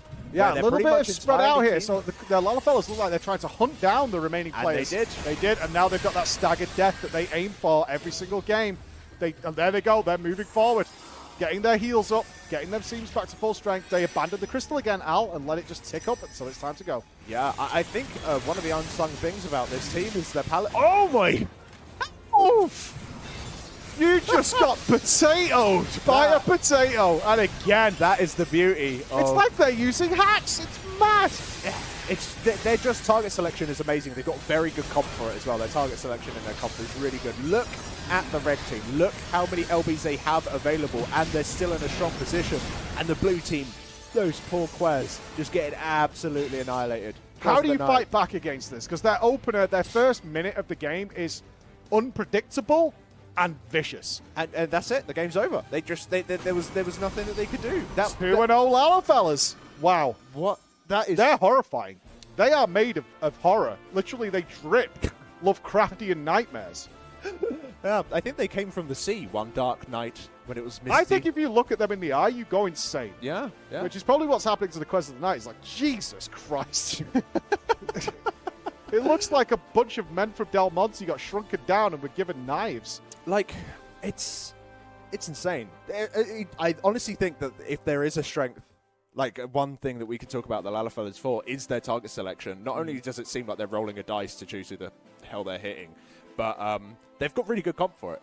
Like, their immediate bursts, such as with the Machinist, they can just do so much damage with, like, the melee jumping on top, the Black Mage also just doing a massive burst. But also, if they get focused, like the Black Mage was getting focused on that one, Paladin just went over and covered, and the Black Mage was suddenly fine. Yep. You know, they just seem so reactive as who's getting targeted. They are able to choose someone quickly, and they're also able to react to them getting hit quickly as well. So I think that's one of the things that really making them kind of stomp. Well, one thing that's interesting is we have not, when we came up with the rules for this, we have not restricted job changing. Like, if the other guys might say, okay, we kind of need to change our comp to counter this.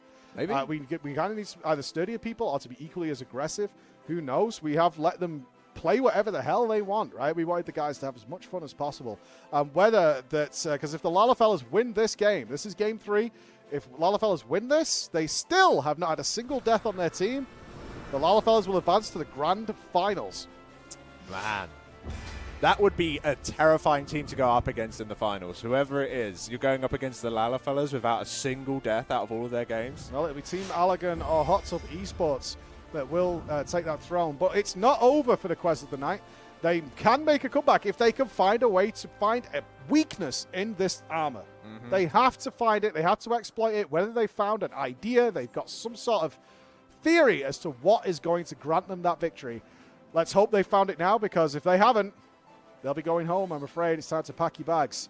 It doesn't look like we've had any changes. Did we have a Red Mage before? I can't remember. Maybe we've had some changes on the Kwehstalline Knights team. Perhaps. It looks like their tank hasn't changed at least. Like, even still, their team's pretty strong at nuking down a single target. Yep. And Red Mage is surprisingly tanky. Oh. That's the overconfidence that we're seeing there. No. That's the confidence as they wire their way and look to the skies, my friends, as the Straw Hats sail through the air. This game is so silly, man. And I can't believe this is the most vicious team we've had today. I mean, It looks like they're jumping straight in, and it looks like who they're going to be going for. See you later, healer. Oh, they went for the healer this time, and one Mint Farstrider holding on. But of course, the Quest of the Night healer has fallen, and not barely any health knocked over at the Lalafell so far. They are holding strong, though. They're keeping it together, the Quest of the Night. They do not have control of the crystal. Magato has gone down for the Quest, and again, we're seeing that staggered death, which is the death knell for any team, is to be in that scenario where there's a 10-second gap. Same again, Xander, you can almost set your clock by it.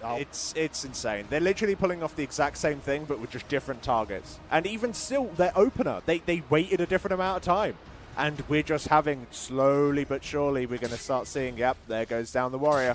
Just had no more mana left to keep himself alive. Our Sage just going down almost out of nowhere as if they just had paper for armor.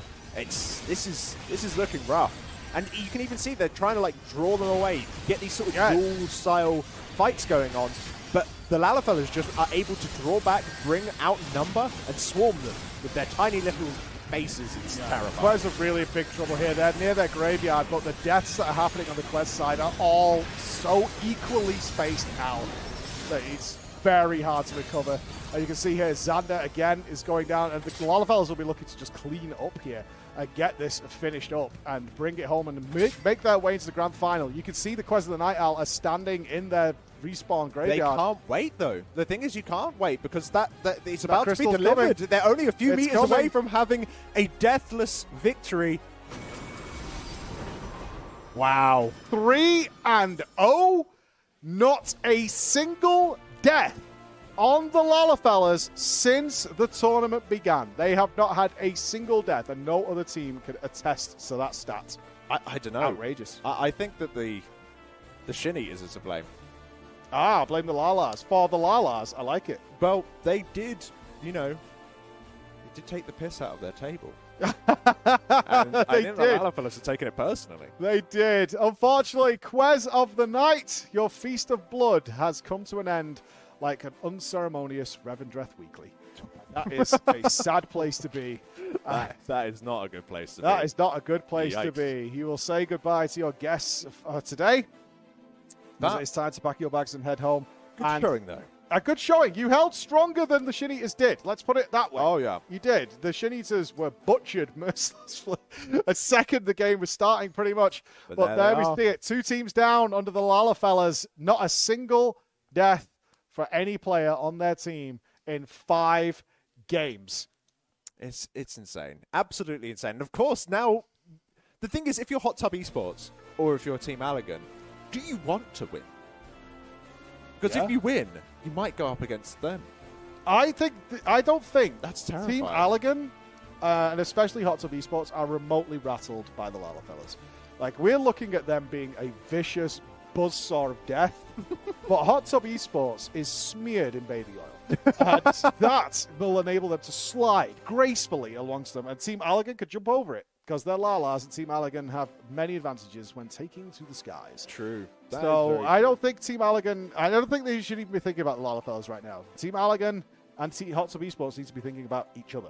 Yeah, they really do need to be thinking about each other, because they both did very well. I think that Hot Tub Esports was more along the lines of the Lalafellers in terms of their play style, in terms of let's go, and that was the hyper-aggressive, yep, pushing the team back to the graveyard, and then keeping farming them there, yeah, and then farming. But we also saw Team Allergan, although they didn't have as smooth a time cutting through the Crystal Crawlers, they still did a very impressive showing. A 2-0 victory for them is what they have under their belts. So it kind of reminds me, honestly, like, with Hot Tub Esports being kind of like the Lalafellers, Team Allergan are kind of like the Quest of the Night, because the Quest of the Night also, although they 2-0'd the Grime Seam Investigators, it was a bit back and forward. So, like I said, it's only the Lalafellers who can attest to having that flawless victory. It's insane. Right? They have that flawless victory under their belts, but they're the only ones who have that flawless victory.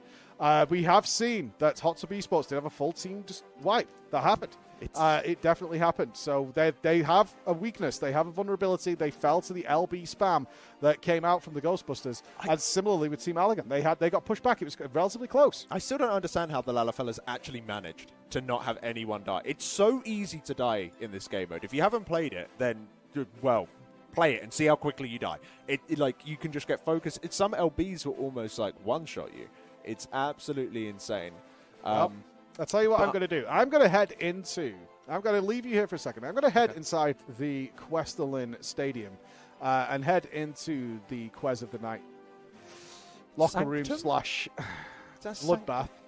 and see if we can get some words from them about what happened and what they feel about the Lala fellas, because we're up here making our comments, but they've faced them. They've stared that straw hat in the face. So let's go and see what's going on there. All right. Well, whilst Mike makes his way over there, just be careful. Take garlic, okay? They're vampires, after all. Deep breaths, Mike. Deep breaths. Bazzy is getting himself in position. Of course, if you're just joining us, we are halfway through our semi-finals, where we do have Hot Tub Esports coming up against Team Allegan any moment now, just after this interview. Oh, and then, of course, the big bad Lala fellas. A whole team of very short people who haven't died once yet. Very, very scary. But I do believe... What? Can you hear me? I can hear you loud and clear, Alex. Yes. I am here, and I can confirm it does indeed smell like blood in here. And I am joined by Freya Isgaman, the captain of the Quez of the Night. Freya, you have stared nightmares in the face. You have gone one-on-one with the Lala fellas, the Straw Hats of Death. Your thoughts on what happened? I think they might have eaten those shin eaters and got some additional powers. I could agree. They definitely seemed to us like they were filled with fire and fury, but you held much better than the Shin Eaters did.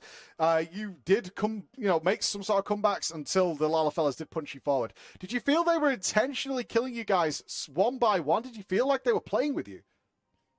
I think they came in for the very aggressive rush down and took out our tank, and then picked us off one by one.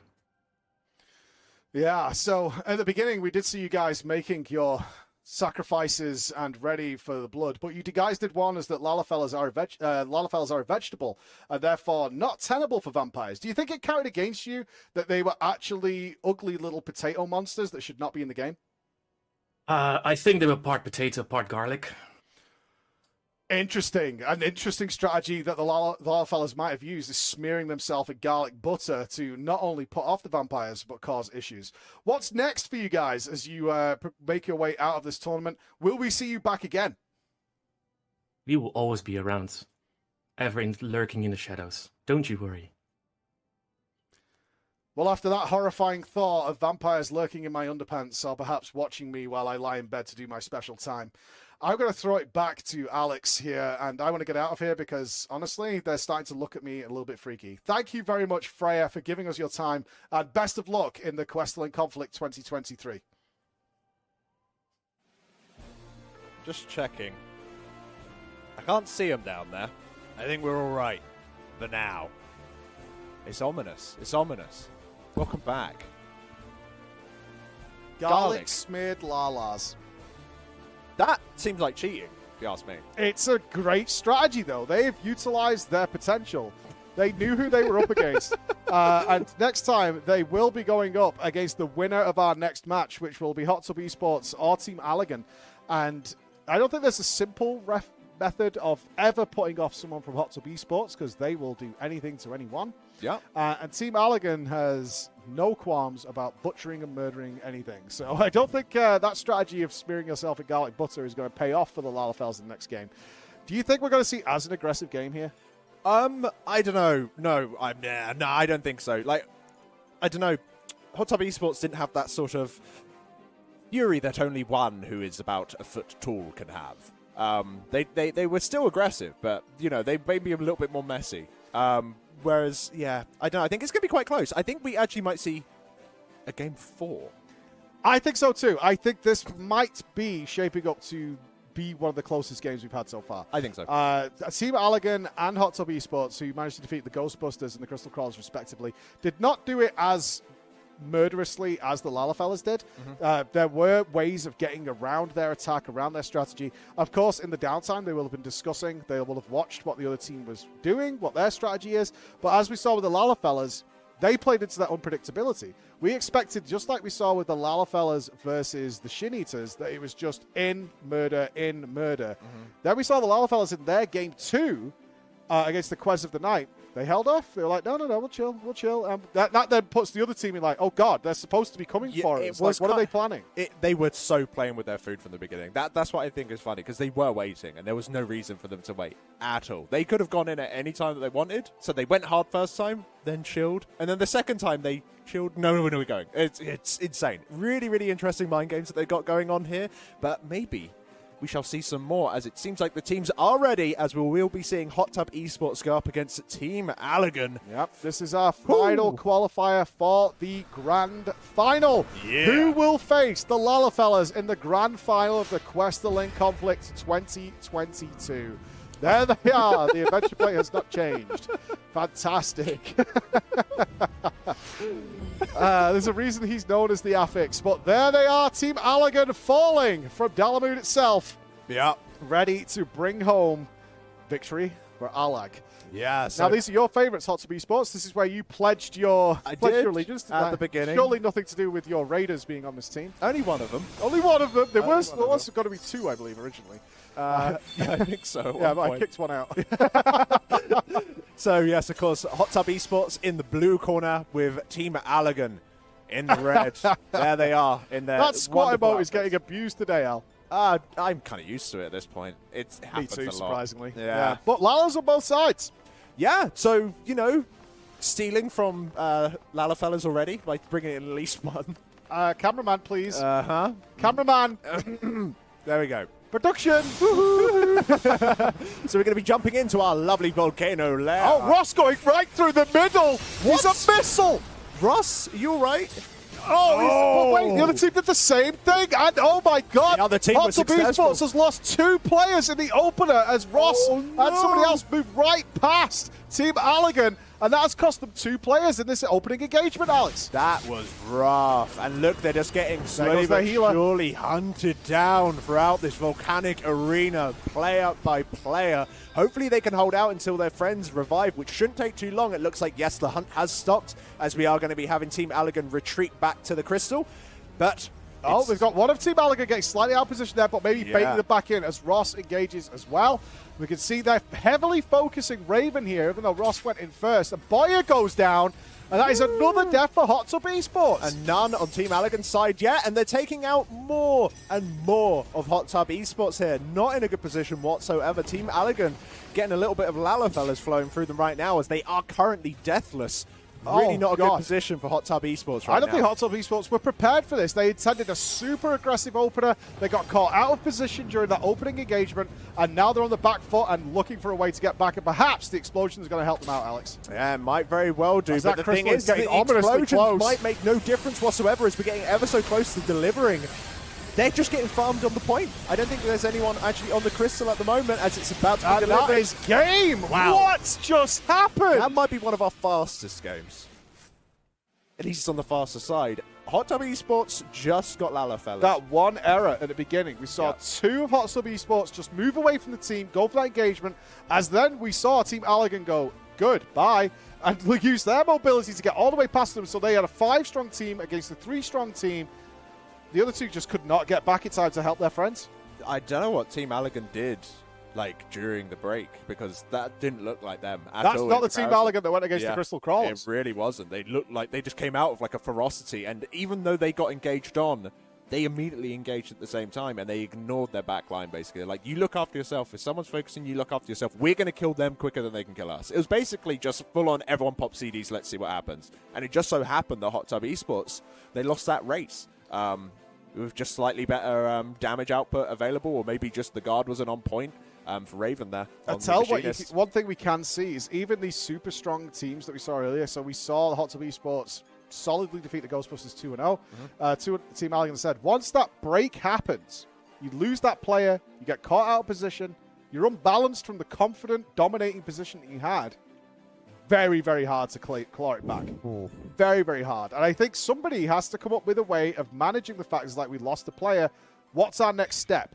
We need to know what that next step is, because right now the players are hanging around, they're getting picked off slowly but surely, and they're never able to regroup. So a strategy needs to be devised there as we go into game 2. Every goddamn time. So terrifying. Still in the blue corner, we do have Hot Tub Esports, and over in the red, representing the Umbra, is Bob Team Shagger. Allagan. Bob Shagger. Bob Shagger. And I want to see that the last game we did see Boris Pavlov of Team Allagan. Actually, Allagan, before someone is like, no! Utilizing his kiting skills in order to get the teams out of position. They've been using Boris that way for the last couple of games that we saw against the Crystal Crawlers. Not really utilized this time because they've gone ultra aggressive. Yeah. Yeah, almost a rabid feel to these guys right now. It's pretty crazy. It really, really is. They just need to survive. It honestly feels like right now, if you lose the initial engagement, teams don't have a way of That's what I'm saying. themselves. They need to figure out a way of getting it back. Lala's in the sky. Watch your heads.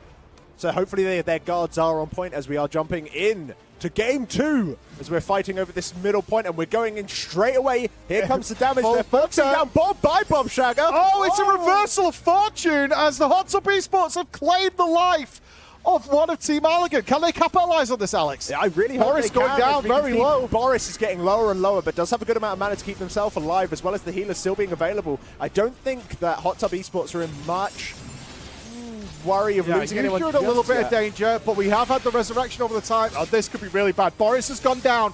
Hot Tub Esports is starting to take that dominating position, making it a consistent 5v4 scenario.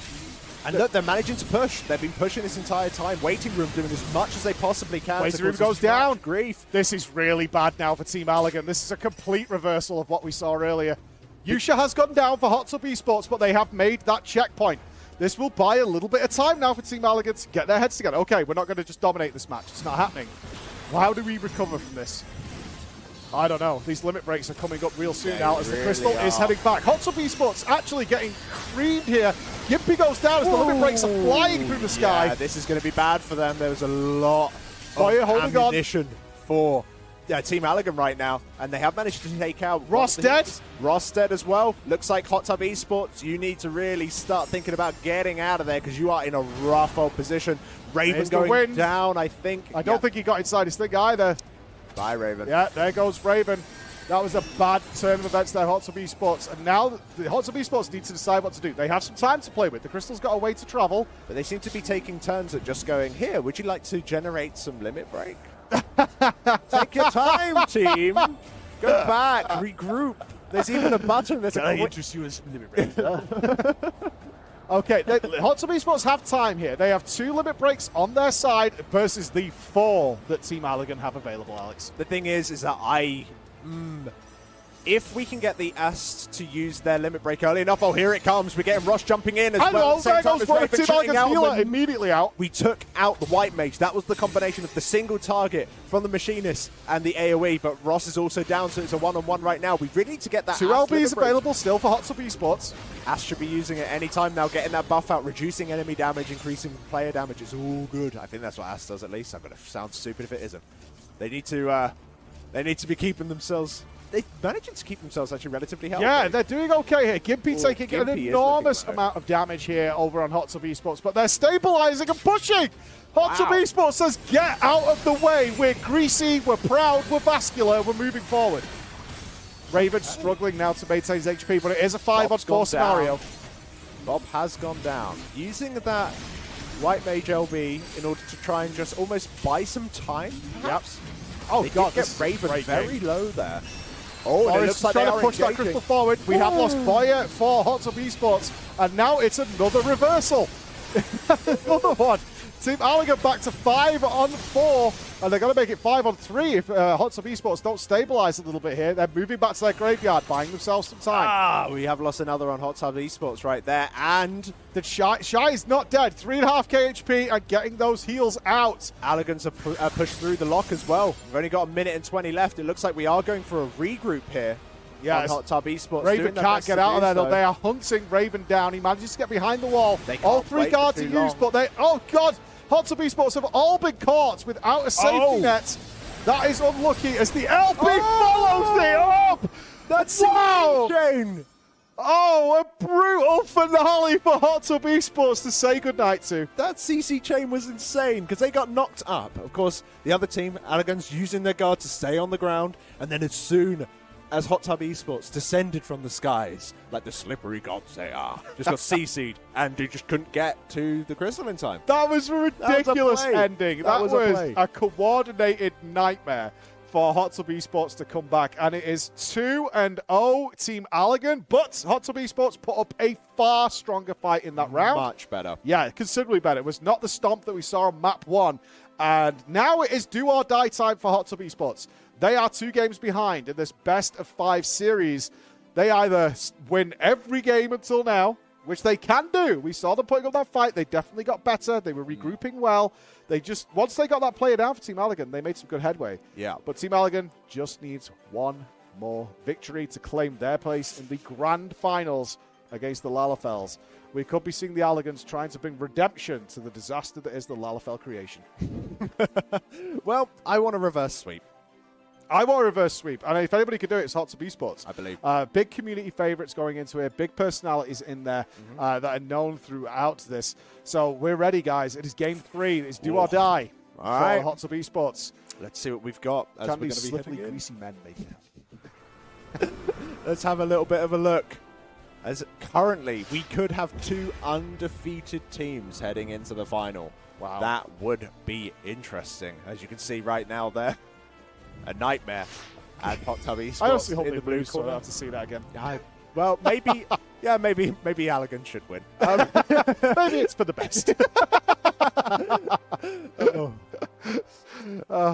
Good map to finish out on, actually, Alf. I like that we got this map for the maybe not the finale, but it's a good map for potentially the final of this series, as it is game 3. Allegans 2-0 up, as you can see in the bottom left. Hot Tub Esports yet to claim a victory, but ever so close. Yeah, they are so close. And Allegans, they have been strong.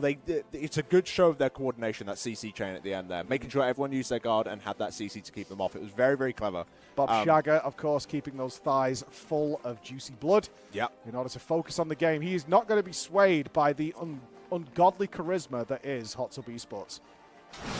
Here they go. Here we go. Chickens are flying through the sky. Round 3. Oh, Raven taking it to the right, going on the hyperspeed route here. Oh, it yes, looks he's like we're going circling round. straight Oh, in. he's changed his mind based on the early engagement. And oh my God, Nusha is dead already. 1-0. Dividing the team there, Hot Tub Esports, but they have claimed Bob Shagger. It's 4 versus 4. This is even Stevens so far. Who will get the next kill? It is going to be Team Allegan claiming the body of Boyer. They get a 4-on-3 against Hot Tub Esports here in this early game. Hot Tub Esports now dropping back to try and regroup, and Team Allegan is on the hunt. They're on the hunt. Can Raven hold on? He has got his guard still. This is great. Ross getting in to save. Raven picks up the healing. Oh, that's quite a lot of big Does man. Ross still have his guard available? That's the question. Heals himself, moves to the side, and still holding the throne. That stun chain might be enough to finish Ross off. He's still standing, that lad. He's still standing. So now we are back to a 5-on-5 scenario. Hot Tub Esports have all their players up, but of course Team Allegan have claimed that first crystal Allegans are getting checkpoint. the lockdown as we speak, but Allegans have lost a player. Bob Shagger is looking kind of low right now as well. And the limit breaks are coming up, Al. Yeah, they're starting to... If they can stop them from getting that lock, that's actually quite a big deal, but it's already made so much Oh, progress. coordinated assault on Ross and Gimpy and Yusha. Those limit breaks came up and were used instantly as we took out 3 players from Hot Tub Esports. The distinct advantage now over in Team Allegan in this final game. If they win this is the grand final for Team Allegan. It's not looking good for Hot Tub Esports. Raven doing the best that they can right now in order to try and stay alive. Might just be able to... Saves it! Raven is playing out of his mind. Not able to do DPS, but keeping alive he can do. But that crystal is turning the final corner, Alex. And this spells the end of Hot Tub Esports. I think it does, unless someone gets in there and puts a stop to it. It's game over. Community favourites Hot Tub Esports will be slip-sliding back to their locker room. I'm in shambles. A 3-0 victory for Team Allegan. I'm in shambles. You're in shambles. That was your favourite. That was your choice, which means both of us get to choose a new potential victor as our grand final stage is set, ladies and gentlemen. Our grand final stage is set. Our grand final today will be the Lalafellas. Unstoppable, not a single death in the entire tournament on any of their players. How versus Team Allegan. They have had deaths, but they haven't lost a game. It's possible the Lalfellas have yet to face a truly coordinated team. We don't know. Hard to gauge. This is our first ever Kwehstalline conflict of the year. And we will be looking forward desperately to seeing who is going to pull off this grand final victory. Yeah, it's insane. I really thought the games would be more to and from. It seems like there's a pecking order that's very much just like come to the forefront. And it seems that like losing one game, who knows, it might just start a downward spiral. Do you know what I'm looking forward to when this game starts next? I want to see Team Allegan get the win in the first round. And I think it will be really interesting. Personally, I think that the favorites to win are the Lalfellas. I think that they've just been disgusting. If you're a Gamba man, I think the Lalfellas are currently definitely favoured in the games they've had. The performance they've put out has been nothing short of terrifying. I would like to say extraordinary. I'd like to say impressive. But it's all those things, but also just nightmare fuel every time it happens. It's the dark cloud of death that spawns from those straw hats of those Lalfells.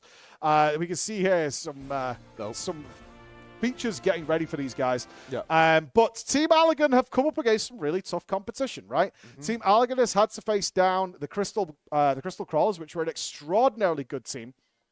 And on top of that, Hot Tub Esports, which were always community favorite. And Alex, I think, unfortunately, pal, in the next few minutes, I am going to be a brave soldier and send you. I think you need to step into the oily, nightmare-fueled world that is the Hot Tub Esports locker room. Now, I assume you've brought your biohazard suit. No, I'll just embrace it. But it's very steamy.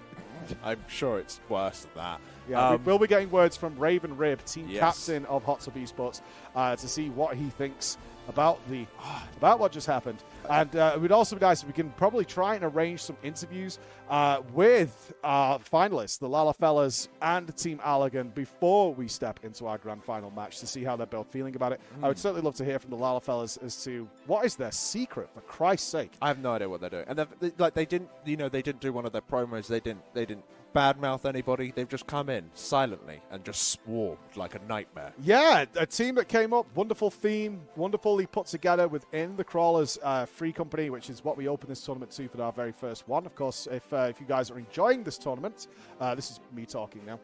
If you guys are enjoying this, we put this on entirely ourselves. We have no sponsors for this, but if you're enjoying it and you want to see more of it, we will, of course, opening up to, especially with data center travel coming up. Oh, yeah. We will be able to open this up to the wider community to see what's going on. So thank you very much for your support. We have no chats, so I hope you're enjoying it. We want to keep it secret as to what's happening. But let's go. Alex, I'm going to send you off to the steamy, wet and wild nightmare that is the Hot Tub Esports locker room. Try not to look around too much. You might see sights of horror and befuddlement cross your face, where we are going to have an interview with Raven Rib, team captain of Hot Tub Esports. But our grand final stage is set, ladies and gentlemen. The Lalfellas, not a single death the entire tournament. They have faced 5 games without losing a single player under any circumstances, no matter how many limit breaks were thrown at them, versus Team Allegan that have come against potentially stronger teams and have had deaths, but also clutched out the victory. And we saw in the last game one of the most coordinated death spirals of all time, as Hot Tub Esports was tossed into the air and landed in limit break hell. So I'm going to reach out now. Al, can you hear me down there? Can you hear me in there, or is it too steamy? Well, the thing is, I expected it to smell like baby oil, but not shame. That's the thing that's strangest about being in here. But I am here indeed with the Hot Tub Esports, joined by Raven. Raven, commiserations, I was rooting for you. What happened? Well, first of all, it's not the shame. We did what we wanted to, which is just to kill Ghostbusters. So we did exactly what we wanted to. And after that, well, it's just a free win. Yeah, well, the shame isn't relating to how it went in the tournament. It's more what happens in this room. Yeah. I mean, Allegan just dropped down to our hot tub and just blew off the water all over. So we had nowhere to swim. Well, I've just been handed a note that apparently I'm to call you poor. What do you think of that, Raven? I mean, aren't we all poor in here? Mike enjoyed that. Mike enjoyed that a lot. Well, the thing is, what went wrong with the Team Allegan then? They absolutely seemed to just breeze over you in that first game. Focus target, basically. That's all what happened. I was expecting it, but I was just too slow to react to it. Oh, fair enough. Well, so basically they copied what a lot of fellas are doing. So and they're very, very good at it. So I'm looking forward for the last game. Well, just one final question for you then. Out of everyone in your team, like, who's the biggest disappointment, and why is it Ross? Ross is never disappointing. Look at him, standing this manly next to the wall. Yeah, never mind then. I think I'm going to have to throw it back before I get strangled or worse. Back to you, Mike. There you hear it from the poorest of the poor. Didn't have two guilds to rub together. Team captain of Hot Tub Esports, who will now, I'm sure, even with the loss, their legions of fans will be pampering them and taking care of them this fine evening. Our grand final is coming up. It's happening. But before that, Al, welcome back. Hi. Oh, you stink of coconut. You smell like holiday. Let's have a quick word for the people supporting this and some giveaways for you guys who are joining us here today. We want to thank you again, GT Omega and Display, who are giving away some stuff for you guys. And remember, 5 chairs are on the line for whoever brings it home. It is going to be Team Allergan versus the Lala Fellas in our grand final. And we're going to be right back with you in a couple of minutes. So enjoy your giveaways, guys. See you in a bit. Biggest problems in the universe is when your wall suddenly splits in half. But what are you going to do? Is there anything that can fix this problem? Welcome to Displate. Displates are art for cool people, and you want to be cool, don't you? Did you know that putting pictures on your wall is the #1 cause of home-related injuries? Not anymore. Displates are incredibly simple to put up. Even this guy can do it. Displates use a simple leaf and magnet system to put them anywhere you want. Not only that, when you come to take them down, your walls aren't covered in holes and unsightly marks. You can put anything you want up there. Tired of it? Simply swap them around to keep them fresh. You could have this, or this, but not this. Go to displate.com and use your code to receive your summer sale discount now. Look at that. Perfect. Thanks, Displate.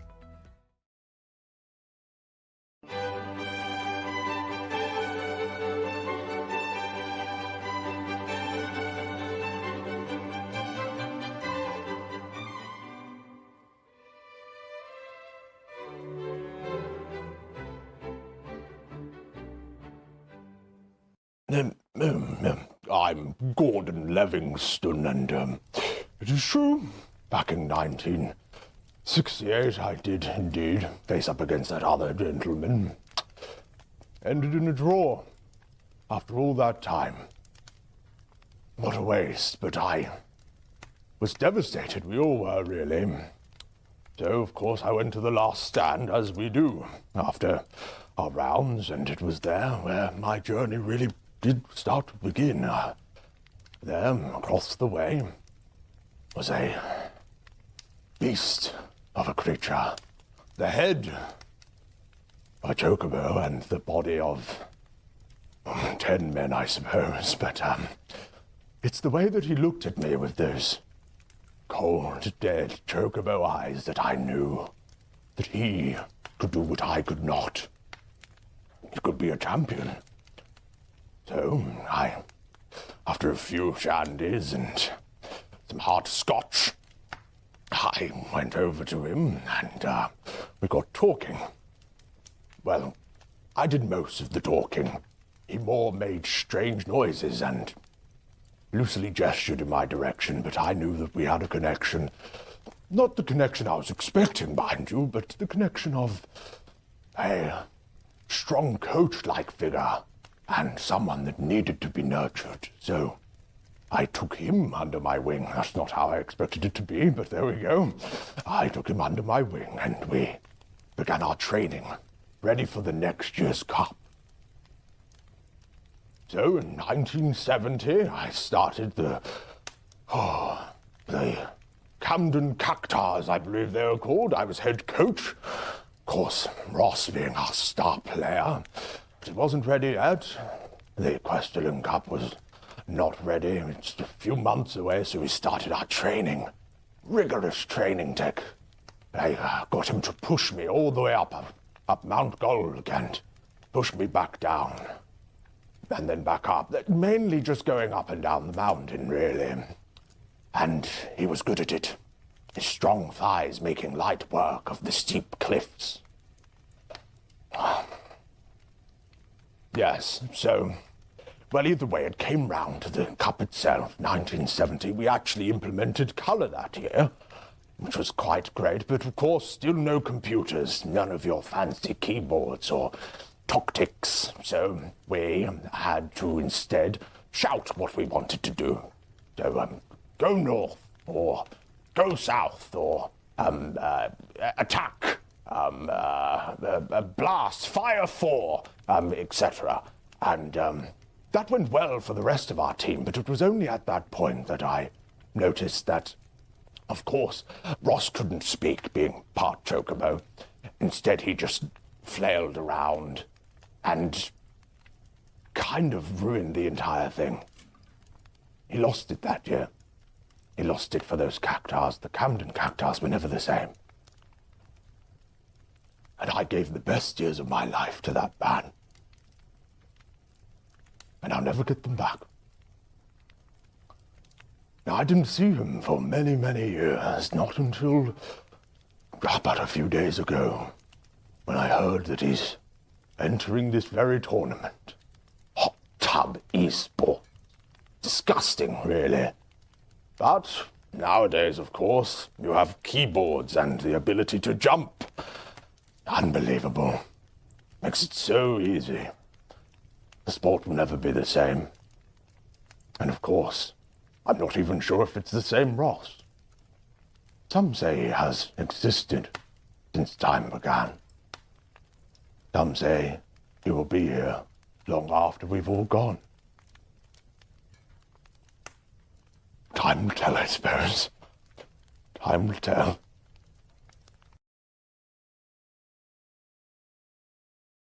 Don't you hate it when the light switch is so far away your body would break before you could reach it? MoveMate Plus is back. The device that took the world by storm has returned to shelves. Introducing MoveMate Plus Plus. Your favourite social device now has more uses than ever. Using our patented mass distance creation technology, your MoveMate Plus now not only saves you from social dilemmas, but also makes your life infinitely more convenient. Trying to make a point during your important meeting? MoveMate. Passing your friend a drink from across the room?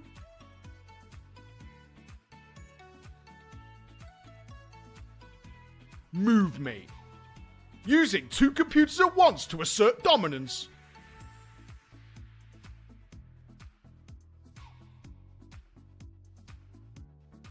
MoveMate. With MoveMate Plus Plus, that light switch will never be a problem again.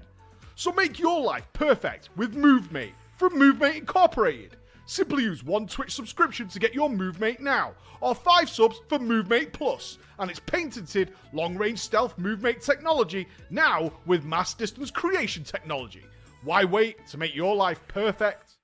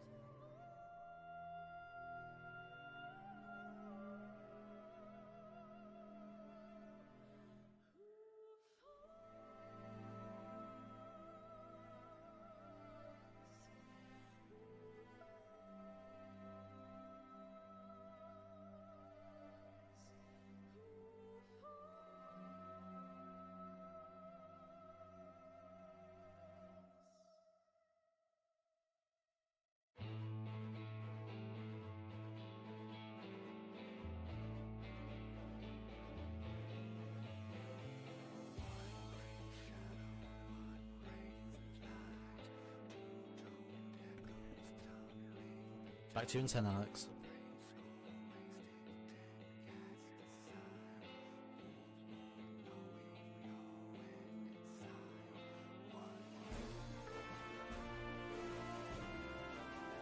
Cup here, live from Manchester, from the PreachGaming headquarters. But of course, Mike isn't currently here. He instead has gone down to the arena itself to have a little bit of a talk with one of our finalists. He is speaking to Boris from Team Allegan. So let's throw it on over and see what they have to say. Hello, Alex. I am here inside Team Allegan's HQ using technology that they absolutely should not have access to. But it has been an unfortunate loss for Team Allegan. No, unfortunate victory. They are going to be entering the grand final versus the Lalafellas. And I am very excited to find out. Boris, you've been playing your heart out. You've done some crazy, crazy kiting throughout this entire tournament in order to keep your team in it. How did you feel taking on Hot Tub Esports and beating those greasy swollers? Well, I mean, it always feels really good to get a win together, especially against someone like Raven and Boyer. Mm-hmm. Were you concerned about how poor they were? Did you feel like giving them some money or maybe helping them out a little bit as they were in this tournament to buy shoes? I mean, I might have thought about that, except we tried to bribe the Crystal Crawlers in the first round, so we were kind of short of money. Well, if once all that money runs out, it is a shame. Now, we do have to talk about the Lalafellas. They have not had a death yet in this entire tournament. But I think after the performances you've had against some very strong teams, do you think you can find a weakness in their onslaught? I definitely think we can. We've definitely been talking about it as a team. I think there's no surprise we're going up against some very strong competition, but we are ready to bring it. You are ready to bring it. Will you be using any sort of Allegan tech here to try and manipulate the nightmare fuel that is tiny straw-hatted potatoes running at you with vicious, vicious teeth? Well, obviously, I mean, we do have a mechanical football thrower in the back. I think we could probably pull out. They are at good kicking height as well, so our mechanical legs should do well there as well. So you have a ton of advantages going in here. No intimidation. Is it possible that this would be removed from your team at some point, as it is small and, you know, unsightly? That's just our mammoth. We keep it around to heal us. We don't want to have a squishy doing that job. Understood, understood. Well, your team has been nothing short of impressive throughout this whole tournament. I wish you the absolute best of luck in the grand final, Boris, and I really hope that we see some breakthrough in that Lalafell offensive, and I think you guys can do it. Thank you very much. We plan to definitely bring it. Back to you in the studio, Al. Thank you very much, Mike. They're planning on bringing it. You heard it here first, folks. And they're using some Albed tech. Just saying, that's from a completely different game, and I feel that that's cheating. But still, nevertheless, interesting to hear that they are not shook at all.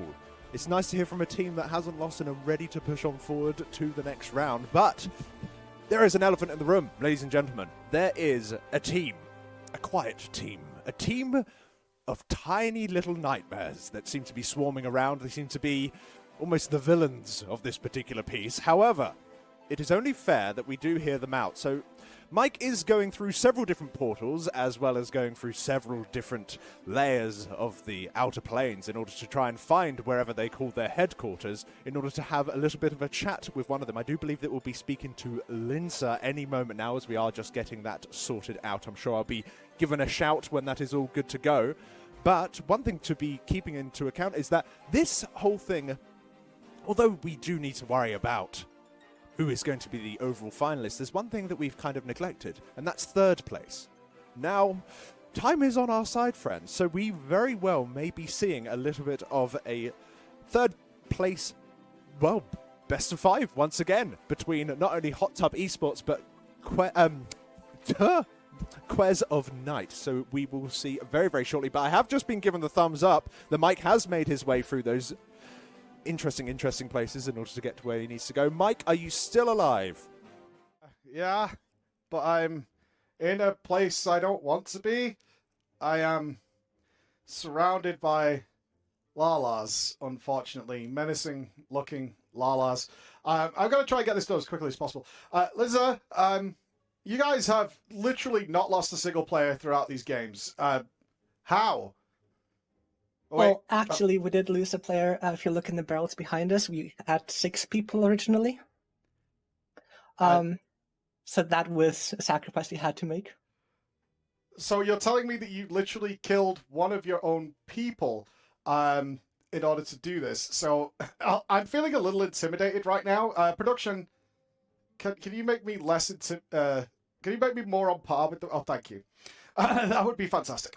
Okay. So you sacrificed one of your own team members. Was that to a god, or did they owe you money? Well, they had a job, and they didn't have any fingers left to atone for it. So eventually, we just ran out of patience. Right.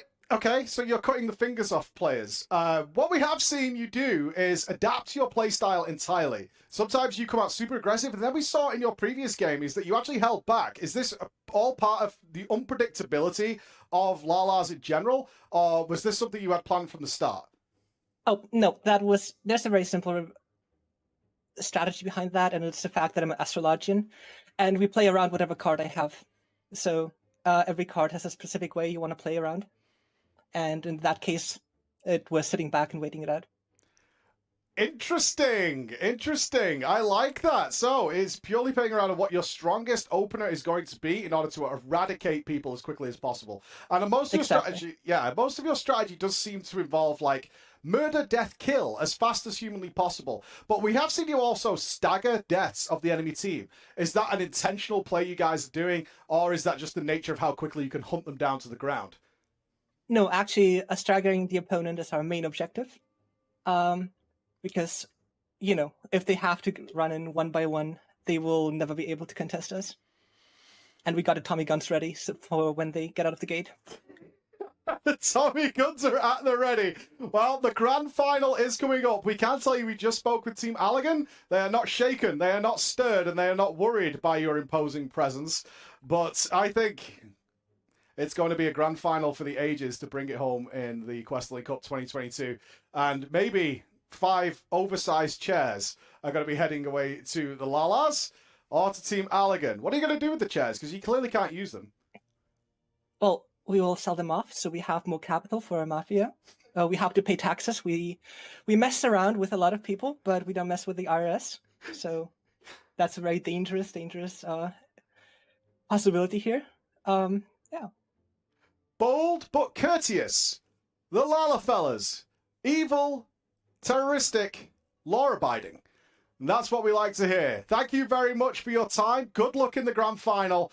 I'm going to throw it back to Alex and head back into the studio and get the hell out of this awful... Oh my God, they're coming. Please, please help! Well, seems like we have lost connection with Mike. We do hope to be able to see him again soon at some point. Oh, it's okay. He's back. Oh no. Ooh, there were some strong words. I didn't like it. They were actually bringing up some scary points there. I didn't like it. It smelled like smoke and death. Yeah, no, I expected that. It was bad in there, guys, and I don't recommend it. But as Alex pointed out, we, of course, have 3 places on a podium. Number 1 and number 2 will be taken up by either Team Allegan or the Lalafels, but we need to figure out who's going to take that number 3 podium. So we will be having the return of the Kwez of the night, and Hot Tub Esports will have to wait for their after-party celebration for a little while longer to see if they can claim that 3rd place victory in the Kwehstalline Conflict 2022. Even more games. I'm totally down for it. A best of 5, and these 2 teams, it'll be interesting to see who manages to pull out on top. You know? I mean, these have been some back and forth teams for the entire tournament. Of course, both of them having a loss under their belt. They don't have that spotless record that both Team Allegan and the Lalafellas have, having not lost a single game in the entire tournament each. So, somebody's going to lose soon in that grand final. Someone's going to have to claim a loss. Yeah. But we will be finding out how Hot Tub Esports and the Kwez of the night. Vampires versus Baby Oil. A lot of muscle. Only in this game, man. Vampires versus Baby Oil. Did you realize you just said that? Right? It will. And it's whether or not those muscles of theirs are pumping too much juicy blood in order to keep them going. But It should be a fantastic match to see who can claim that third place on the podium. It might be the bronze medal, but I know for these guys it means a hell of a lot. Yeah. It's exactly what we want to see out of them. And then we will be going straight into our grand final of this tournament. Let's see what's going on. Who do you fancy out of the Hot Tub Esports and Team Alec and Quest of the Night? The Quest of the Night? Well, I've got to stick with Hot Tub Esports because I started with it. But I do think that both teams have played somewhat similarly. Maybe Hot Tub Esports has been a little bit more aggressive than Quest of the Night, I'd probably say. But I think the Quest of the Night have a better chance. Like, they got stomped by Grime Scene Investigators each time. They got opened on and they lost, but they pulled it back from Grime Scene Investigators in their first round. Yep. Whereas Hot Tub Esports, the only way they've ever won is just by a big stomp. So I'm kind of interested. Maybe if I think it's quite likely that Hot Tub Esports might win the initial round, but I don't think that's the end of the game. It has been for quite a lot of these games so far. So I think that aspect of it, like after the first engagement, where does the game go from there? I think that could be really, really interesting. I want to go back to you. We're about to jump into the first match of our third place qualifier. And come back, because obviously listening to the Lala fellas there, listening to Limsey is really considered the strategy going in here. We had that Astrologian strategy where they literally decide their opener based on the Astro. That's actually really smart. Some information that Team Maligan could use. But we do know, and now confirmed, and quite open about it, is the staggered death in their entire objective. And that's why they've left the crystal. Yeah, they don't care. They don't care about the crystal. The point is to stagger the deaths, stagger the res timers, and make it so that they cannot get a 5-strong force. But here we are, ladies and gentlemen. The grey-scaled Hot Tub Esports in the blue corner. You still got it. Oh, it's even worse. It's even worse. They made them worse. Oh, God. And now, in the red corner, are vampires, the Quers of the Night. Indeed. The darkness is here. Again, same with similar comps as they're going straight into Bomberman map and see how this will go. And it looks like they've all stripped up naked. Yeah. Hot Tub Esports was in the middle of their after-game celebration and no doubt getting their concubines ready for action, and unfortunately been dragged out of their locker room in order to play one more game and have left their clothes behind. Well, that's on brand, I think. It's very on brand for those guys. Yeah, it's very on brand. This might be distracting for the vampires to see such Fabios charging across the battlefield. Well, it might just fill them with like a bloodlust. It's kind of like Godbert's wet dream is happening right now, is what I would say. Well, let's see how this starts off. As you can see, the two teams are beautiful. And once again, Ross just jumping straight in there as all of the Quez of the... Straight onto Team Captain Freya, who is holding strong here as the Quez are taking... they got them! They got the Team Captain down. Hot Tub Esports taking the early lead. Raven really struggling. If he can hold on and they could turn this into a 5v4 with comfortable position, that's going to be difficult for the Quest to come back to, as Xander is their next target.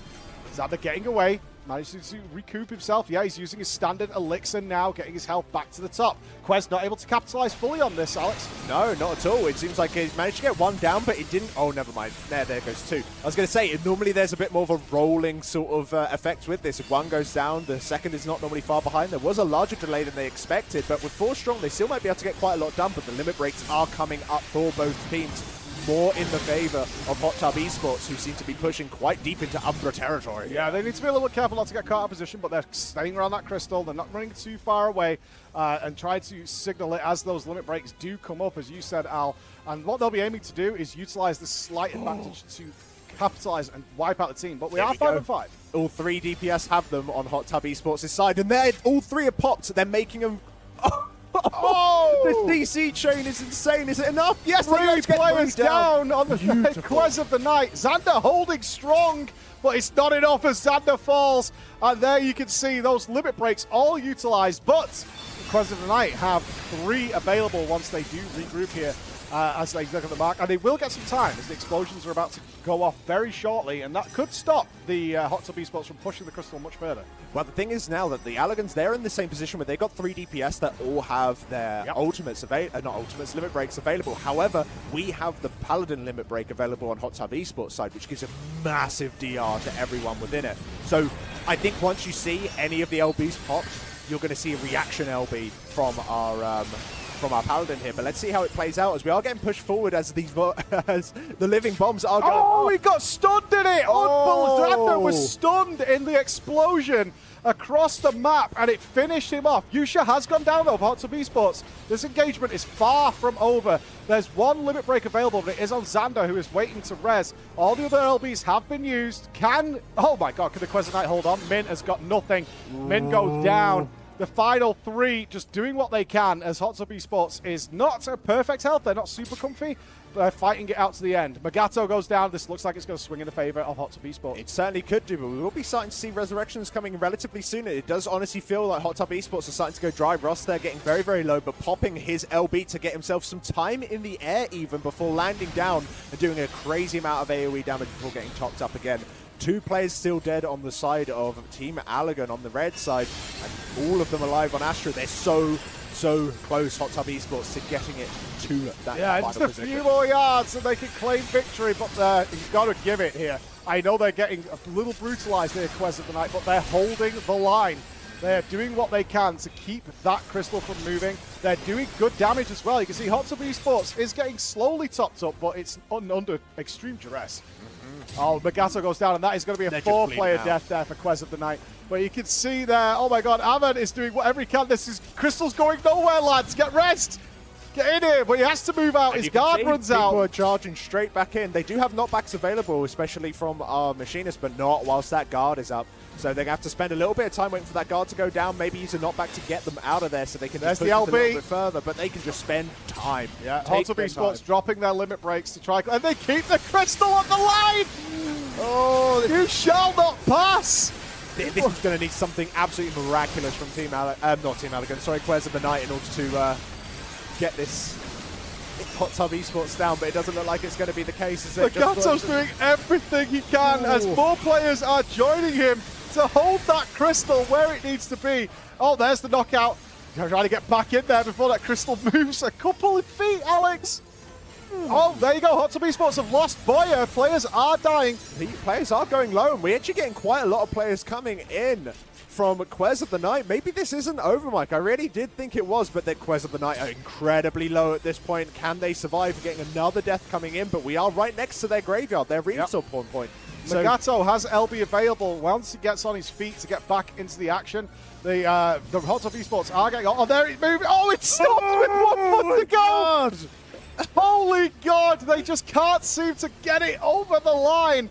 And they're doing their best as Hot Tub Esports going very low. Big heal coming out there. Yusha goes down. Gimpy goes down. Boya almost goes down for Hot Tub Esports as all 5 members of the Quest of the Night are now back in force. LB available to Freya Isgaband.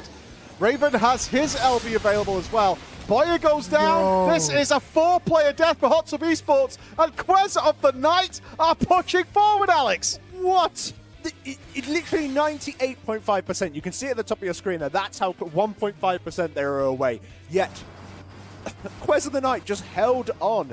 But it's not over yet. They are in overtime, but if we get one team wipe or sufficient a time away from the crystal, then it's almost there. Hot Tub is going to get it back. Now we're starting to push into Astra territory. You can see Ross starting with that LB. Oh, see you later. Immediately smears Ahavan all over the floor, and Xander again is going to be nothing but dirt under the boot of Ross there as they get in here. No more LBs available for Hot Tub Esports at this moment, but they have taken out 2 members of the Quest of the Night who have put up this ridiculously valiant defense, Alex. That was so impressive. Oh, Frey, is it full team wipe?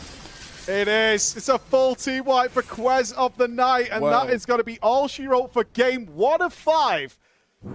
I feel bad for the Quest. What a absolutely stellar defense. I was going to say Hot Tub Esports did so well. They're obviously winning, but I've never seen such a vigorous defense, and actually that they started to push it back, that they managed to just constantly be on 2 players, constantly be on 3 players, and they were just dying one by one. You even heard it from, probably the favourites with the Lalafellas. That's what they want to get the enemy team in. They want to have them staggered as much as possible because you're so weak, you can't come back.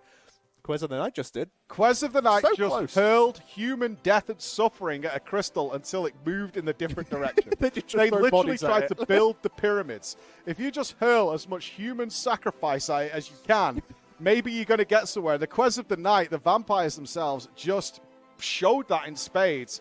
This is not over by a long shot. This is not over. Game 1 going to Hot Tub Esports. It's time for game 2, ladies and gentlemen. Let's do it. It is time for game 2, and let's see if it's not going to be a whitewash here and whether the Quest of the Night can actually say, okay, we see what you can do and you can see what we can do. Let's see where we can go here. Yeah, no, both teams have won games. They both lost games. And that was a close one. Obviously, Hot Tub Esports managing to pull it ahead. But you can just see that Quest of the Night have that sort of fire. They are not willing to just go out without a fight. So, let's see. Once again, we do have Quest of the Night over in the fire, in the red corner on Umbra, and Hot Tub Esports, they are on the blue side. What a performance from the Quest of the Night right there. I know they didn't claim the victory, Al, but god damn, that was amazing. I know, we're kind of talking about them. They were kind of the stars being able to keep it going for that long. And there we can see the chiseled groin of Ross preparing to intimidate the enemy. And I meant abs, chiseled abs of Ross, ready to move forward and try and seal this victory because it is best of 5. They need 2 more wins. This is a long way from over for either team here. And the Quest of the Night probably just got a huge confidence boost from that. We can actually, we're not over until it's over. 98.5%, Al? It's so close. But the thing is, Hot Tub Esports, they did have the better opener.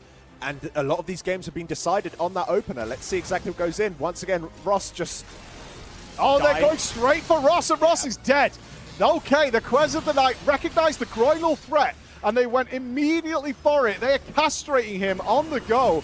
That's not a surprise here, as Hot Tub Esports tries to take down the healer of the Quest of the Night, and Freya at the same time. A little bit of split damage going on there. Wow, they actually managed to get someone down. I was actually super surprised that they managed to do that. Of course, we do have another death over on Hot Tub Esports side. So we are actually 2 deaths on Hot Tub and only 1 death on Quest of the Night. Another one goes down for Hot Tub Esports. The Quest recognized target switching to Gimpy. Immediately target swapping over to Raven. But now Ross is back in the action. They've gone straight back for Ross. They gave up on Raven and went straight back onto Ross. They fear what is lurking in that Fong. Don't we all? Look at Ross run! Run!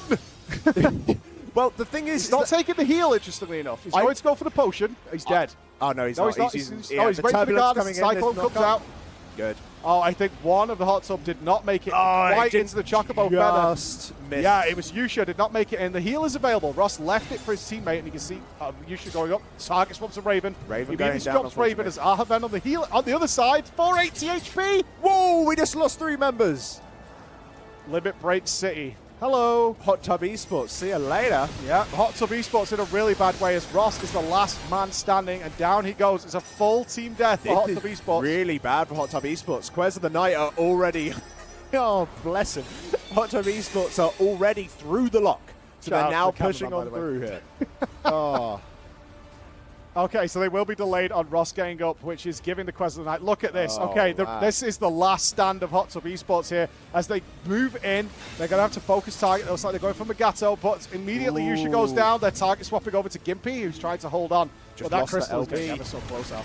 Yeah, no, that LB would have been a really, really useful thing to have, but Gimpy is also going down here. This is looking real bad for Hot Tub Esports as Quest of the Night are consistently taking them out 1 by 1. Are we going to see a full reversal of what we saw last game, Al? They're next to the graveyard. You could. You certainly could, but Hot Tub Esports are in a really, really bad spot right now. That Sage LB right there is causing them a lot of problems, and there we do see a 1-1. We took a game back.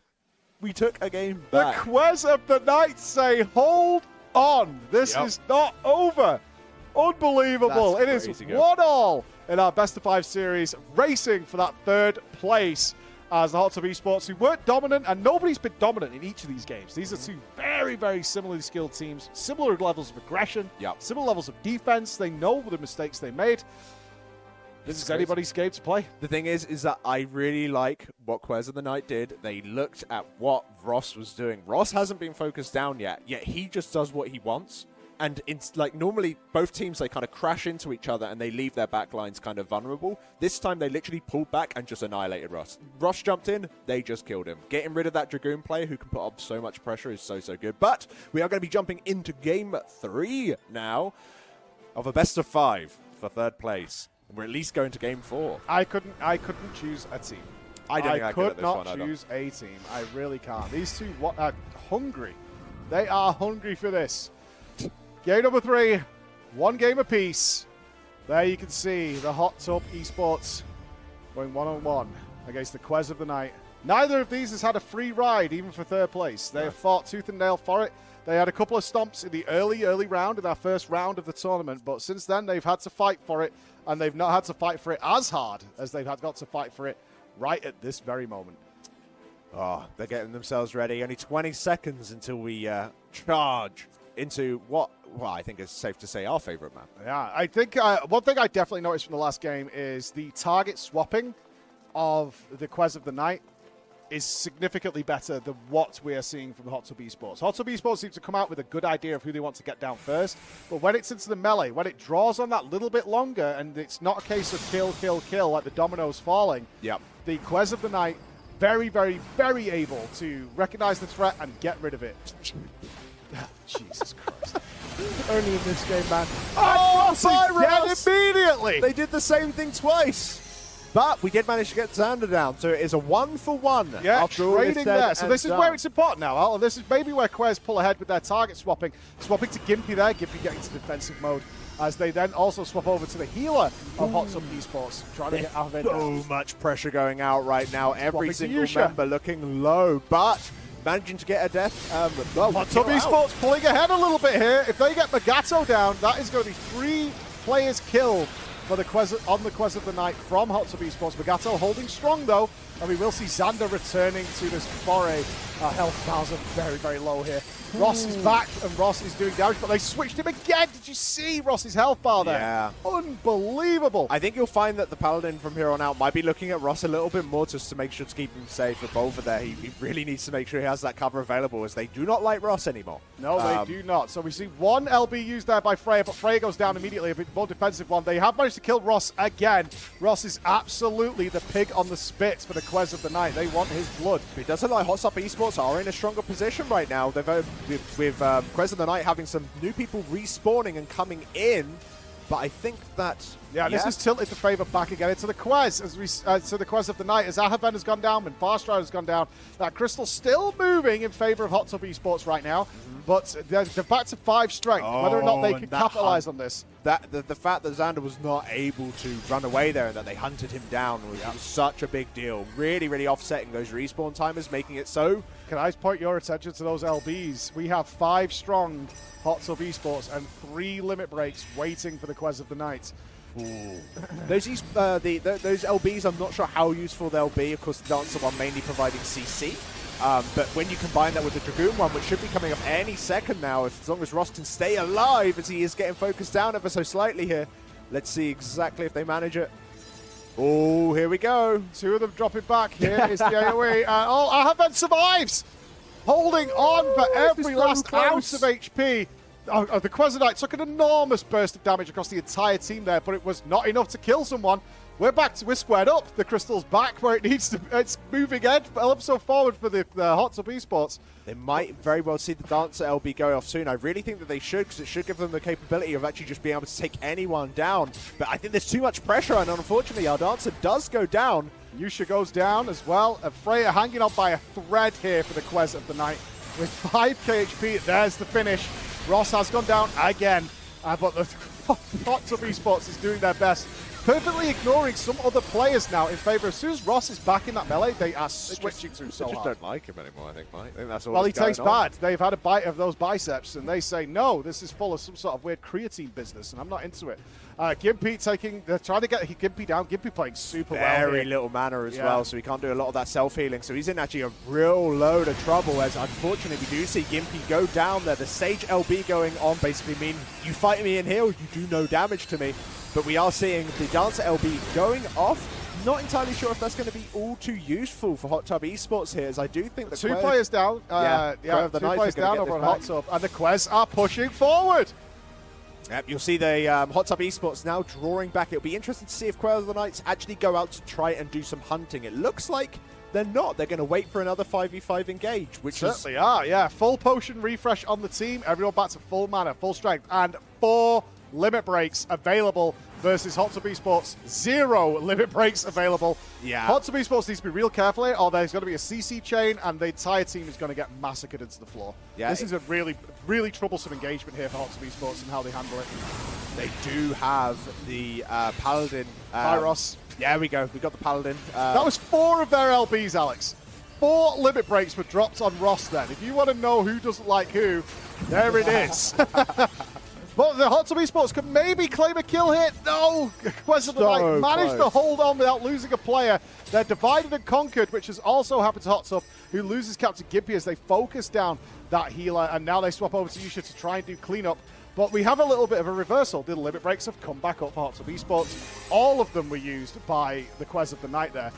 But the thing is, the Hot Tub Esports needs to get a finger out and actually start moving, though, because we've only got 8 seconds left until overtime, and they need to get on that crystal, otherwise they are going to be in trouble.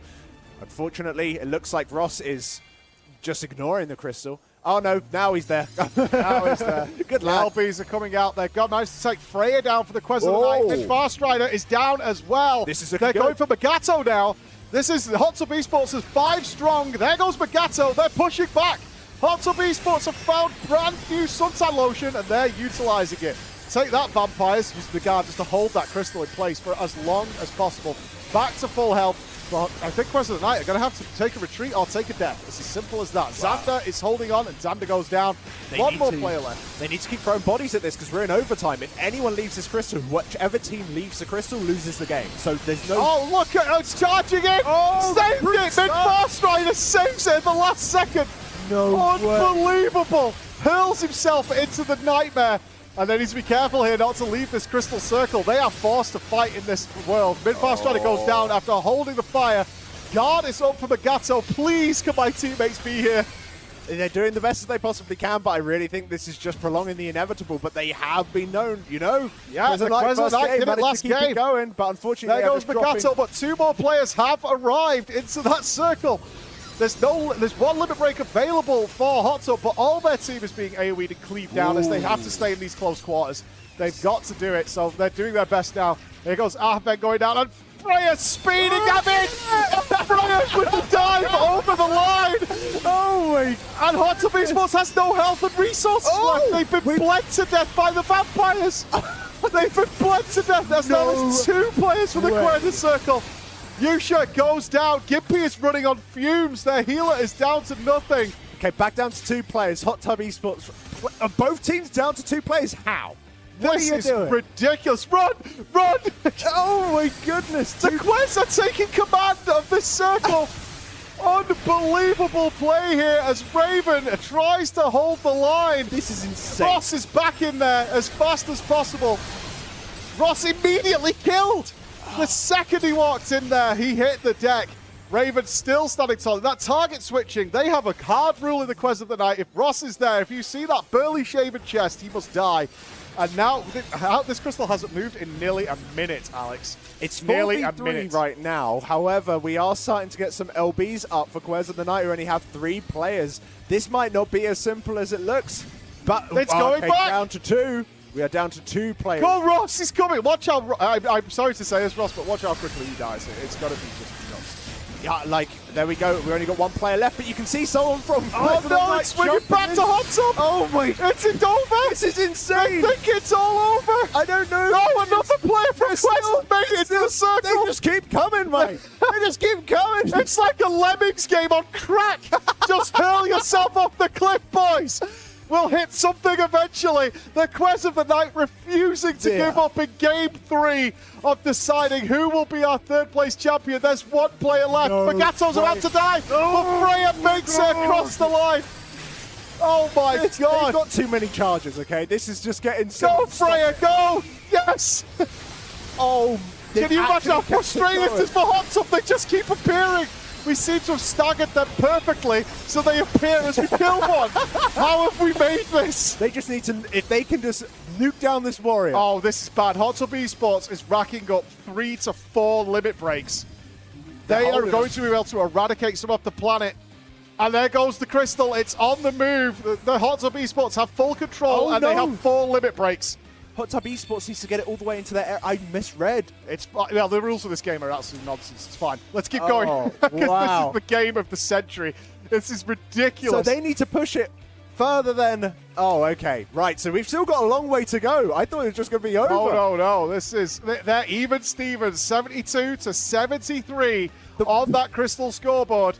And they're nearly there, but Kwehstalline needs to make a stand. Starting off with that Primal Rend with a big old stun, and here comes a whole load of That's LP a lot play. of limit breaks, but everybody had the defenses up. Yeah, Ross holding tight, Alex. It looks like the defensive from the Paladin there managed And it to do leads to hot tub. Start taking people down. 2 going down on the size of Kwehstalline. 3, 4. We've only got 1 left, and then we're going to get a victory. Oh, my God. Hot Tub Esports. Oh, my God. And it's there. Hot Tub Esports have claimed Game 2 in what has been the most amazing matchup in the tournament so far. I am ruined. I'm spent. Oh, that's it. I'm done. Ah, We've got a final to go, by the way. I cannot believe that game. That is so fun. Like, Kwehstalline baited me so hard. The way that they refused to let that crystal move at all, I was just like, oh, that means they're going to lose. No, I don't even know why they did that. Staggered it perfectly. That without limit break, Hot Tub Esports DPS was able to kill a player as the other player arrived. Kill the player. Another arrives. And you could see when we switched those POVs of Freya and anybody with great mobility, they were like, just diving over the line just to keep that crystal. They were so close to victory. That was so crazy.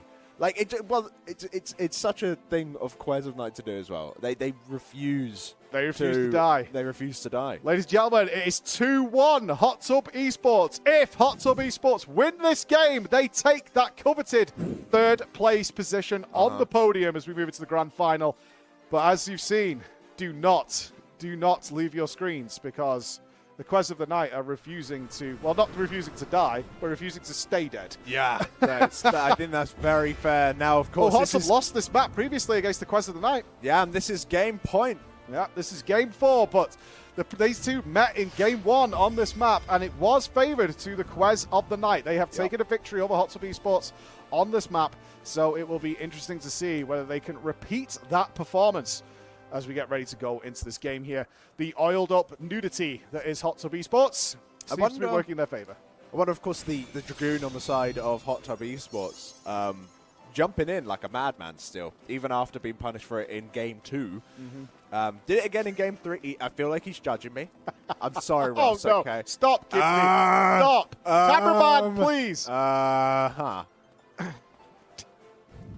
Jesus Christ. Sometimes. This is why we can't get sponsored. This is why I have to pay for this by my fucking self. You understand that, right?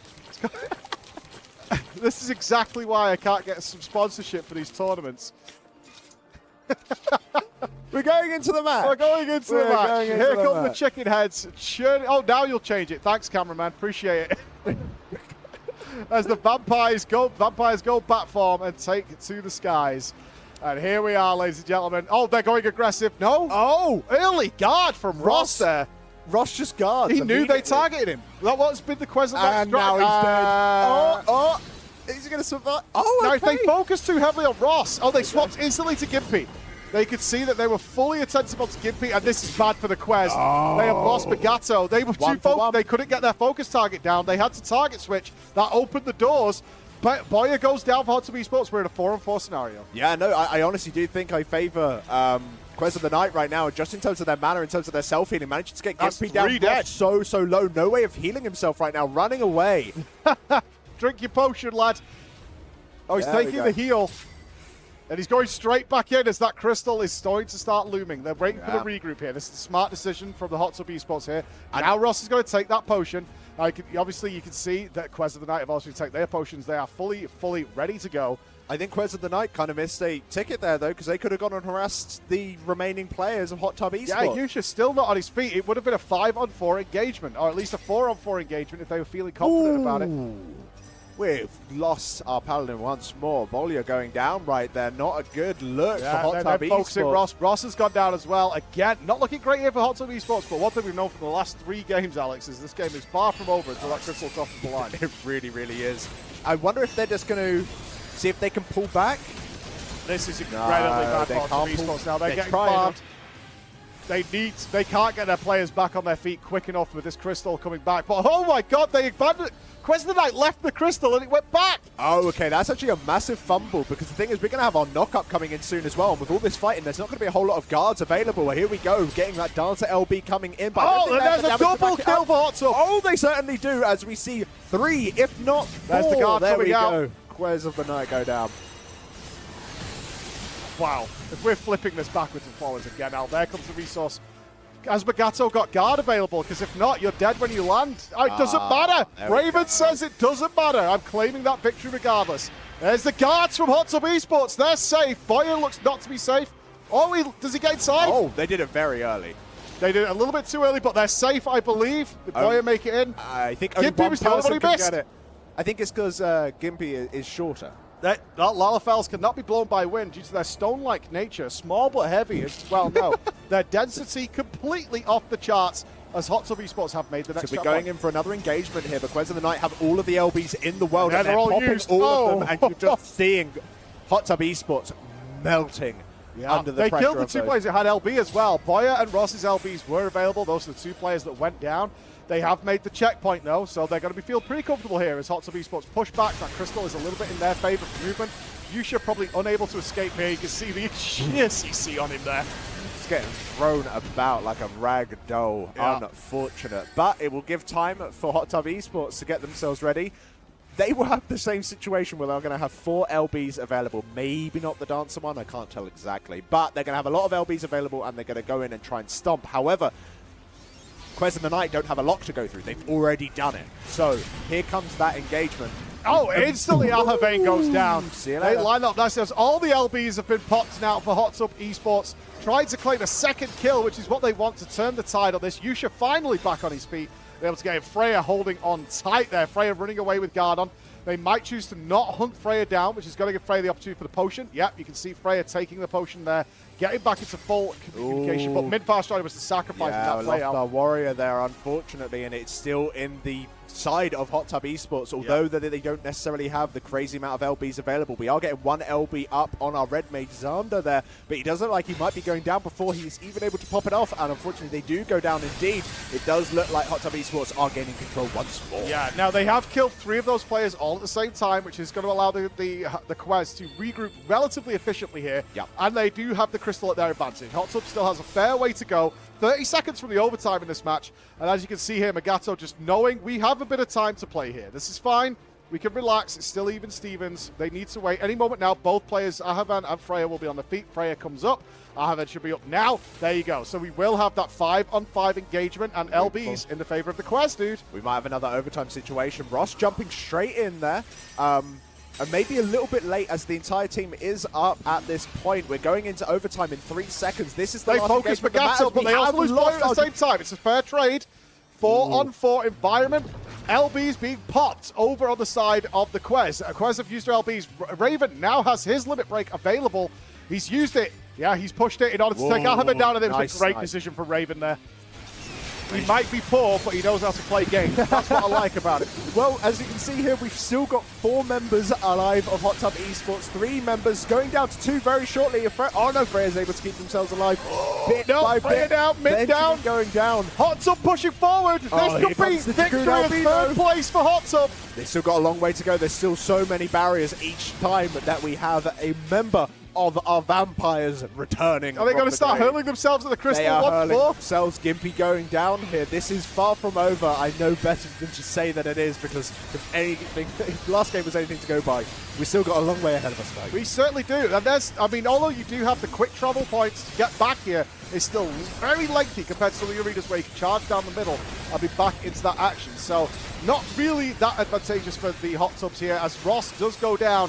And they have a little bit of time to make up here. And if they can't strategize it, we could be looking at a bloodbath on the crystal again for the next minute or so. Dude managed to get their healer down, and then on top of it, the Dragoon going down as well. This is not looking too bad. We're back in a 4v3 situation. They just need a focus target and get them down hard. Looks like we're focusing down on the warrior right now. If not, Freya might be going down as a secondary target just due to the amount of cleave that they've got. Min go down. There we Freya go. manages to top up a little bit, but is it enough now that Min has gone? They can focus that target down. They swap the Sander immediately and fake him out. Sander was not expecting that in the slightest. Extraordinary play by HotTub, and HotTub has claimed their third place podium spot, ladies and gentlemen, in what has been the most dramatic series. A 3-1 victory for Hot Tub Esports, but Quez of the Night do not look down on that performance. Oh, that was no. extraordinarily good. Yeah, no, massive props to Quez of the Night. Not giving up at any point, living up to their undead nature by refusing to stay down over and over again, just flooding. These are wooden stakes over in Hot Tub, don't Yeah, they? They I think so. need to aim for the heart, is what I would say. Yeah. They need to aim for the heart. Congratulations, Hot Tub Esports, who are our first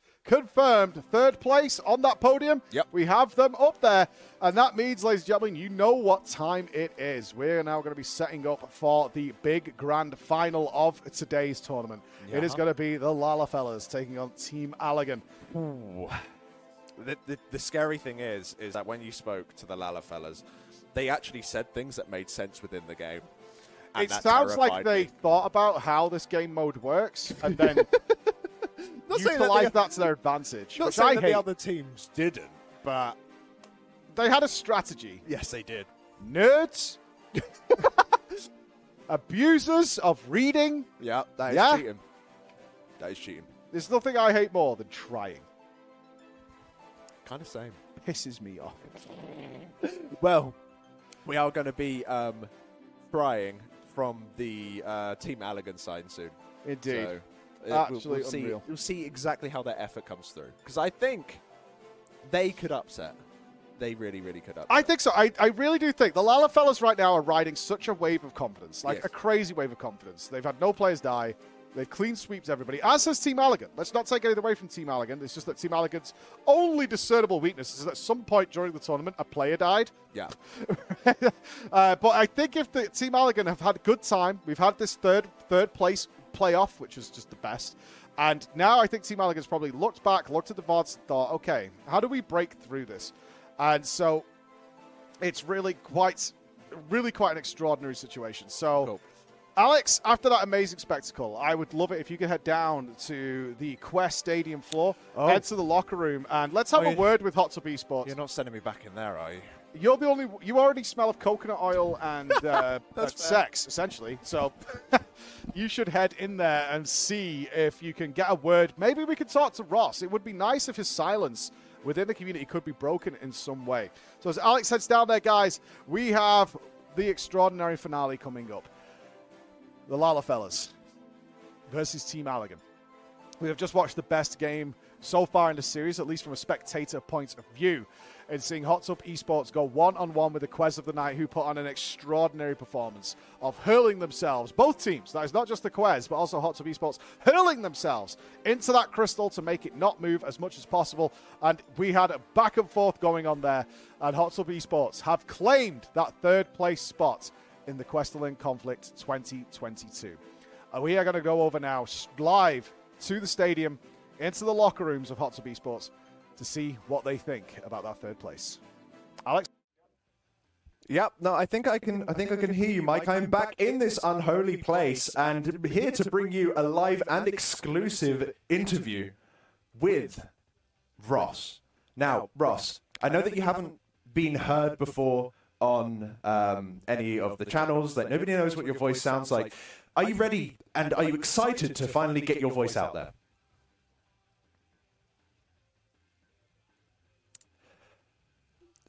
Sorry, excited to get your voice out there. Well, look, dude, you're making me look like a out there. Well, okay, just because I might have called you a disappointment in the previous interview doesn't mean that the viewers should be punished by you not speaking.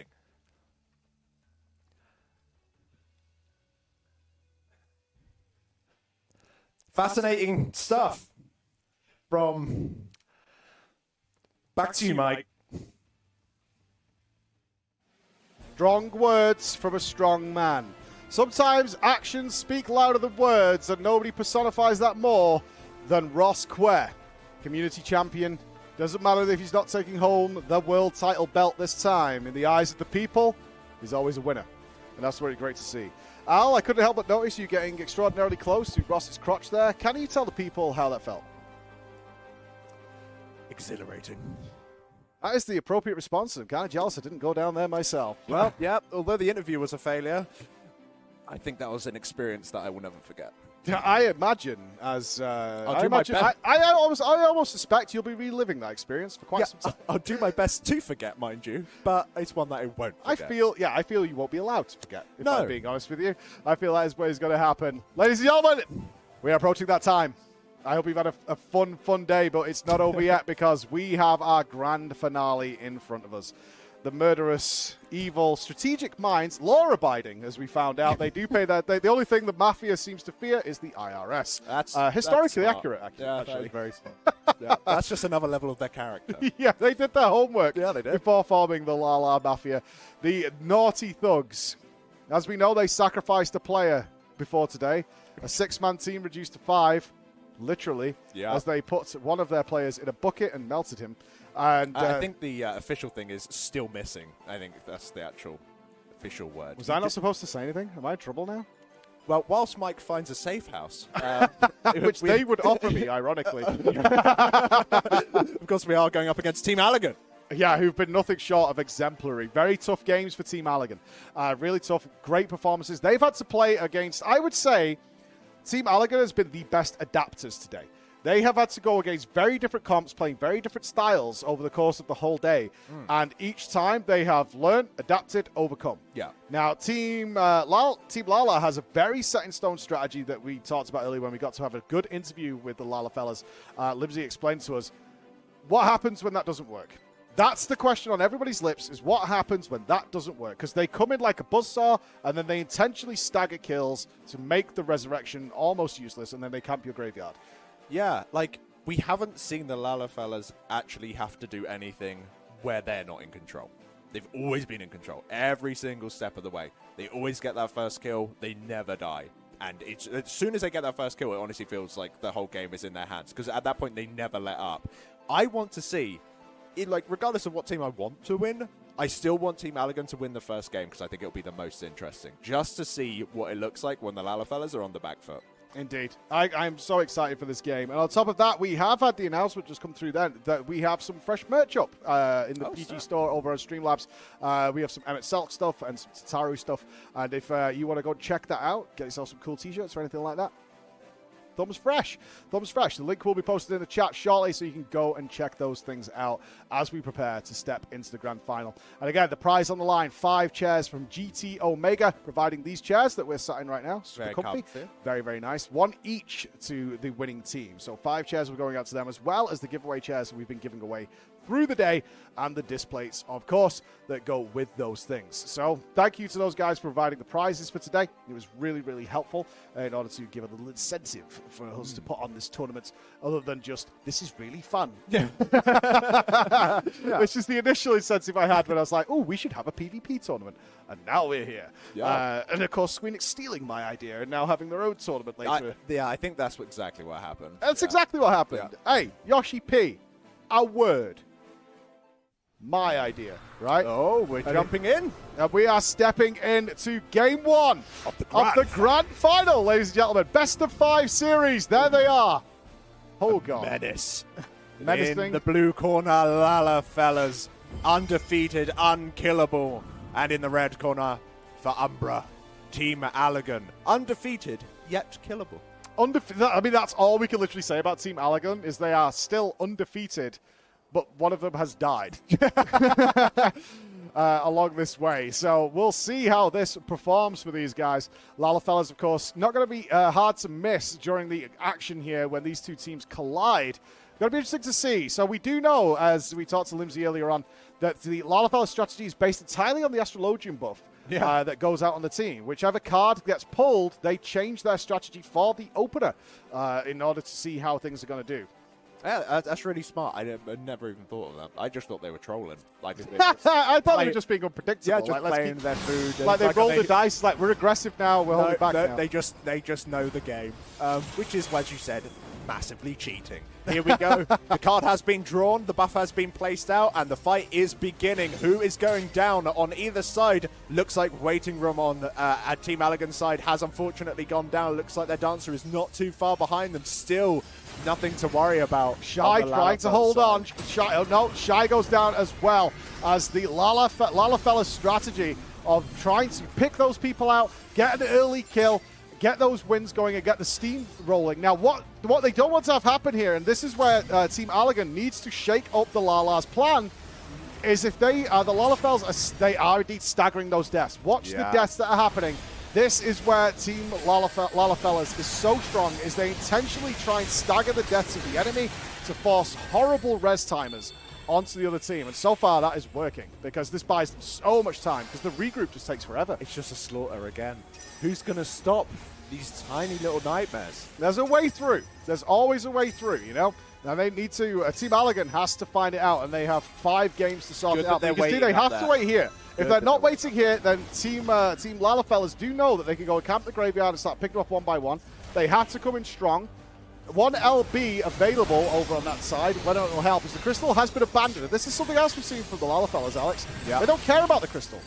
They want that death, and they want the staggering to begin. That's what they want. You can even see on a re-engagement here, it's almost like, although you've got Team Allagan running at the Lalafellas don't just sit there and wait for them to arrive. They run back. Yeah. They run back and they start their fight.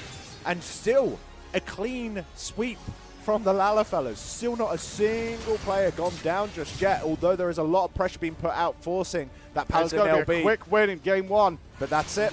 Oh, they stop it. Oh, my God. At 98.6%.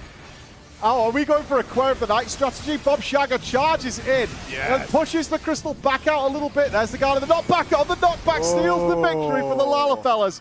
Even the guard came down, the knockback occurred, just bought them the last couple of yards to get in there. Now Team Allagan have seen, they've watched it, but now they've experienced it. Yep. Can they adapt to it? Because the Lalafellas are playing just as they did in game 1.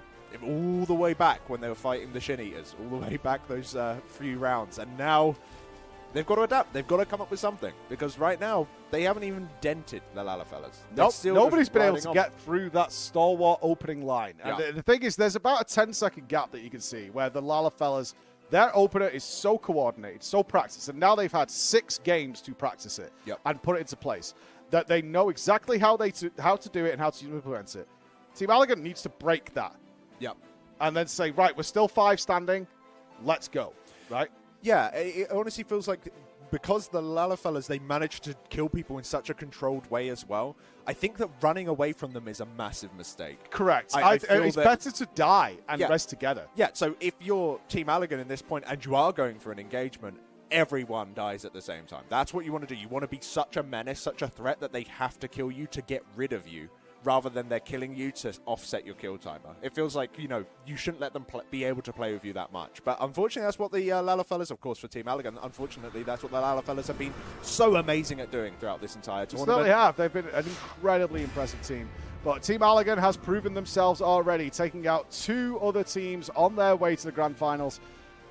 We have to believe there must be a weakness to the potatoes. There must be a weakness in this armor somewhere, and I think we're going to find it as we head into game 2 of our grand final. 1-0 ahead for the Lalafellas.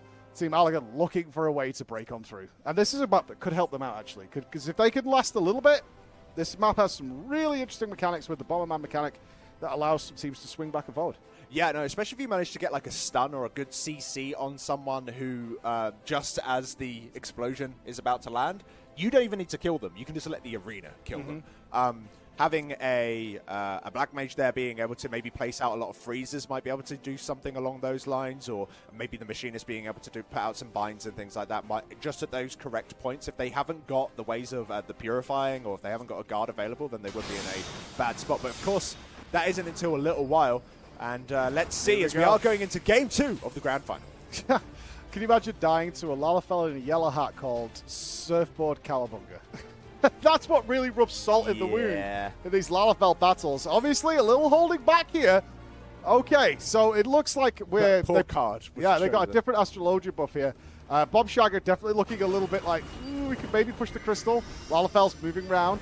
Somebody trying to bait somebody out. Bob Shagger getting a little bit dangerous there to tempt in, and they go straight for Bob. Whether or not he can survive, low health, and he does go down. Guard unused there as the Lalafellas get in. But wait, the Lalafellas taking some heavy DPS here.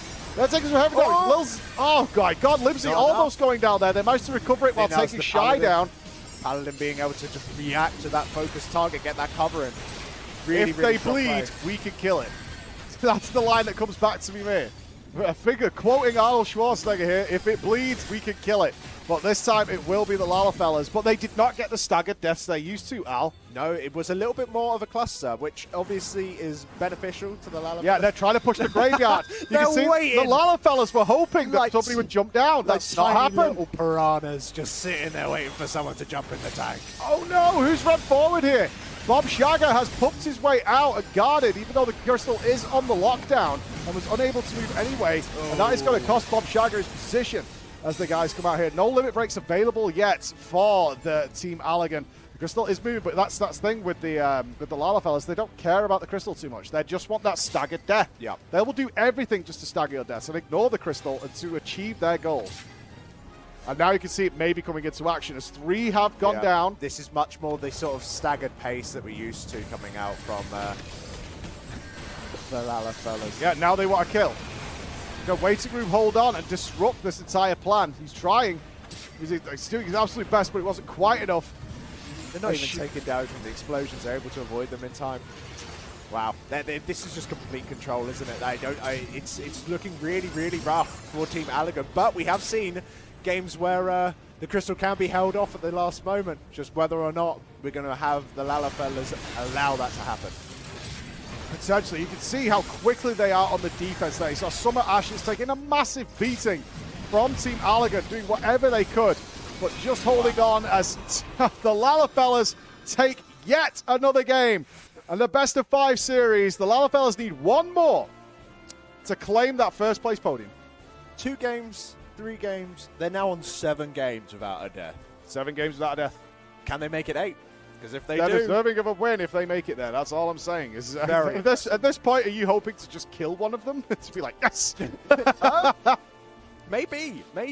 The thing is that it's not like they have like some crazy advantage out of nowhere. Both teams are equal with the tools that they've got available and the classes that they have at their disposal. It just seems that Team Allegan maybe just, how do you get through the line? Yeah, how do you get through the line? It's that opener, that first opener is able to, and we saw other teams use this. This is certainly not a Team Lalafellas thing only, as we saw this utilized in several games, is the ability to use those job abilities to get someone out of the game within 5-6 seconds if they're unprepared for it.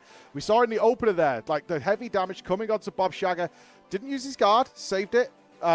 Mistake made, because that's a lot of those tools used to give somebody that are utilized on him. So if you could survive that, maybe you can then push forward a little bit. As we saw, the Lalafellas are not invincible. Oh no, they're very close to death. Really low health there. I honestly did think that we was going to see our first death of one of our little garlicky potatoes, but unfortunately, for the Team Allegan, they weren't able to break any of them through. But I imagine that today we might be able to do something like that. And remember, if you wish to get your MoveMate or MoveMate Plus 1 Twitch subscription or a gift of 5, we'll have that not whisking its way to you, because that's the only one that exists. But we would definitely appreciate it. It's deeply disturbing. Game 3 coming up of our grand final. Here we go. Game 3 coming up. 1 point remaining for the Lalafellas, Al. This is match point. Team Allegan need 3. So here we go. The Lalafellas perhaps stepping up for the last time into this arena in the blue corner. And Team Allegan hoping that they've got 3 more matches ahead of them in the red corner. Absolutely. For Umbra. Let's see. It's highly possible. We saw with Hot Tub Esports versus the Quez of the night just how this could go when everything stops going correctly, which is how my perspective of this is. When it's going correctly, the Lalafellas seem a little unstoppable, but when it stops going correctly, which you haven't seen yet, where's their next strategy? Yeah, because they're really good at pulling off what they do, but who knows how good they are at kind of reacting when things start going poorly. That'll be an interesting thing to see. I also guarantee that after this tournament, in preparation for the next tournament, everybody will be like, okay, not only how do we beat that, but how do we replicate that opener? Like, we've seen some teams get very close and able to take some of that very quickly. God, that's awful. That's so bad. It should be bad just for... Oh! And off they go. Lala's in flight. Look out. Put your hats on. And get Let's your net see. out. Capture them. As here they go. The Twinkle Toes We've Army. actually got a different comp. We're not running the Ass. The anymore. Astrologian's out. Yeah, no, we've changed it up. So let's see if they're still able to do it without this Ass opener. Yep, there's Bob bye, Jagger. Bob. Boris looks like he'll be next on the list. 4 DPS is so scary to go up against. Dog God looking very low, though. Manages to heal himself up, but he's going to have to be very careful. 2 members down right now. 3 members down for Team Allegan. But look at this. There could be a death here. And managed to again heal it up. They're focused so hard onto Dog God, but they can't seem to take him over the line of death. As the 4 DPS squad of Team Lalafellas. Or is it 2 tanks and 3 DPS? No, it's one. It's 1 tank and 4 DPS. We've got ourselves a monk, a dancer, a black mage, as well as a red mage. Red mages, nuking one down is a fair idea, but if you can't CC them as well, they are surprisingly durable. They've got a lot of self-healing available within their kit, depending on what stance they're in. So, let's see. Round 2. Let's see whether or not Team Allegan can Come make on, any Team Allegan. dents This in is your last chance for victory. You've got to get in there. Oh, As they took him out before he immediately could do the lose their LP. healer. Again, focusing the same player, Team Allegan. They're going again for Dog God to try I'm and take him surprised. down, while the other DPS is going unrestricted in their bloody rampage across this map. Shy looking perilously close to death at the same time. There goes Shy, and this crystal is moments away from bringing to the Lalafellas that sweet victory as it's going across the line. It's halted for a second. They moved away from And it. here they go. They to place avoid it the in. cyclone, and there it is. The Lalafellas, 0 deaths throughout the entire tournament, which obviously of course translates to 0 losses. The first losses for Team Allegan, who came into this game undefeated, but it is a 3-0 clean sweep in the grand finals. Absolutely outstanding. Well done to Lalafellas, and of course commiserations to Team Allegan, but you guys did amazingly in all the rounds up to it and put up a good fight. I don't know how you beat those horrible little nuggets that people... Ugh, they're awful. Unbelievable. Yeah. And we will be having, don't go away, because the closing ceremony is coming up. And if you want to head down to Ward 5 in Spriggan and Chaos Data Center, you will, in fact, be able to join in our crowning ceremony of our grand champions, the Lalafellas. So round of applause to them for an absolutely unprecedentedly good performance. It's insane. Like, I expected some, like maybe 1 or 2 teams to kind of overshadow the competition, but not to the extent that, you know, this game mode is almost known that if you can chain your LBs, sometimes you can put a enemy player in a position where there's no way of getting out of it. They are just dead.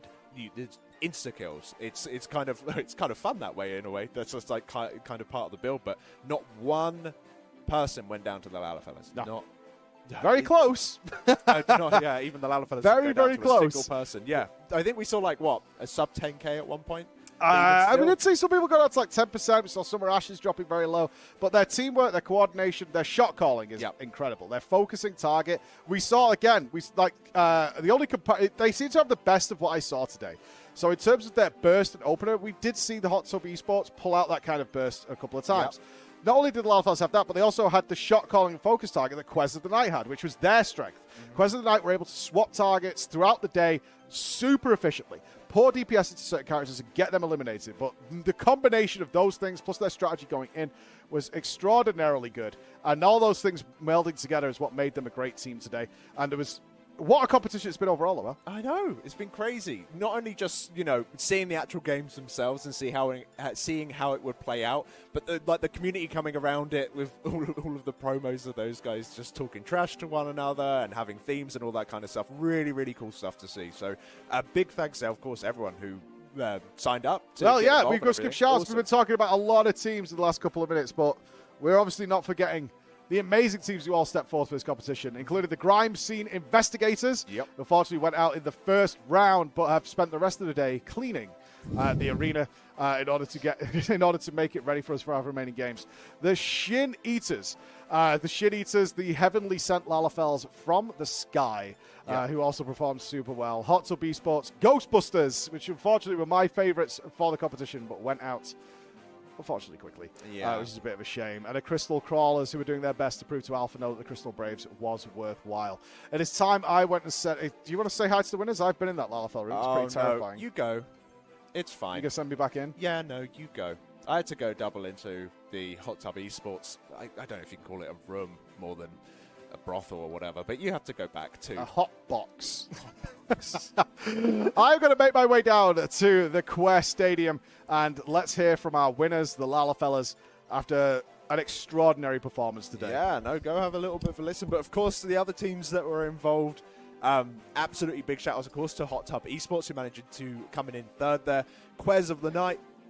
Yeah, Quest of the Night managing to do well, but unfortunately just taking back the fight up against Hot Tub Esports was absolutely insane. Quest of the Night did so well. Our vampire-y friends really giving Undead a new name.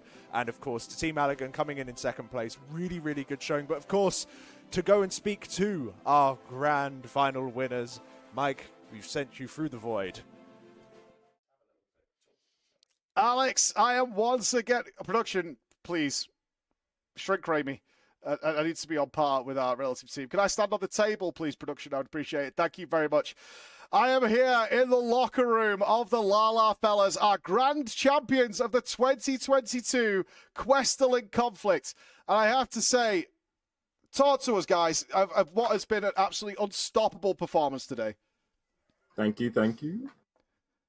How did it feel? Like, talk to us. Like, you had this very controlled strategy going in, and it worked every single game. Was there any point that you didn't feel like you were in pure control?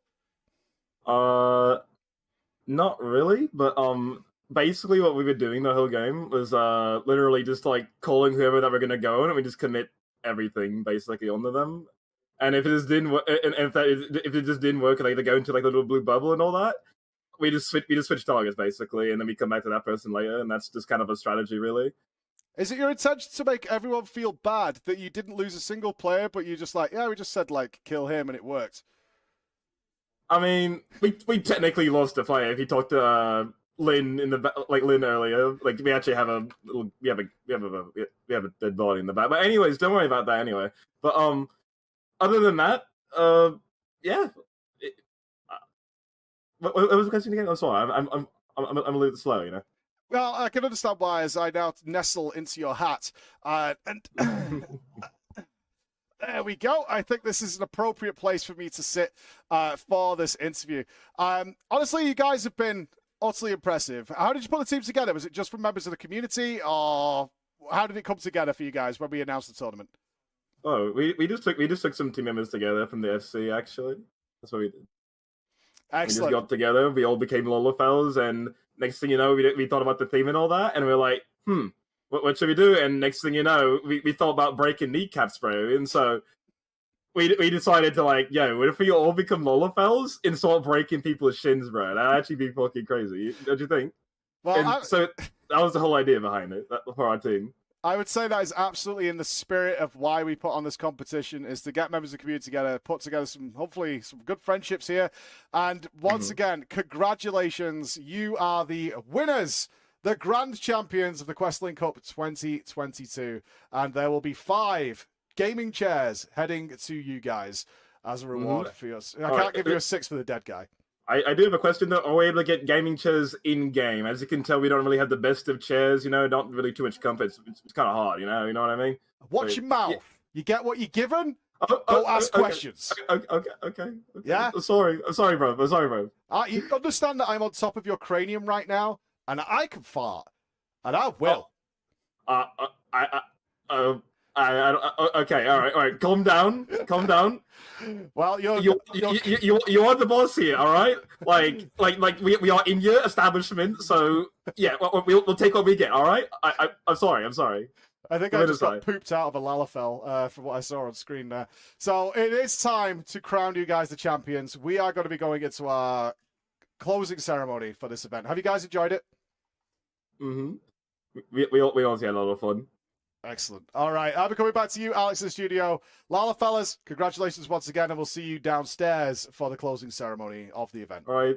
Thank you, Preach. And there we go. Mike putting his foot down and finally teaching those Lala fellas that, you know, he's in charge, but only when he's sitting on their heads. Strange situation that we live in. It's all fun and games until they actually question my authority. And then I can't stand it. I'll big you up a lot on the mic, but watch your mouth. In all fairness, Like, it does look like they need new chairs. It does look like they need new chairs. Chairs are pretty Well, fresh. they will be getting their chairs as we get ready for the closing and crowning ceremony of today's event. It has been a tremendous thing. It will be taking place in Ward 5 in Spriggan on the Chaos Data Center if you want to head on over. It should be pretty awesome to see how that goes. But goddamn, what a performance, what a bunch of players. Yeah, what a absolute nutty day. Like, the PvP, it's so fast-paced. It switches so quickly. And the fact that sometimes you can just have those prolonged things, like, surely it ends now. At any second, surely they're just going to die and this will be over. But nope, not if you're Quails of the Night. You're just going to be there all day and just constantly keeping it going. It's amazing. Really, really good fun. I mean, if we had an MVP or game of the session, I think for like entertainment purposes only, the games between the Quest of the Night and Hot Tub Esports were absolutely incredible. In terms of players, MVPs here, I mean, it's hard to pick out any of the Lala fellas as not being those players. We saw some wonderful play from Boris Pavlov with his early kiting. Saw Ross turn himself into some sort of like feeding frenzy as he was being butchered mercilessly, but still continued to hurl his burly chest at the enemy, which ultimately paid off for them. But the coordination of everybody, again, like I said earlier, the Quest of the Night, the way they managed to figure out how to do proper focus switching and make that work. When they got into the rhythm of it, God, it worked. And their sheer moxie of holding that line on that crystal. I just love it. It's just like, so what was your secret? We just killed people. Fair enough. A little bit, a little bit more complicated than that, I'm sure, but it did come across as like, well, what you do to win this tournament is you go kill Ross, kill Boris, kill Yusha, kill Kawa, kill Lindsay. You know, like, it's just the way it has to be to make that work. But I would say it was very effective for them. It was very effective. Mega effective. To the point where they even just used a bit of a weird comp at the end. No healer. I was kind of surprised that we didn't have like a 5 DPS comp. Or like I was really expecting that. Or a 5 tank comp. 90% of our games were 100%. We go 1 tank, 1 healer, 3 DPS. But then we saw at the end mix-up starting to happen. So again, I think for a first tournament, this has laid the groundwork for something that could be amazing. Yeah, I think it's really fun. Yeah, I think teams are going to learn a lot for it. But ladies and gentlemen, it is time for our closing ceremony and crown our first, second, and third victors of the Kwehstalline Cup 2022. Let's go down live now to the Quest Stadium, where it's all taking place. Oh, there we go. Of course, the traditional dancers on the table, as is tradition. I've got no music, though, unfortunately. They're dancing to the mysteries of the night. Yes. They They've all got earphones. Have you not heard them? Silent disco, silent raves. A little silent rave to try and get it ready. Are those lalas on the floor or statues? They are... I think they're statues. Yeah. So I'm going to come back to us while they sort the in-game audio out, because obviously we would like some music for our closing ceremony. Oh, yes. That would be very, very nice to have some music for them. And I'm going to be sad the day's over. Yeah. Oh, there we go. Oh, there they are. The dancers are preparing to crown our victors for today. That's so good. So, of course, getting themselves all danced up. No music just yet, but I think we'll be hearing that in just a moment. Oh, we look around. Oh, my God. There we go. The crowds have gathered at the closing ceremony in order to wish well the teams. Wow, there's a lot of people there. A lot of people there. That is a lot of people who have come down to the Quest Stadium for this year's tournament as we get ready. In third place, Hot Tub Esports. Hot Tub Esports are our third place. Oh, the sad music. Oh, no. It's supposed to be a momentous occasion as they take their podiums rightly. A round of applause. Hot Tub Esports have claimed that third place. There they are. Well deserved indeed. Riding home. Riding home indeed. In second place, ladies and gentlemen, coming ever so close to claiming that first place prize and went undefeated up into the grand final. Yep. Team Allegan, come on down and claim your prize. Of course, released from their tombs. released from their tombs after Yep. Graha's blood has leaked. Yep, and here they come. Massive, massive congratulations. Really, really good showing. So mega, mega claps. Well done. Well done, Team Allegan. But of course, how could we not mention our winners, our grand final winners, who have just absolutely annihilated this entire competition with no deaths at all on record. The Lala fellas. I don't know how they're going to get to the How are top. they going to get up there? Yeah, no, Is there a ladder behind there, or I'm more interested what? in this aspect, how they can climb up that high. I am unless they're going to drop from the ceiling. Oh.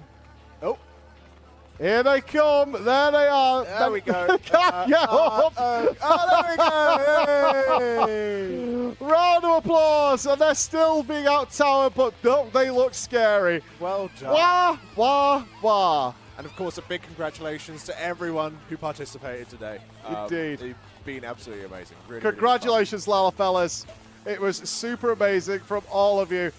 Absolutely incredible. And to all the teams who took part in today's. And Ross has disappeared. It's just flickering in and out of existence. Oh, I think there's so many people there, it's actually hard to load. Oh, do you think we're getting phasing? I believe it is. Oh, Yeah, there you go. That's your camera. There we go. There's too many people out there. My God. Can we go outside and join our fellow revelers? Ready, revels? Can we head outside and join our fellow revelers? Yay! Oh my God, there's so many people. Celebrate in all good times, my friends. Celebrate in all good times. I am utterly impressed with all of you. And from the PreachGaming team, this is not possible without you guys. At all. It is absolutely impossible without the joining in, doing the interviews, cutting promos, theming your characters, the adventure plates, the glamour plates, the making of the logos, which was all done by the teams themselves. A shout out to the Paws and Hawaii 5-0, two teams that could not be in the tournament today due to time restrictions. They put in all the effort but did not quite qualify to be in the top 8, but they were still there and ready to rock. So our other teams, the Ghostbusters, of course, the Grime Scene Investigators, all the teams that did get eliminated in the first round. And if you guys enjoyed this, we'll very much go for a double elimination format next time so that everybody gets 2 goes. It looks like Braggart is busy. He's drunk. Oh, bless. He's drunk. He's been cleaning all day. Cameraman, can we see us at the caster desk? Oh, yeah, there we are. From me and Alex at the caster desk. We have been sat here all day in order to do this. We thank you as well. On behalf of production, I will say, as we come to an end here, which Chris, our home team of Chris, our home team of Nups, who we flew over from Holland to be here, to Sam, who you will recognize from being one of the heads of production over at Echo Esports as well, who came down to actually show us how to make this thing work in the goddamn first place, and we could not have even had audio if it wasn't for him. And to, of course, our wonderful audience, Alex, celebrating in the garden, having a party here in Ward 5. You're all incredible. And we can't load everybody in. There's actually a lot of people here. And we can't, there's a huge amount of people here, and we can't load them in. I have heard on the grapevine that the silly, can we come back to the desk, please, production? That'd be great. I've heard on the grapevine that you loved these silly ads and things that we made for you in order to try and support this. So this is from me. Thank you to Alex, because you came up from London yesterday in order to take part in this of a silly idea that we had.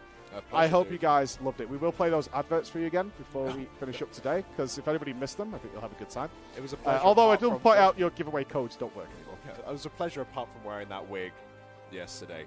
You did that 10 minutes after arriving here at the studio. Is like, okay, you need to go in there and film the old. Because I was lucky enough to film my stuff on Thursday.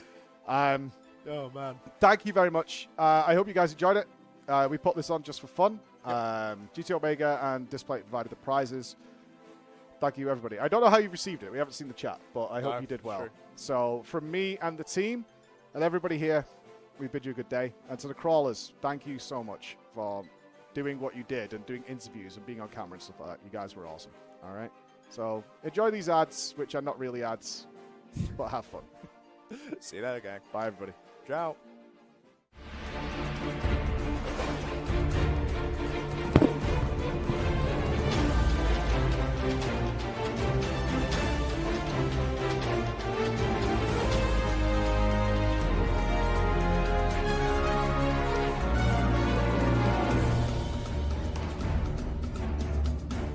tired of falling on your ass every time you want to use a PC? Me too, but I don't. You know why? The name? Rex Tyson. And I'm a world-renowned chiropractor and sexologist. I'm going to introduce you to GT Omega. GT Omega gets everybody pregnant all the time. I use GT Omega so I don't fall down. I can lie down, I can sit down, I can roll over, I can even crash into walls if I want to. I can do anything I want with GT Omega. Doesn't matter if you're poor, you can use a discount code provided by PreachGaming. Want to know how I got this swole? I have not one chair, 2 chairs, 3 chairs, 4 chairs, 5 chairs. I know what you're thinking. Hey, Rex, I can't be as swole as you and get me one of these chairs, but you can. Look at the chat right now because there's a giveaway code and you can win one for free. Not only that, even women can sit in these chairs. Well, that's all you're going to get from Rex Tyson today. I got to get back to winning the World Superbike Championship. So remember, next time you go to use a PC, sit in a chair.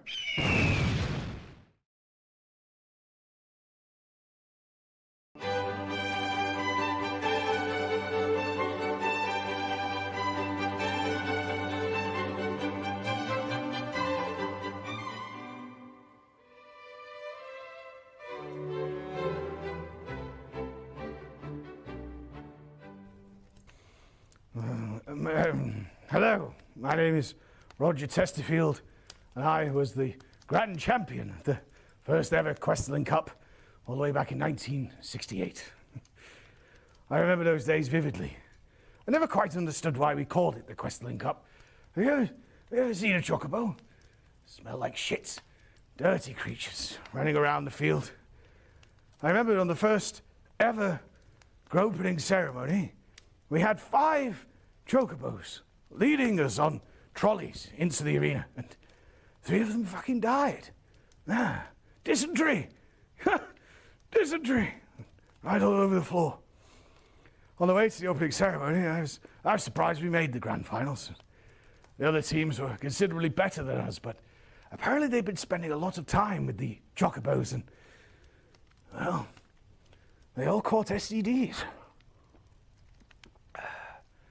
No relation, I'm sure. Of course, back in my day, we didn't have monks and dragoons and things running around. Bloody terrorists. They were coming later. I won the games when it was real men fighting real men, but I remember the grand finals when I claimed my victory, and the other 2 teams, Team Echo and Team Liquid, they were bloody shit.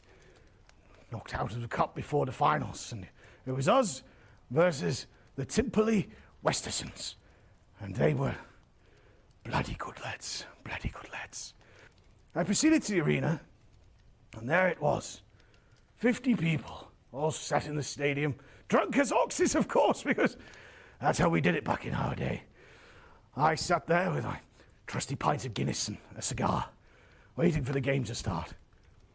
Games back then used to be much longer, of course, because none of us could bloody run.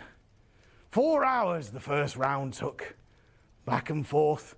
Crystal was broken, you know. He used to work on bloody wheels. Yes, rusty old wheels, screeching they were. Oh, by the by, the game proceeded forth. The grand finals was a best of 17. 3 days into the tournament, and I was starting to feel a bit bloody tired, so I decided to have a sleep in the middle of the game. Of course, I had a pint of Guinness while I was there. And this lady come up to me. Lulu was her name. Oh, yes. I remember her. You know what I mean? And I gazed upon that bounteous booty. Of course, I was so bloody drunk, my dick wouldn't work. And, well, there wasn't much action to be had that day, considering it was the grand finals.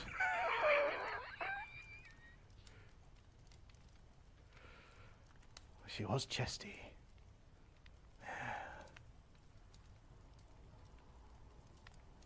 And then the game proceeded forth. I don't think anybody had scored by this point. Long bloody games we had. Hoping that the other team would just kind of give up. I was tired, you see. Not enough room for a drink during the game. And as they came across the battlefield, I remember it was that bloody map with the meteors that's exploding. Well, they were due to go off, and well, I was busy thinking about them dancers again. striking ladies. And the bloody meteor went off in my face, and I was taken out. Of course, back then we didn't have anything like tactics, so I would just keep running back in, you know, show willing for the sport, kill over and over again. Feeding, they called it, but I was bloody hungry. I didn't see any feeding going on. Anyway, by the end, we decided the game had been going on for far too long. 3 weeks! 3 weeks! The referee stopped the match, of course. He said we had to finish because there was no one else watching anymore. Everybody had gotten too drunk, gone home. So eventually we came to a gentleman's agreement that we'll call it a draw. And it was the first ever Kwehstalline conflict that ended in a draw. They asked me to go on to coach, but then those Lalafels showed up. You ever seen one of those things? Terrifying. They look at you from down there. Wah! Wah! Over and over again. Well, anyway, I vomited on one of them. And apparently the league didn't see kindly to that. And so, I was removed from my coaching position. It was them bloody lalas. But it worked out kind of well. I had to spend the rest of my days retelling my glory days and being provided with a free drink of Guinness by good fellas like yourself. So I wish all the teams a bloody good job, and well played. And one of you will win, I suppose. That's fine. Are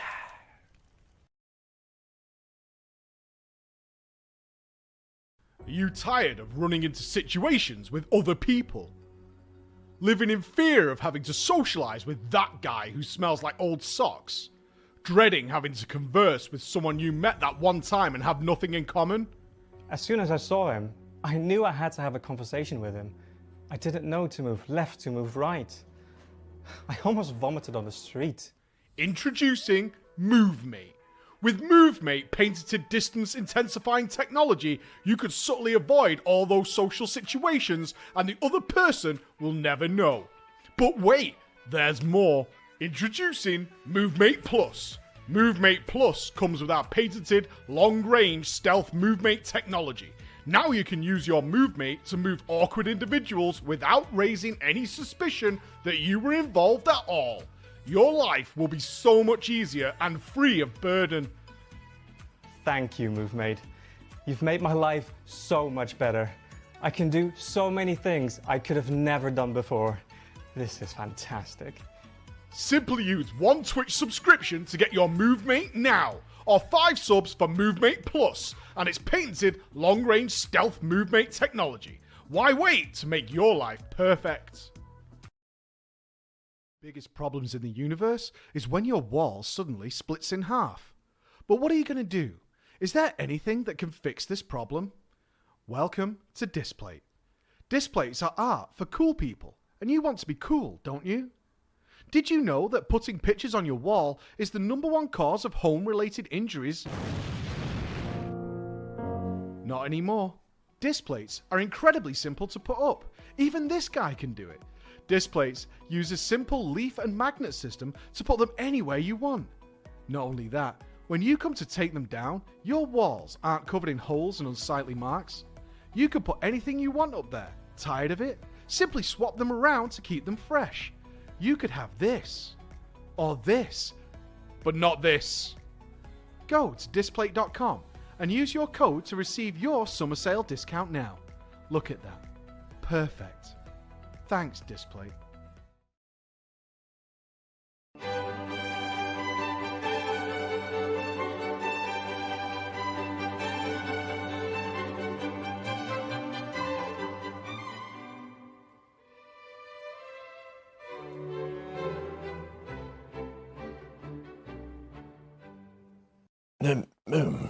I'm Gordon Livingston, and it is true, back in 1968 I did indeed face up against that other gentleman.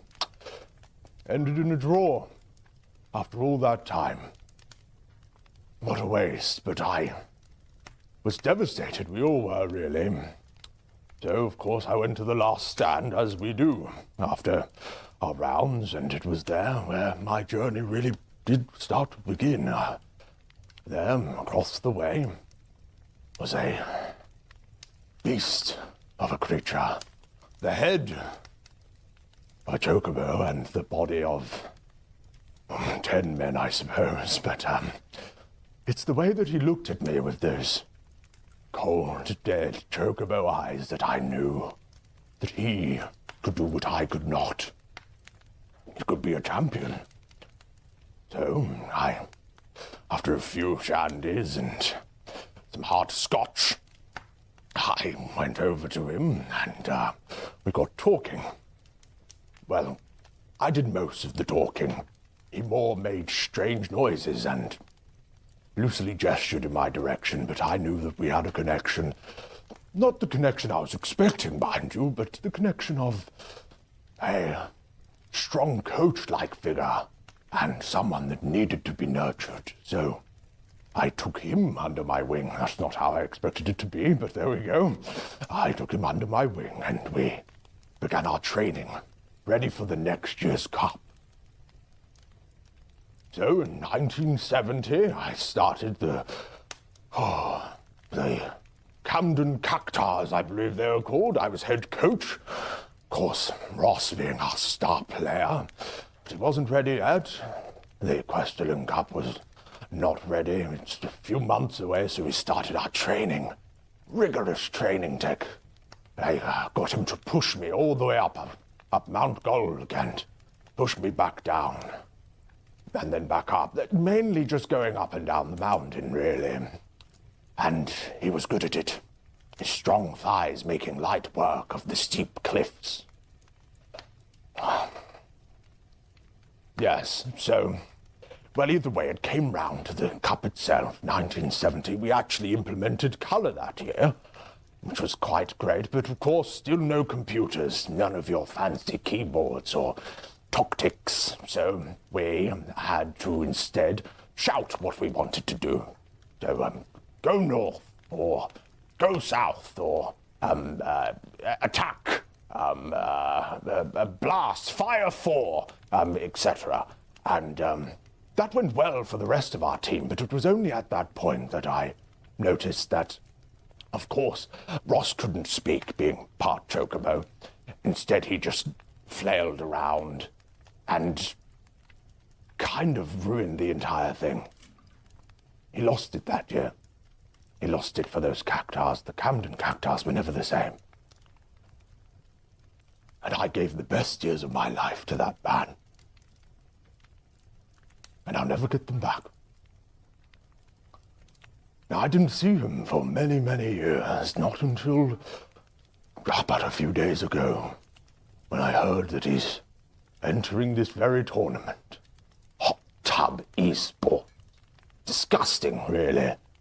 But nowadays, of course, you have keyboards and the ability to jump. Unbelievable. Makes it so easy. The sport will never be the same. And of course, I'm not even sure if it's the same Ross. Some say he has existed since time began. Some say he will be here long after we've all gone. Time will tell, I suppose. Time will tell.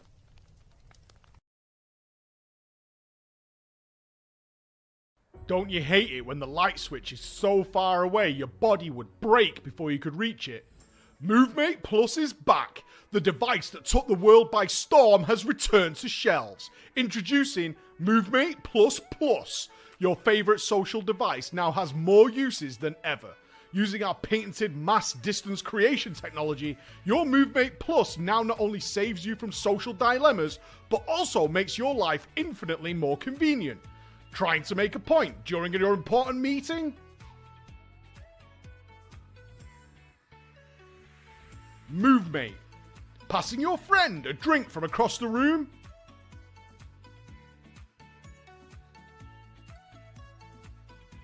MoveMate. Using two computers at once to assert dominance?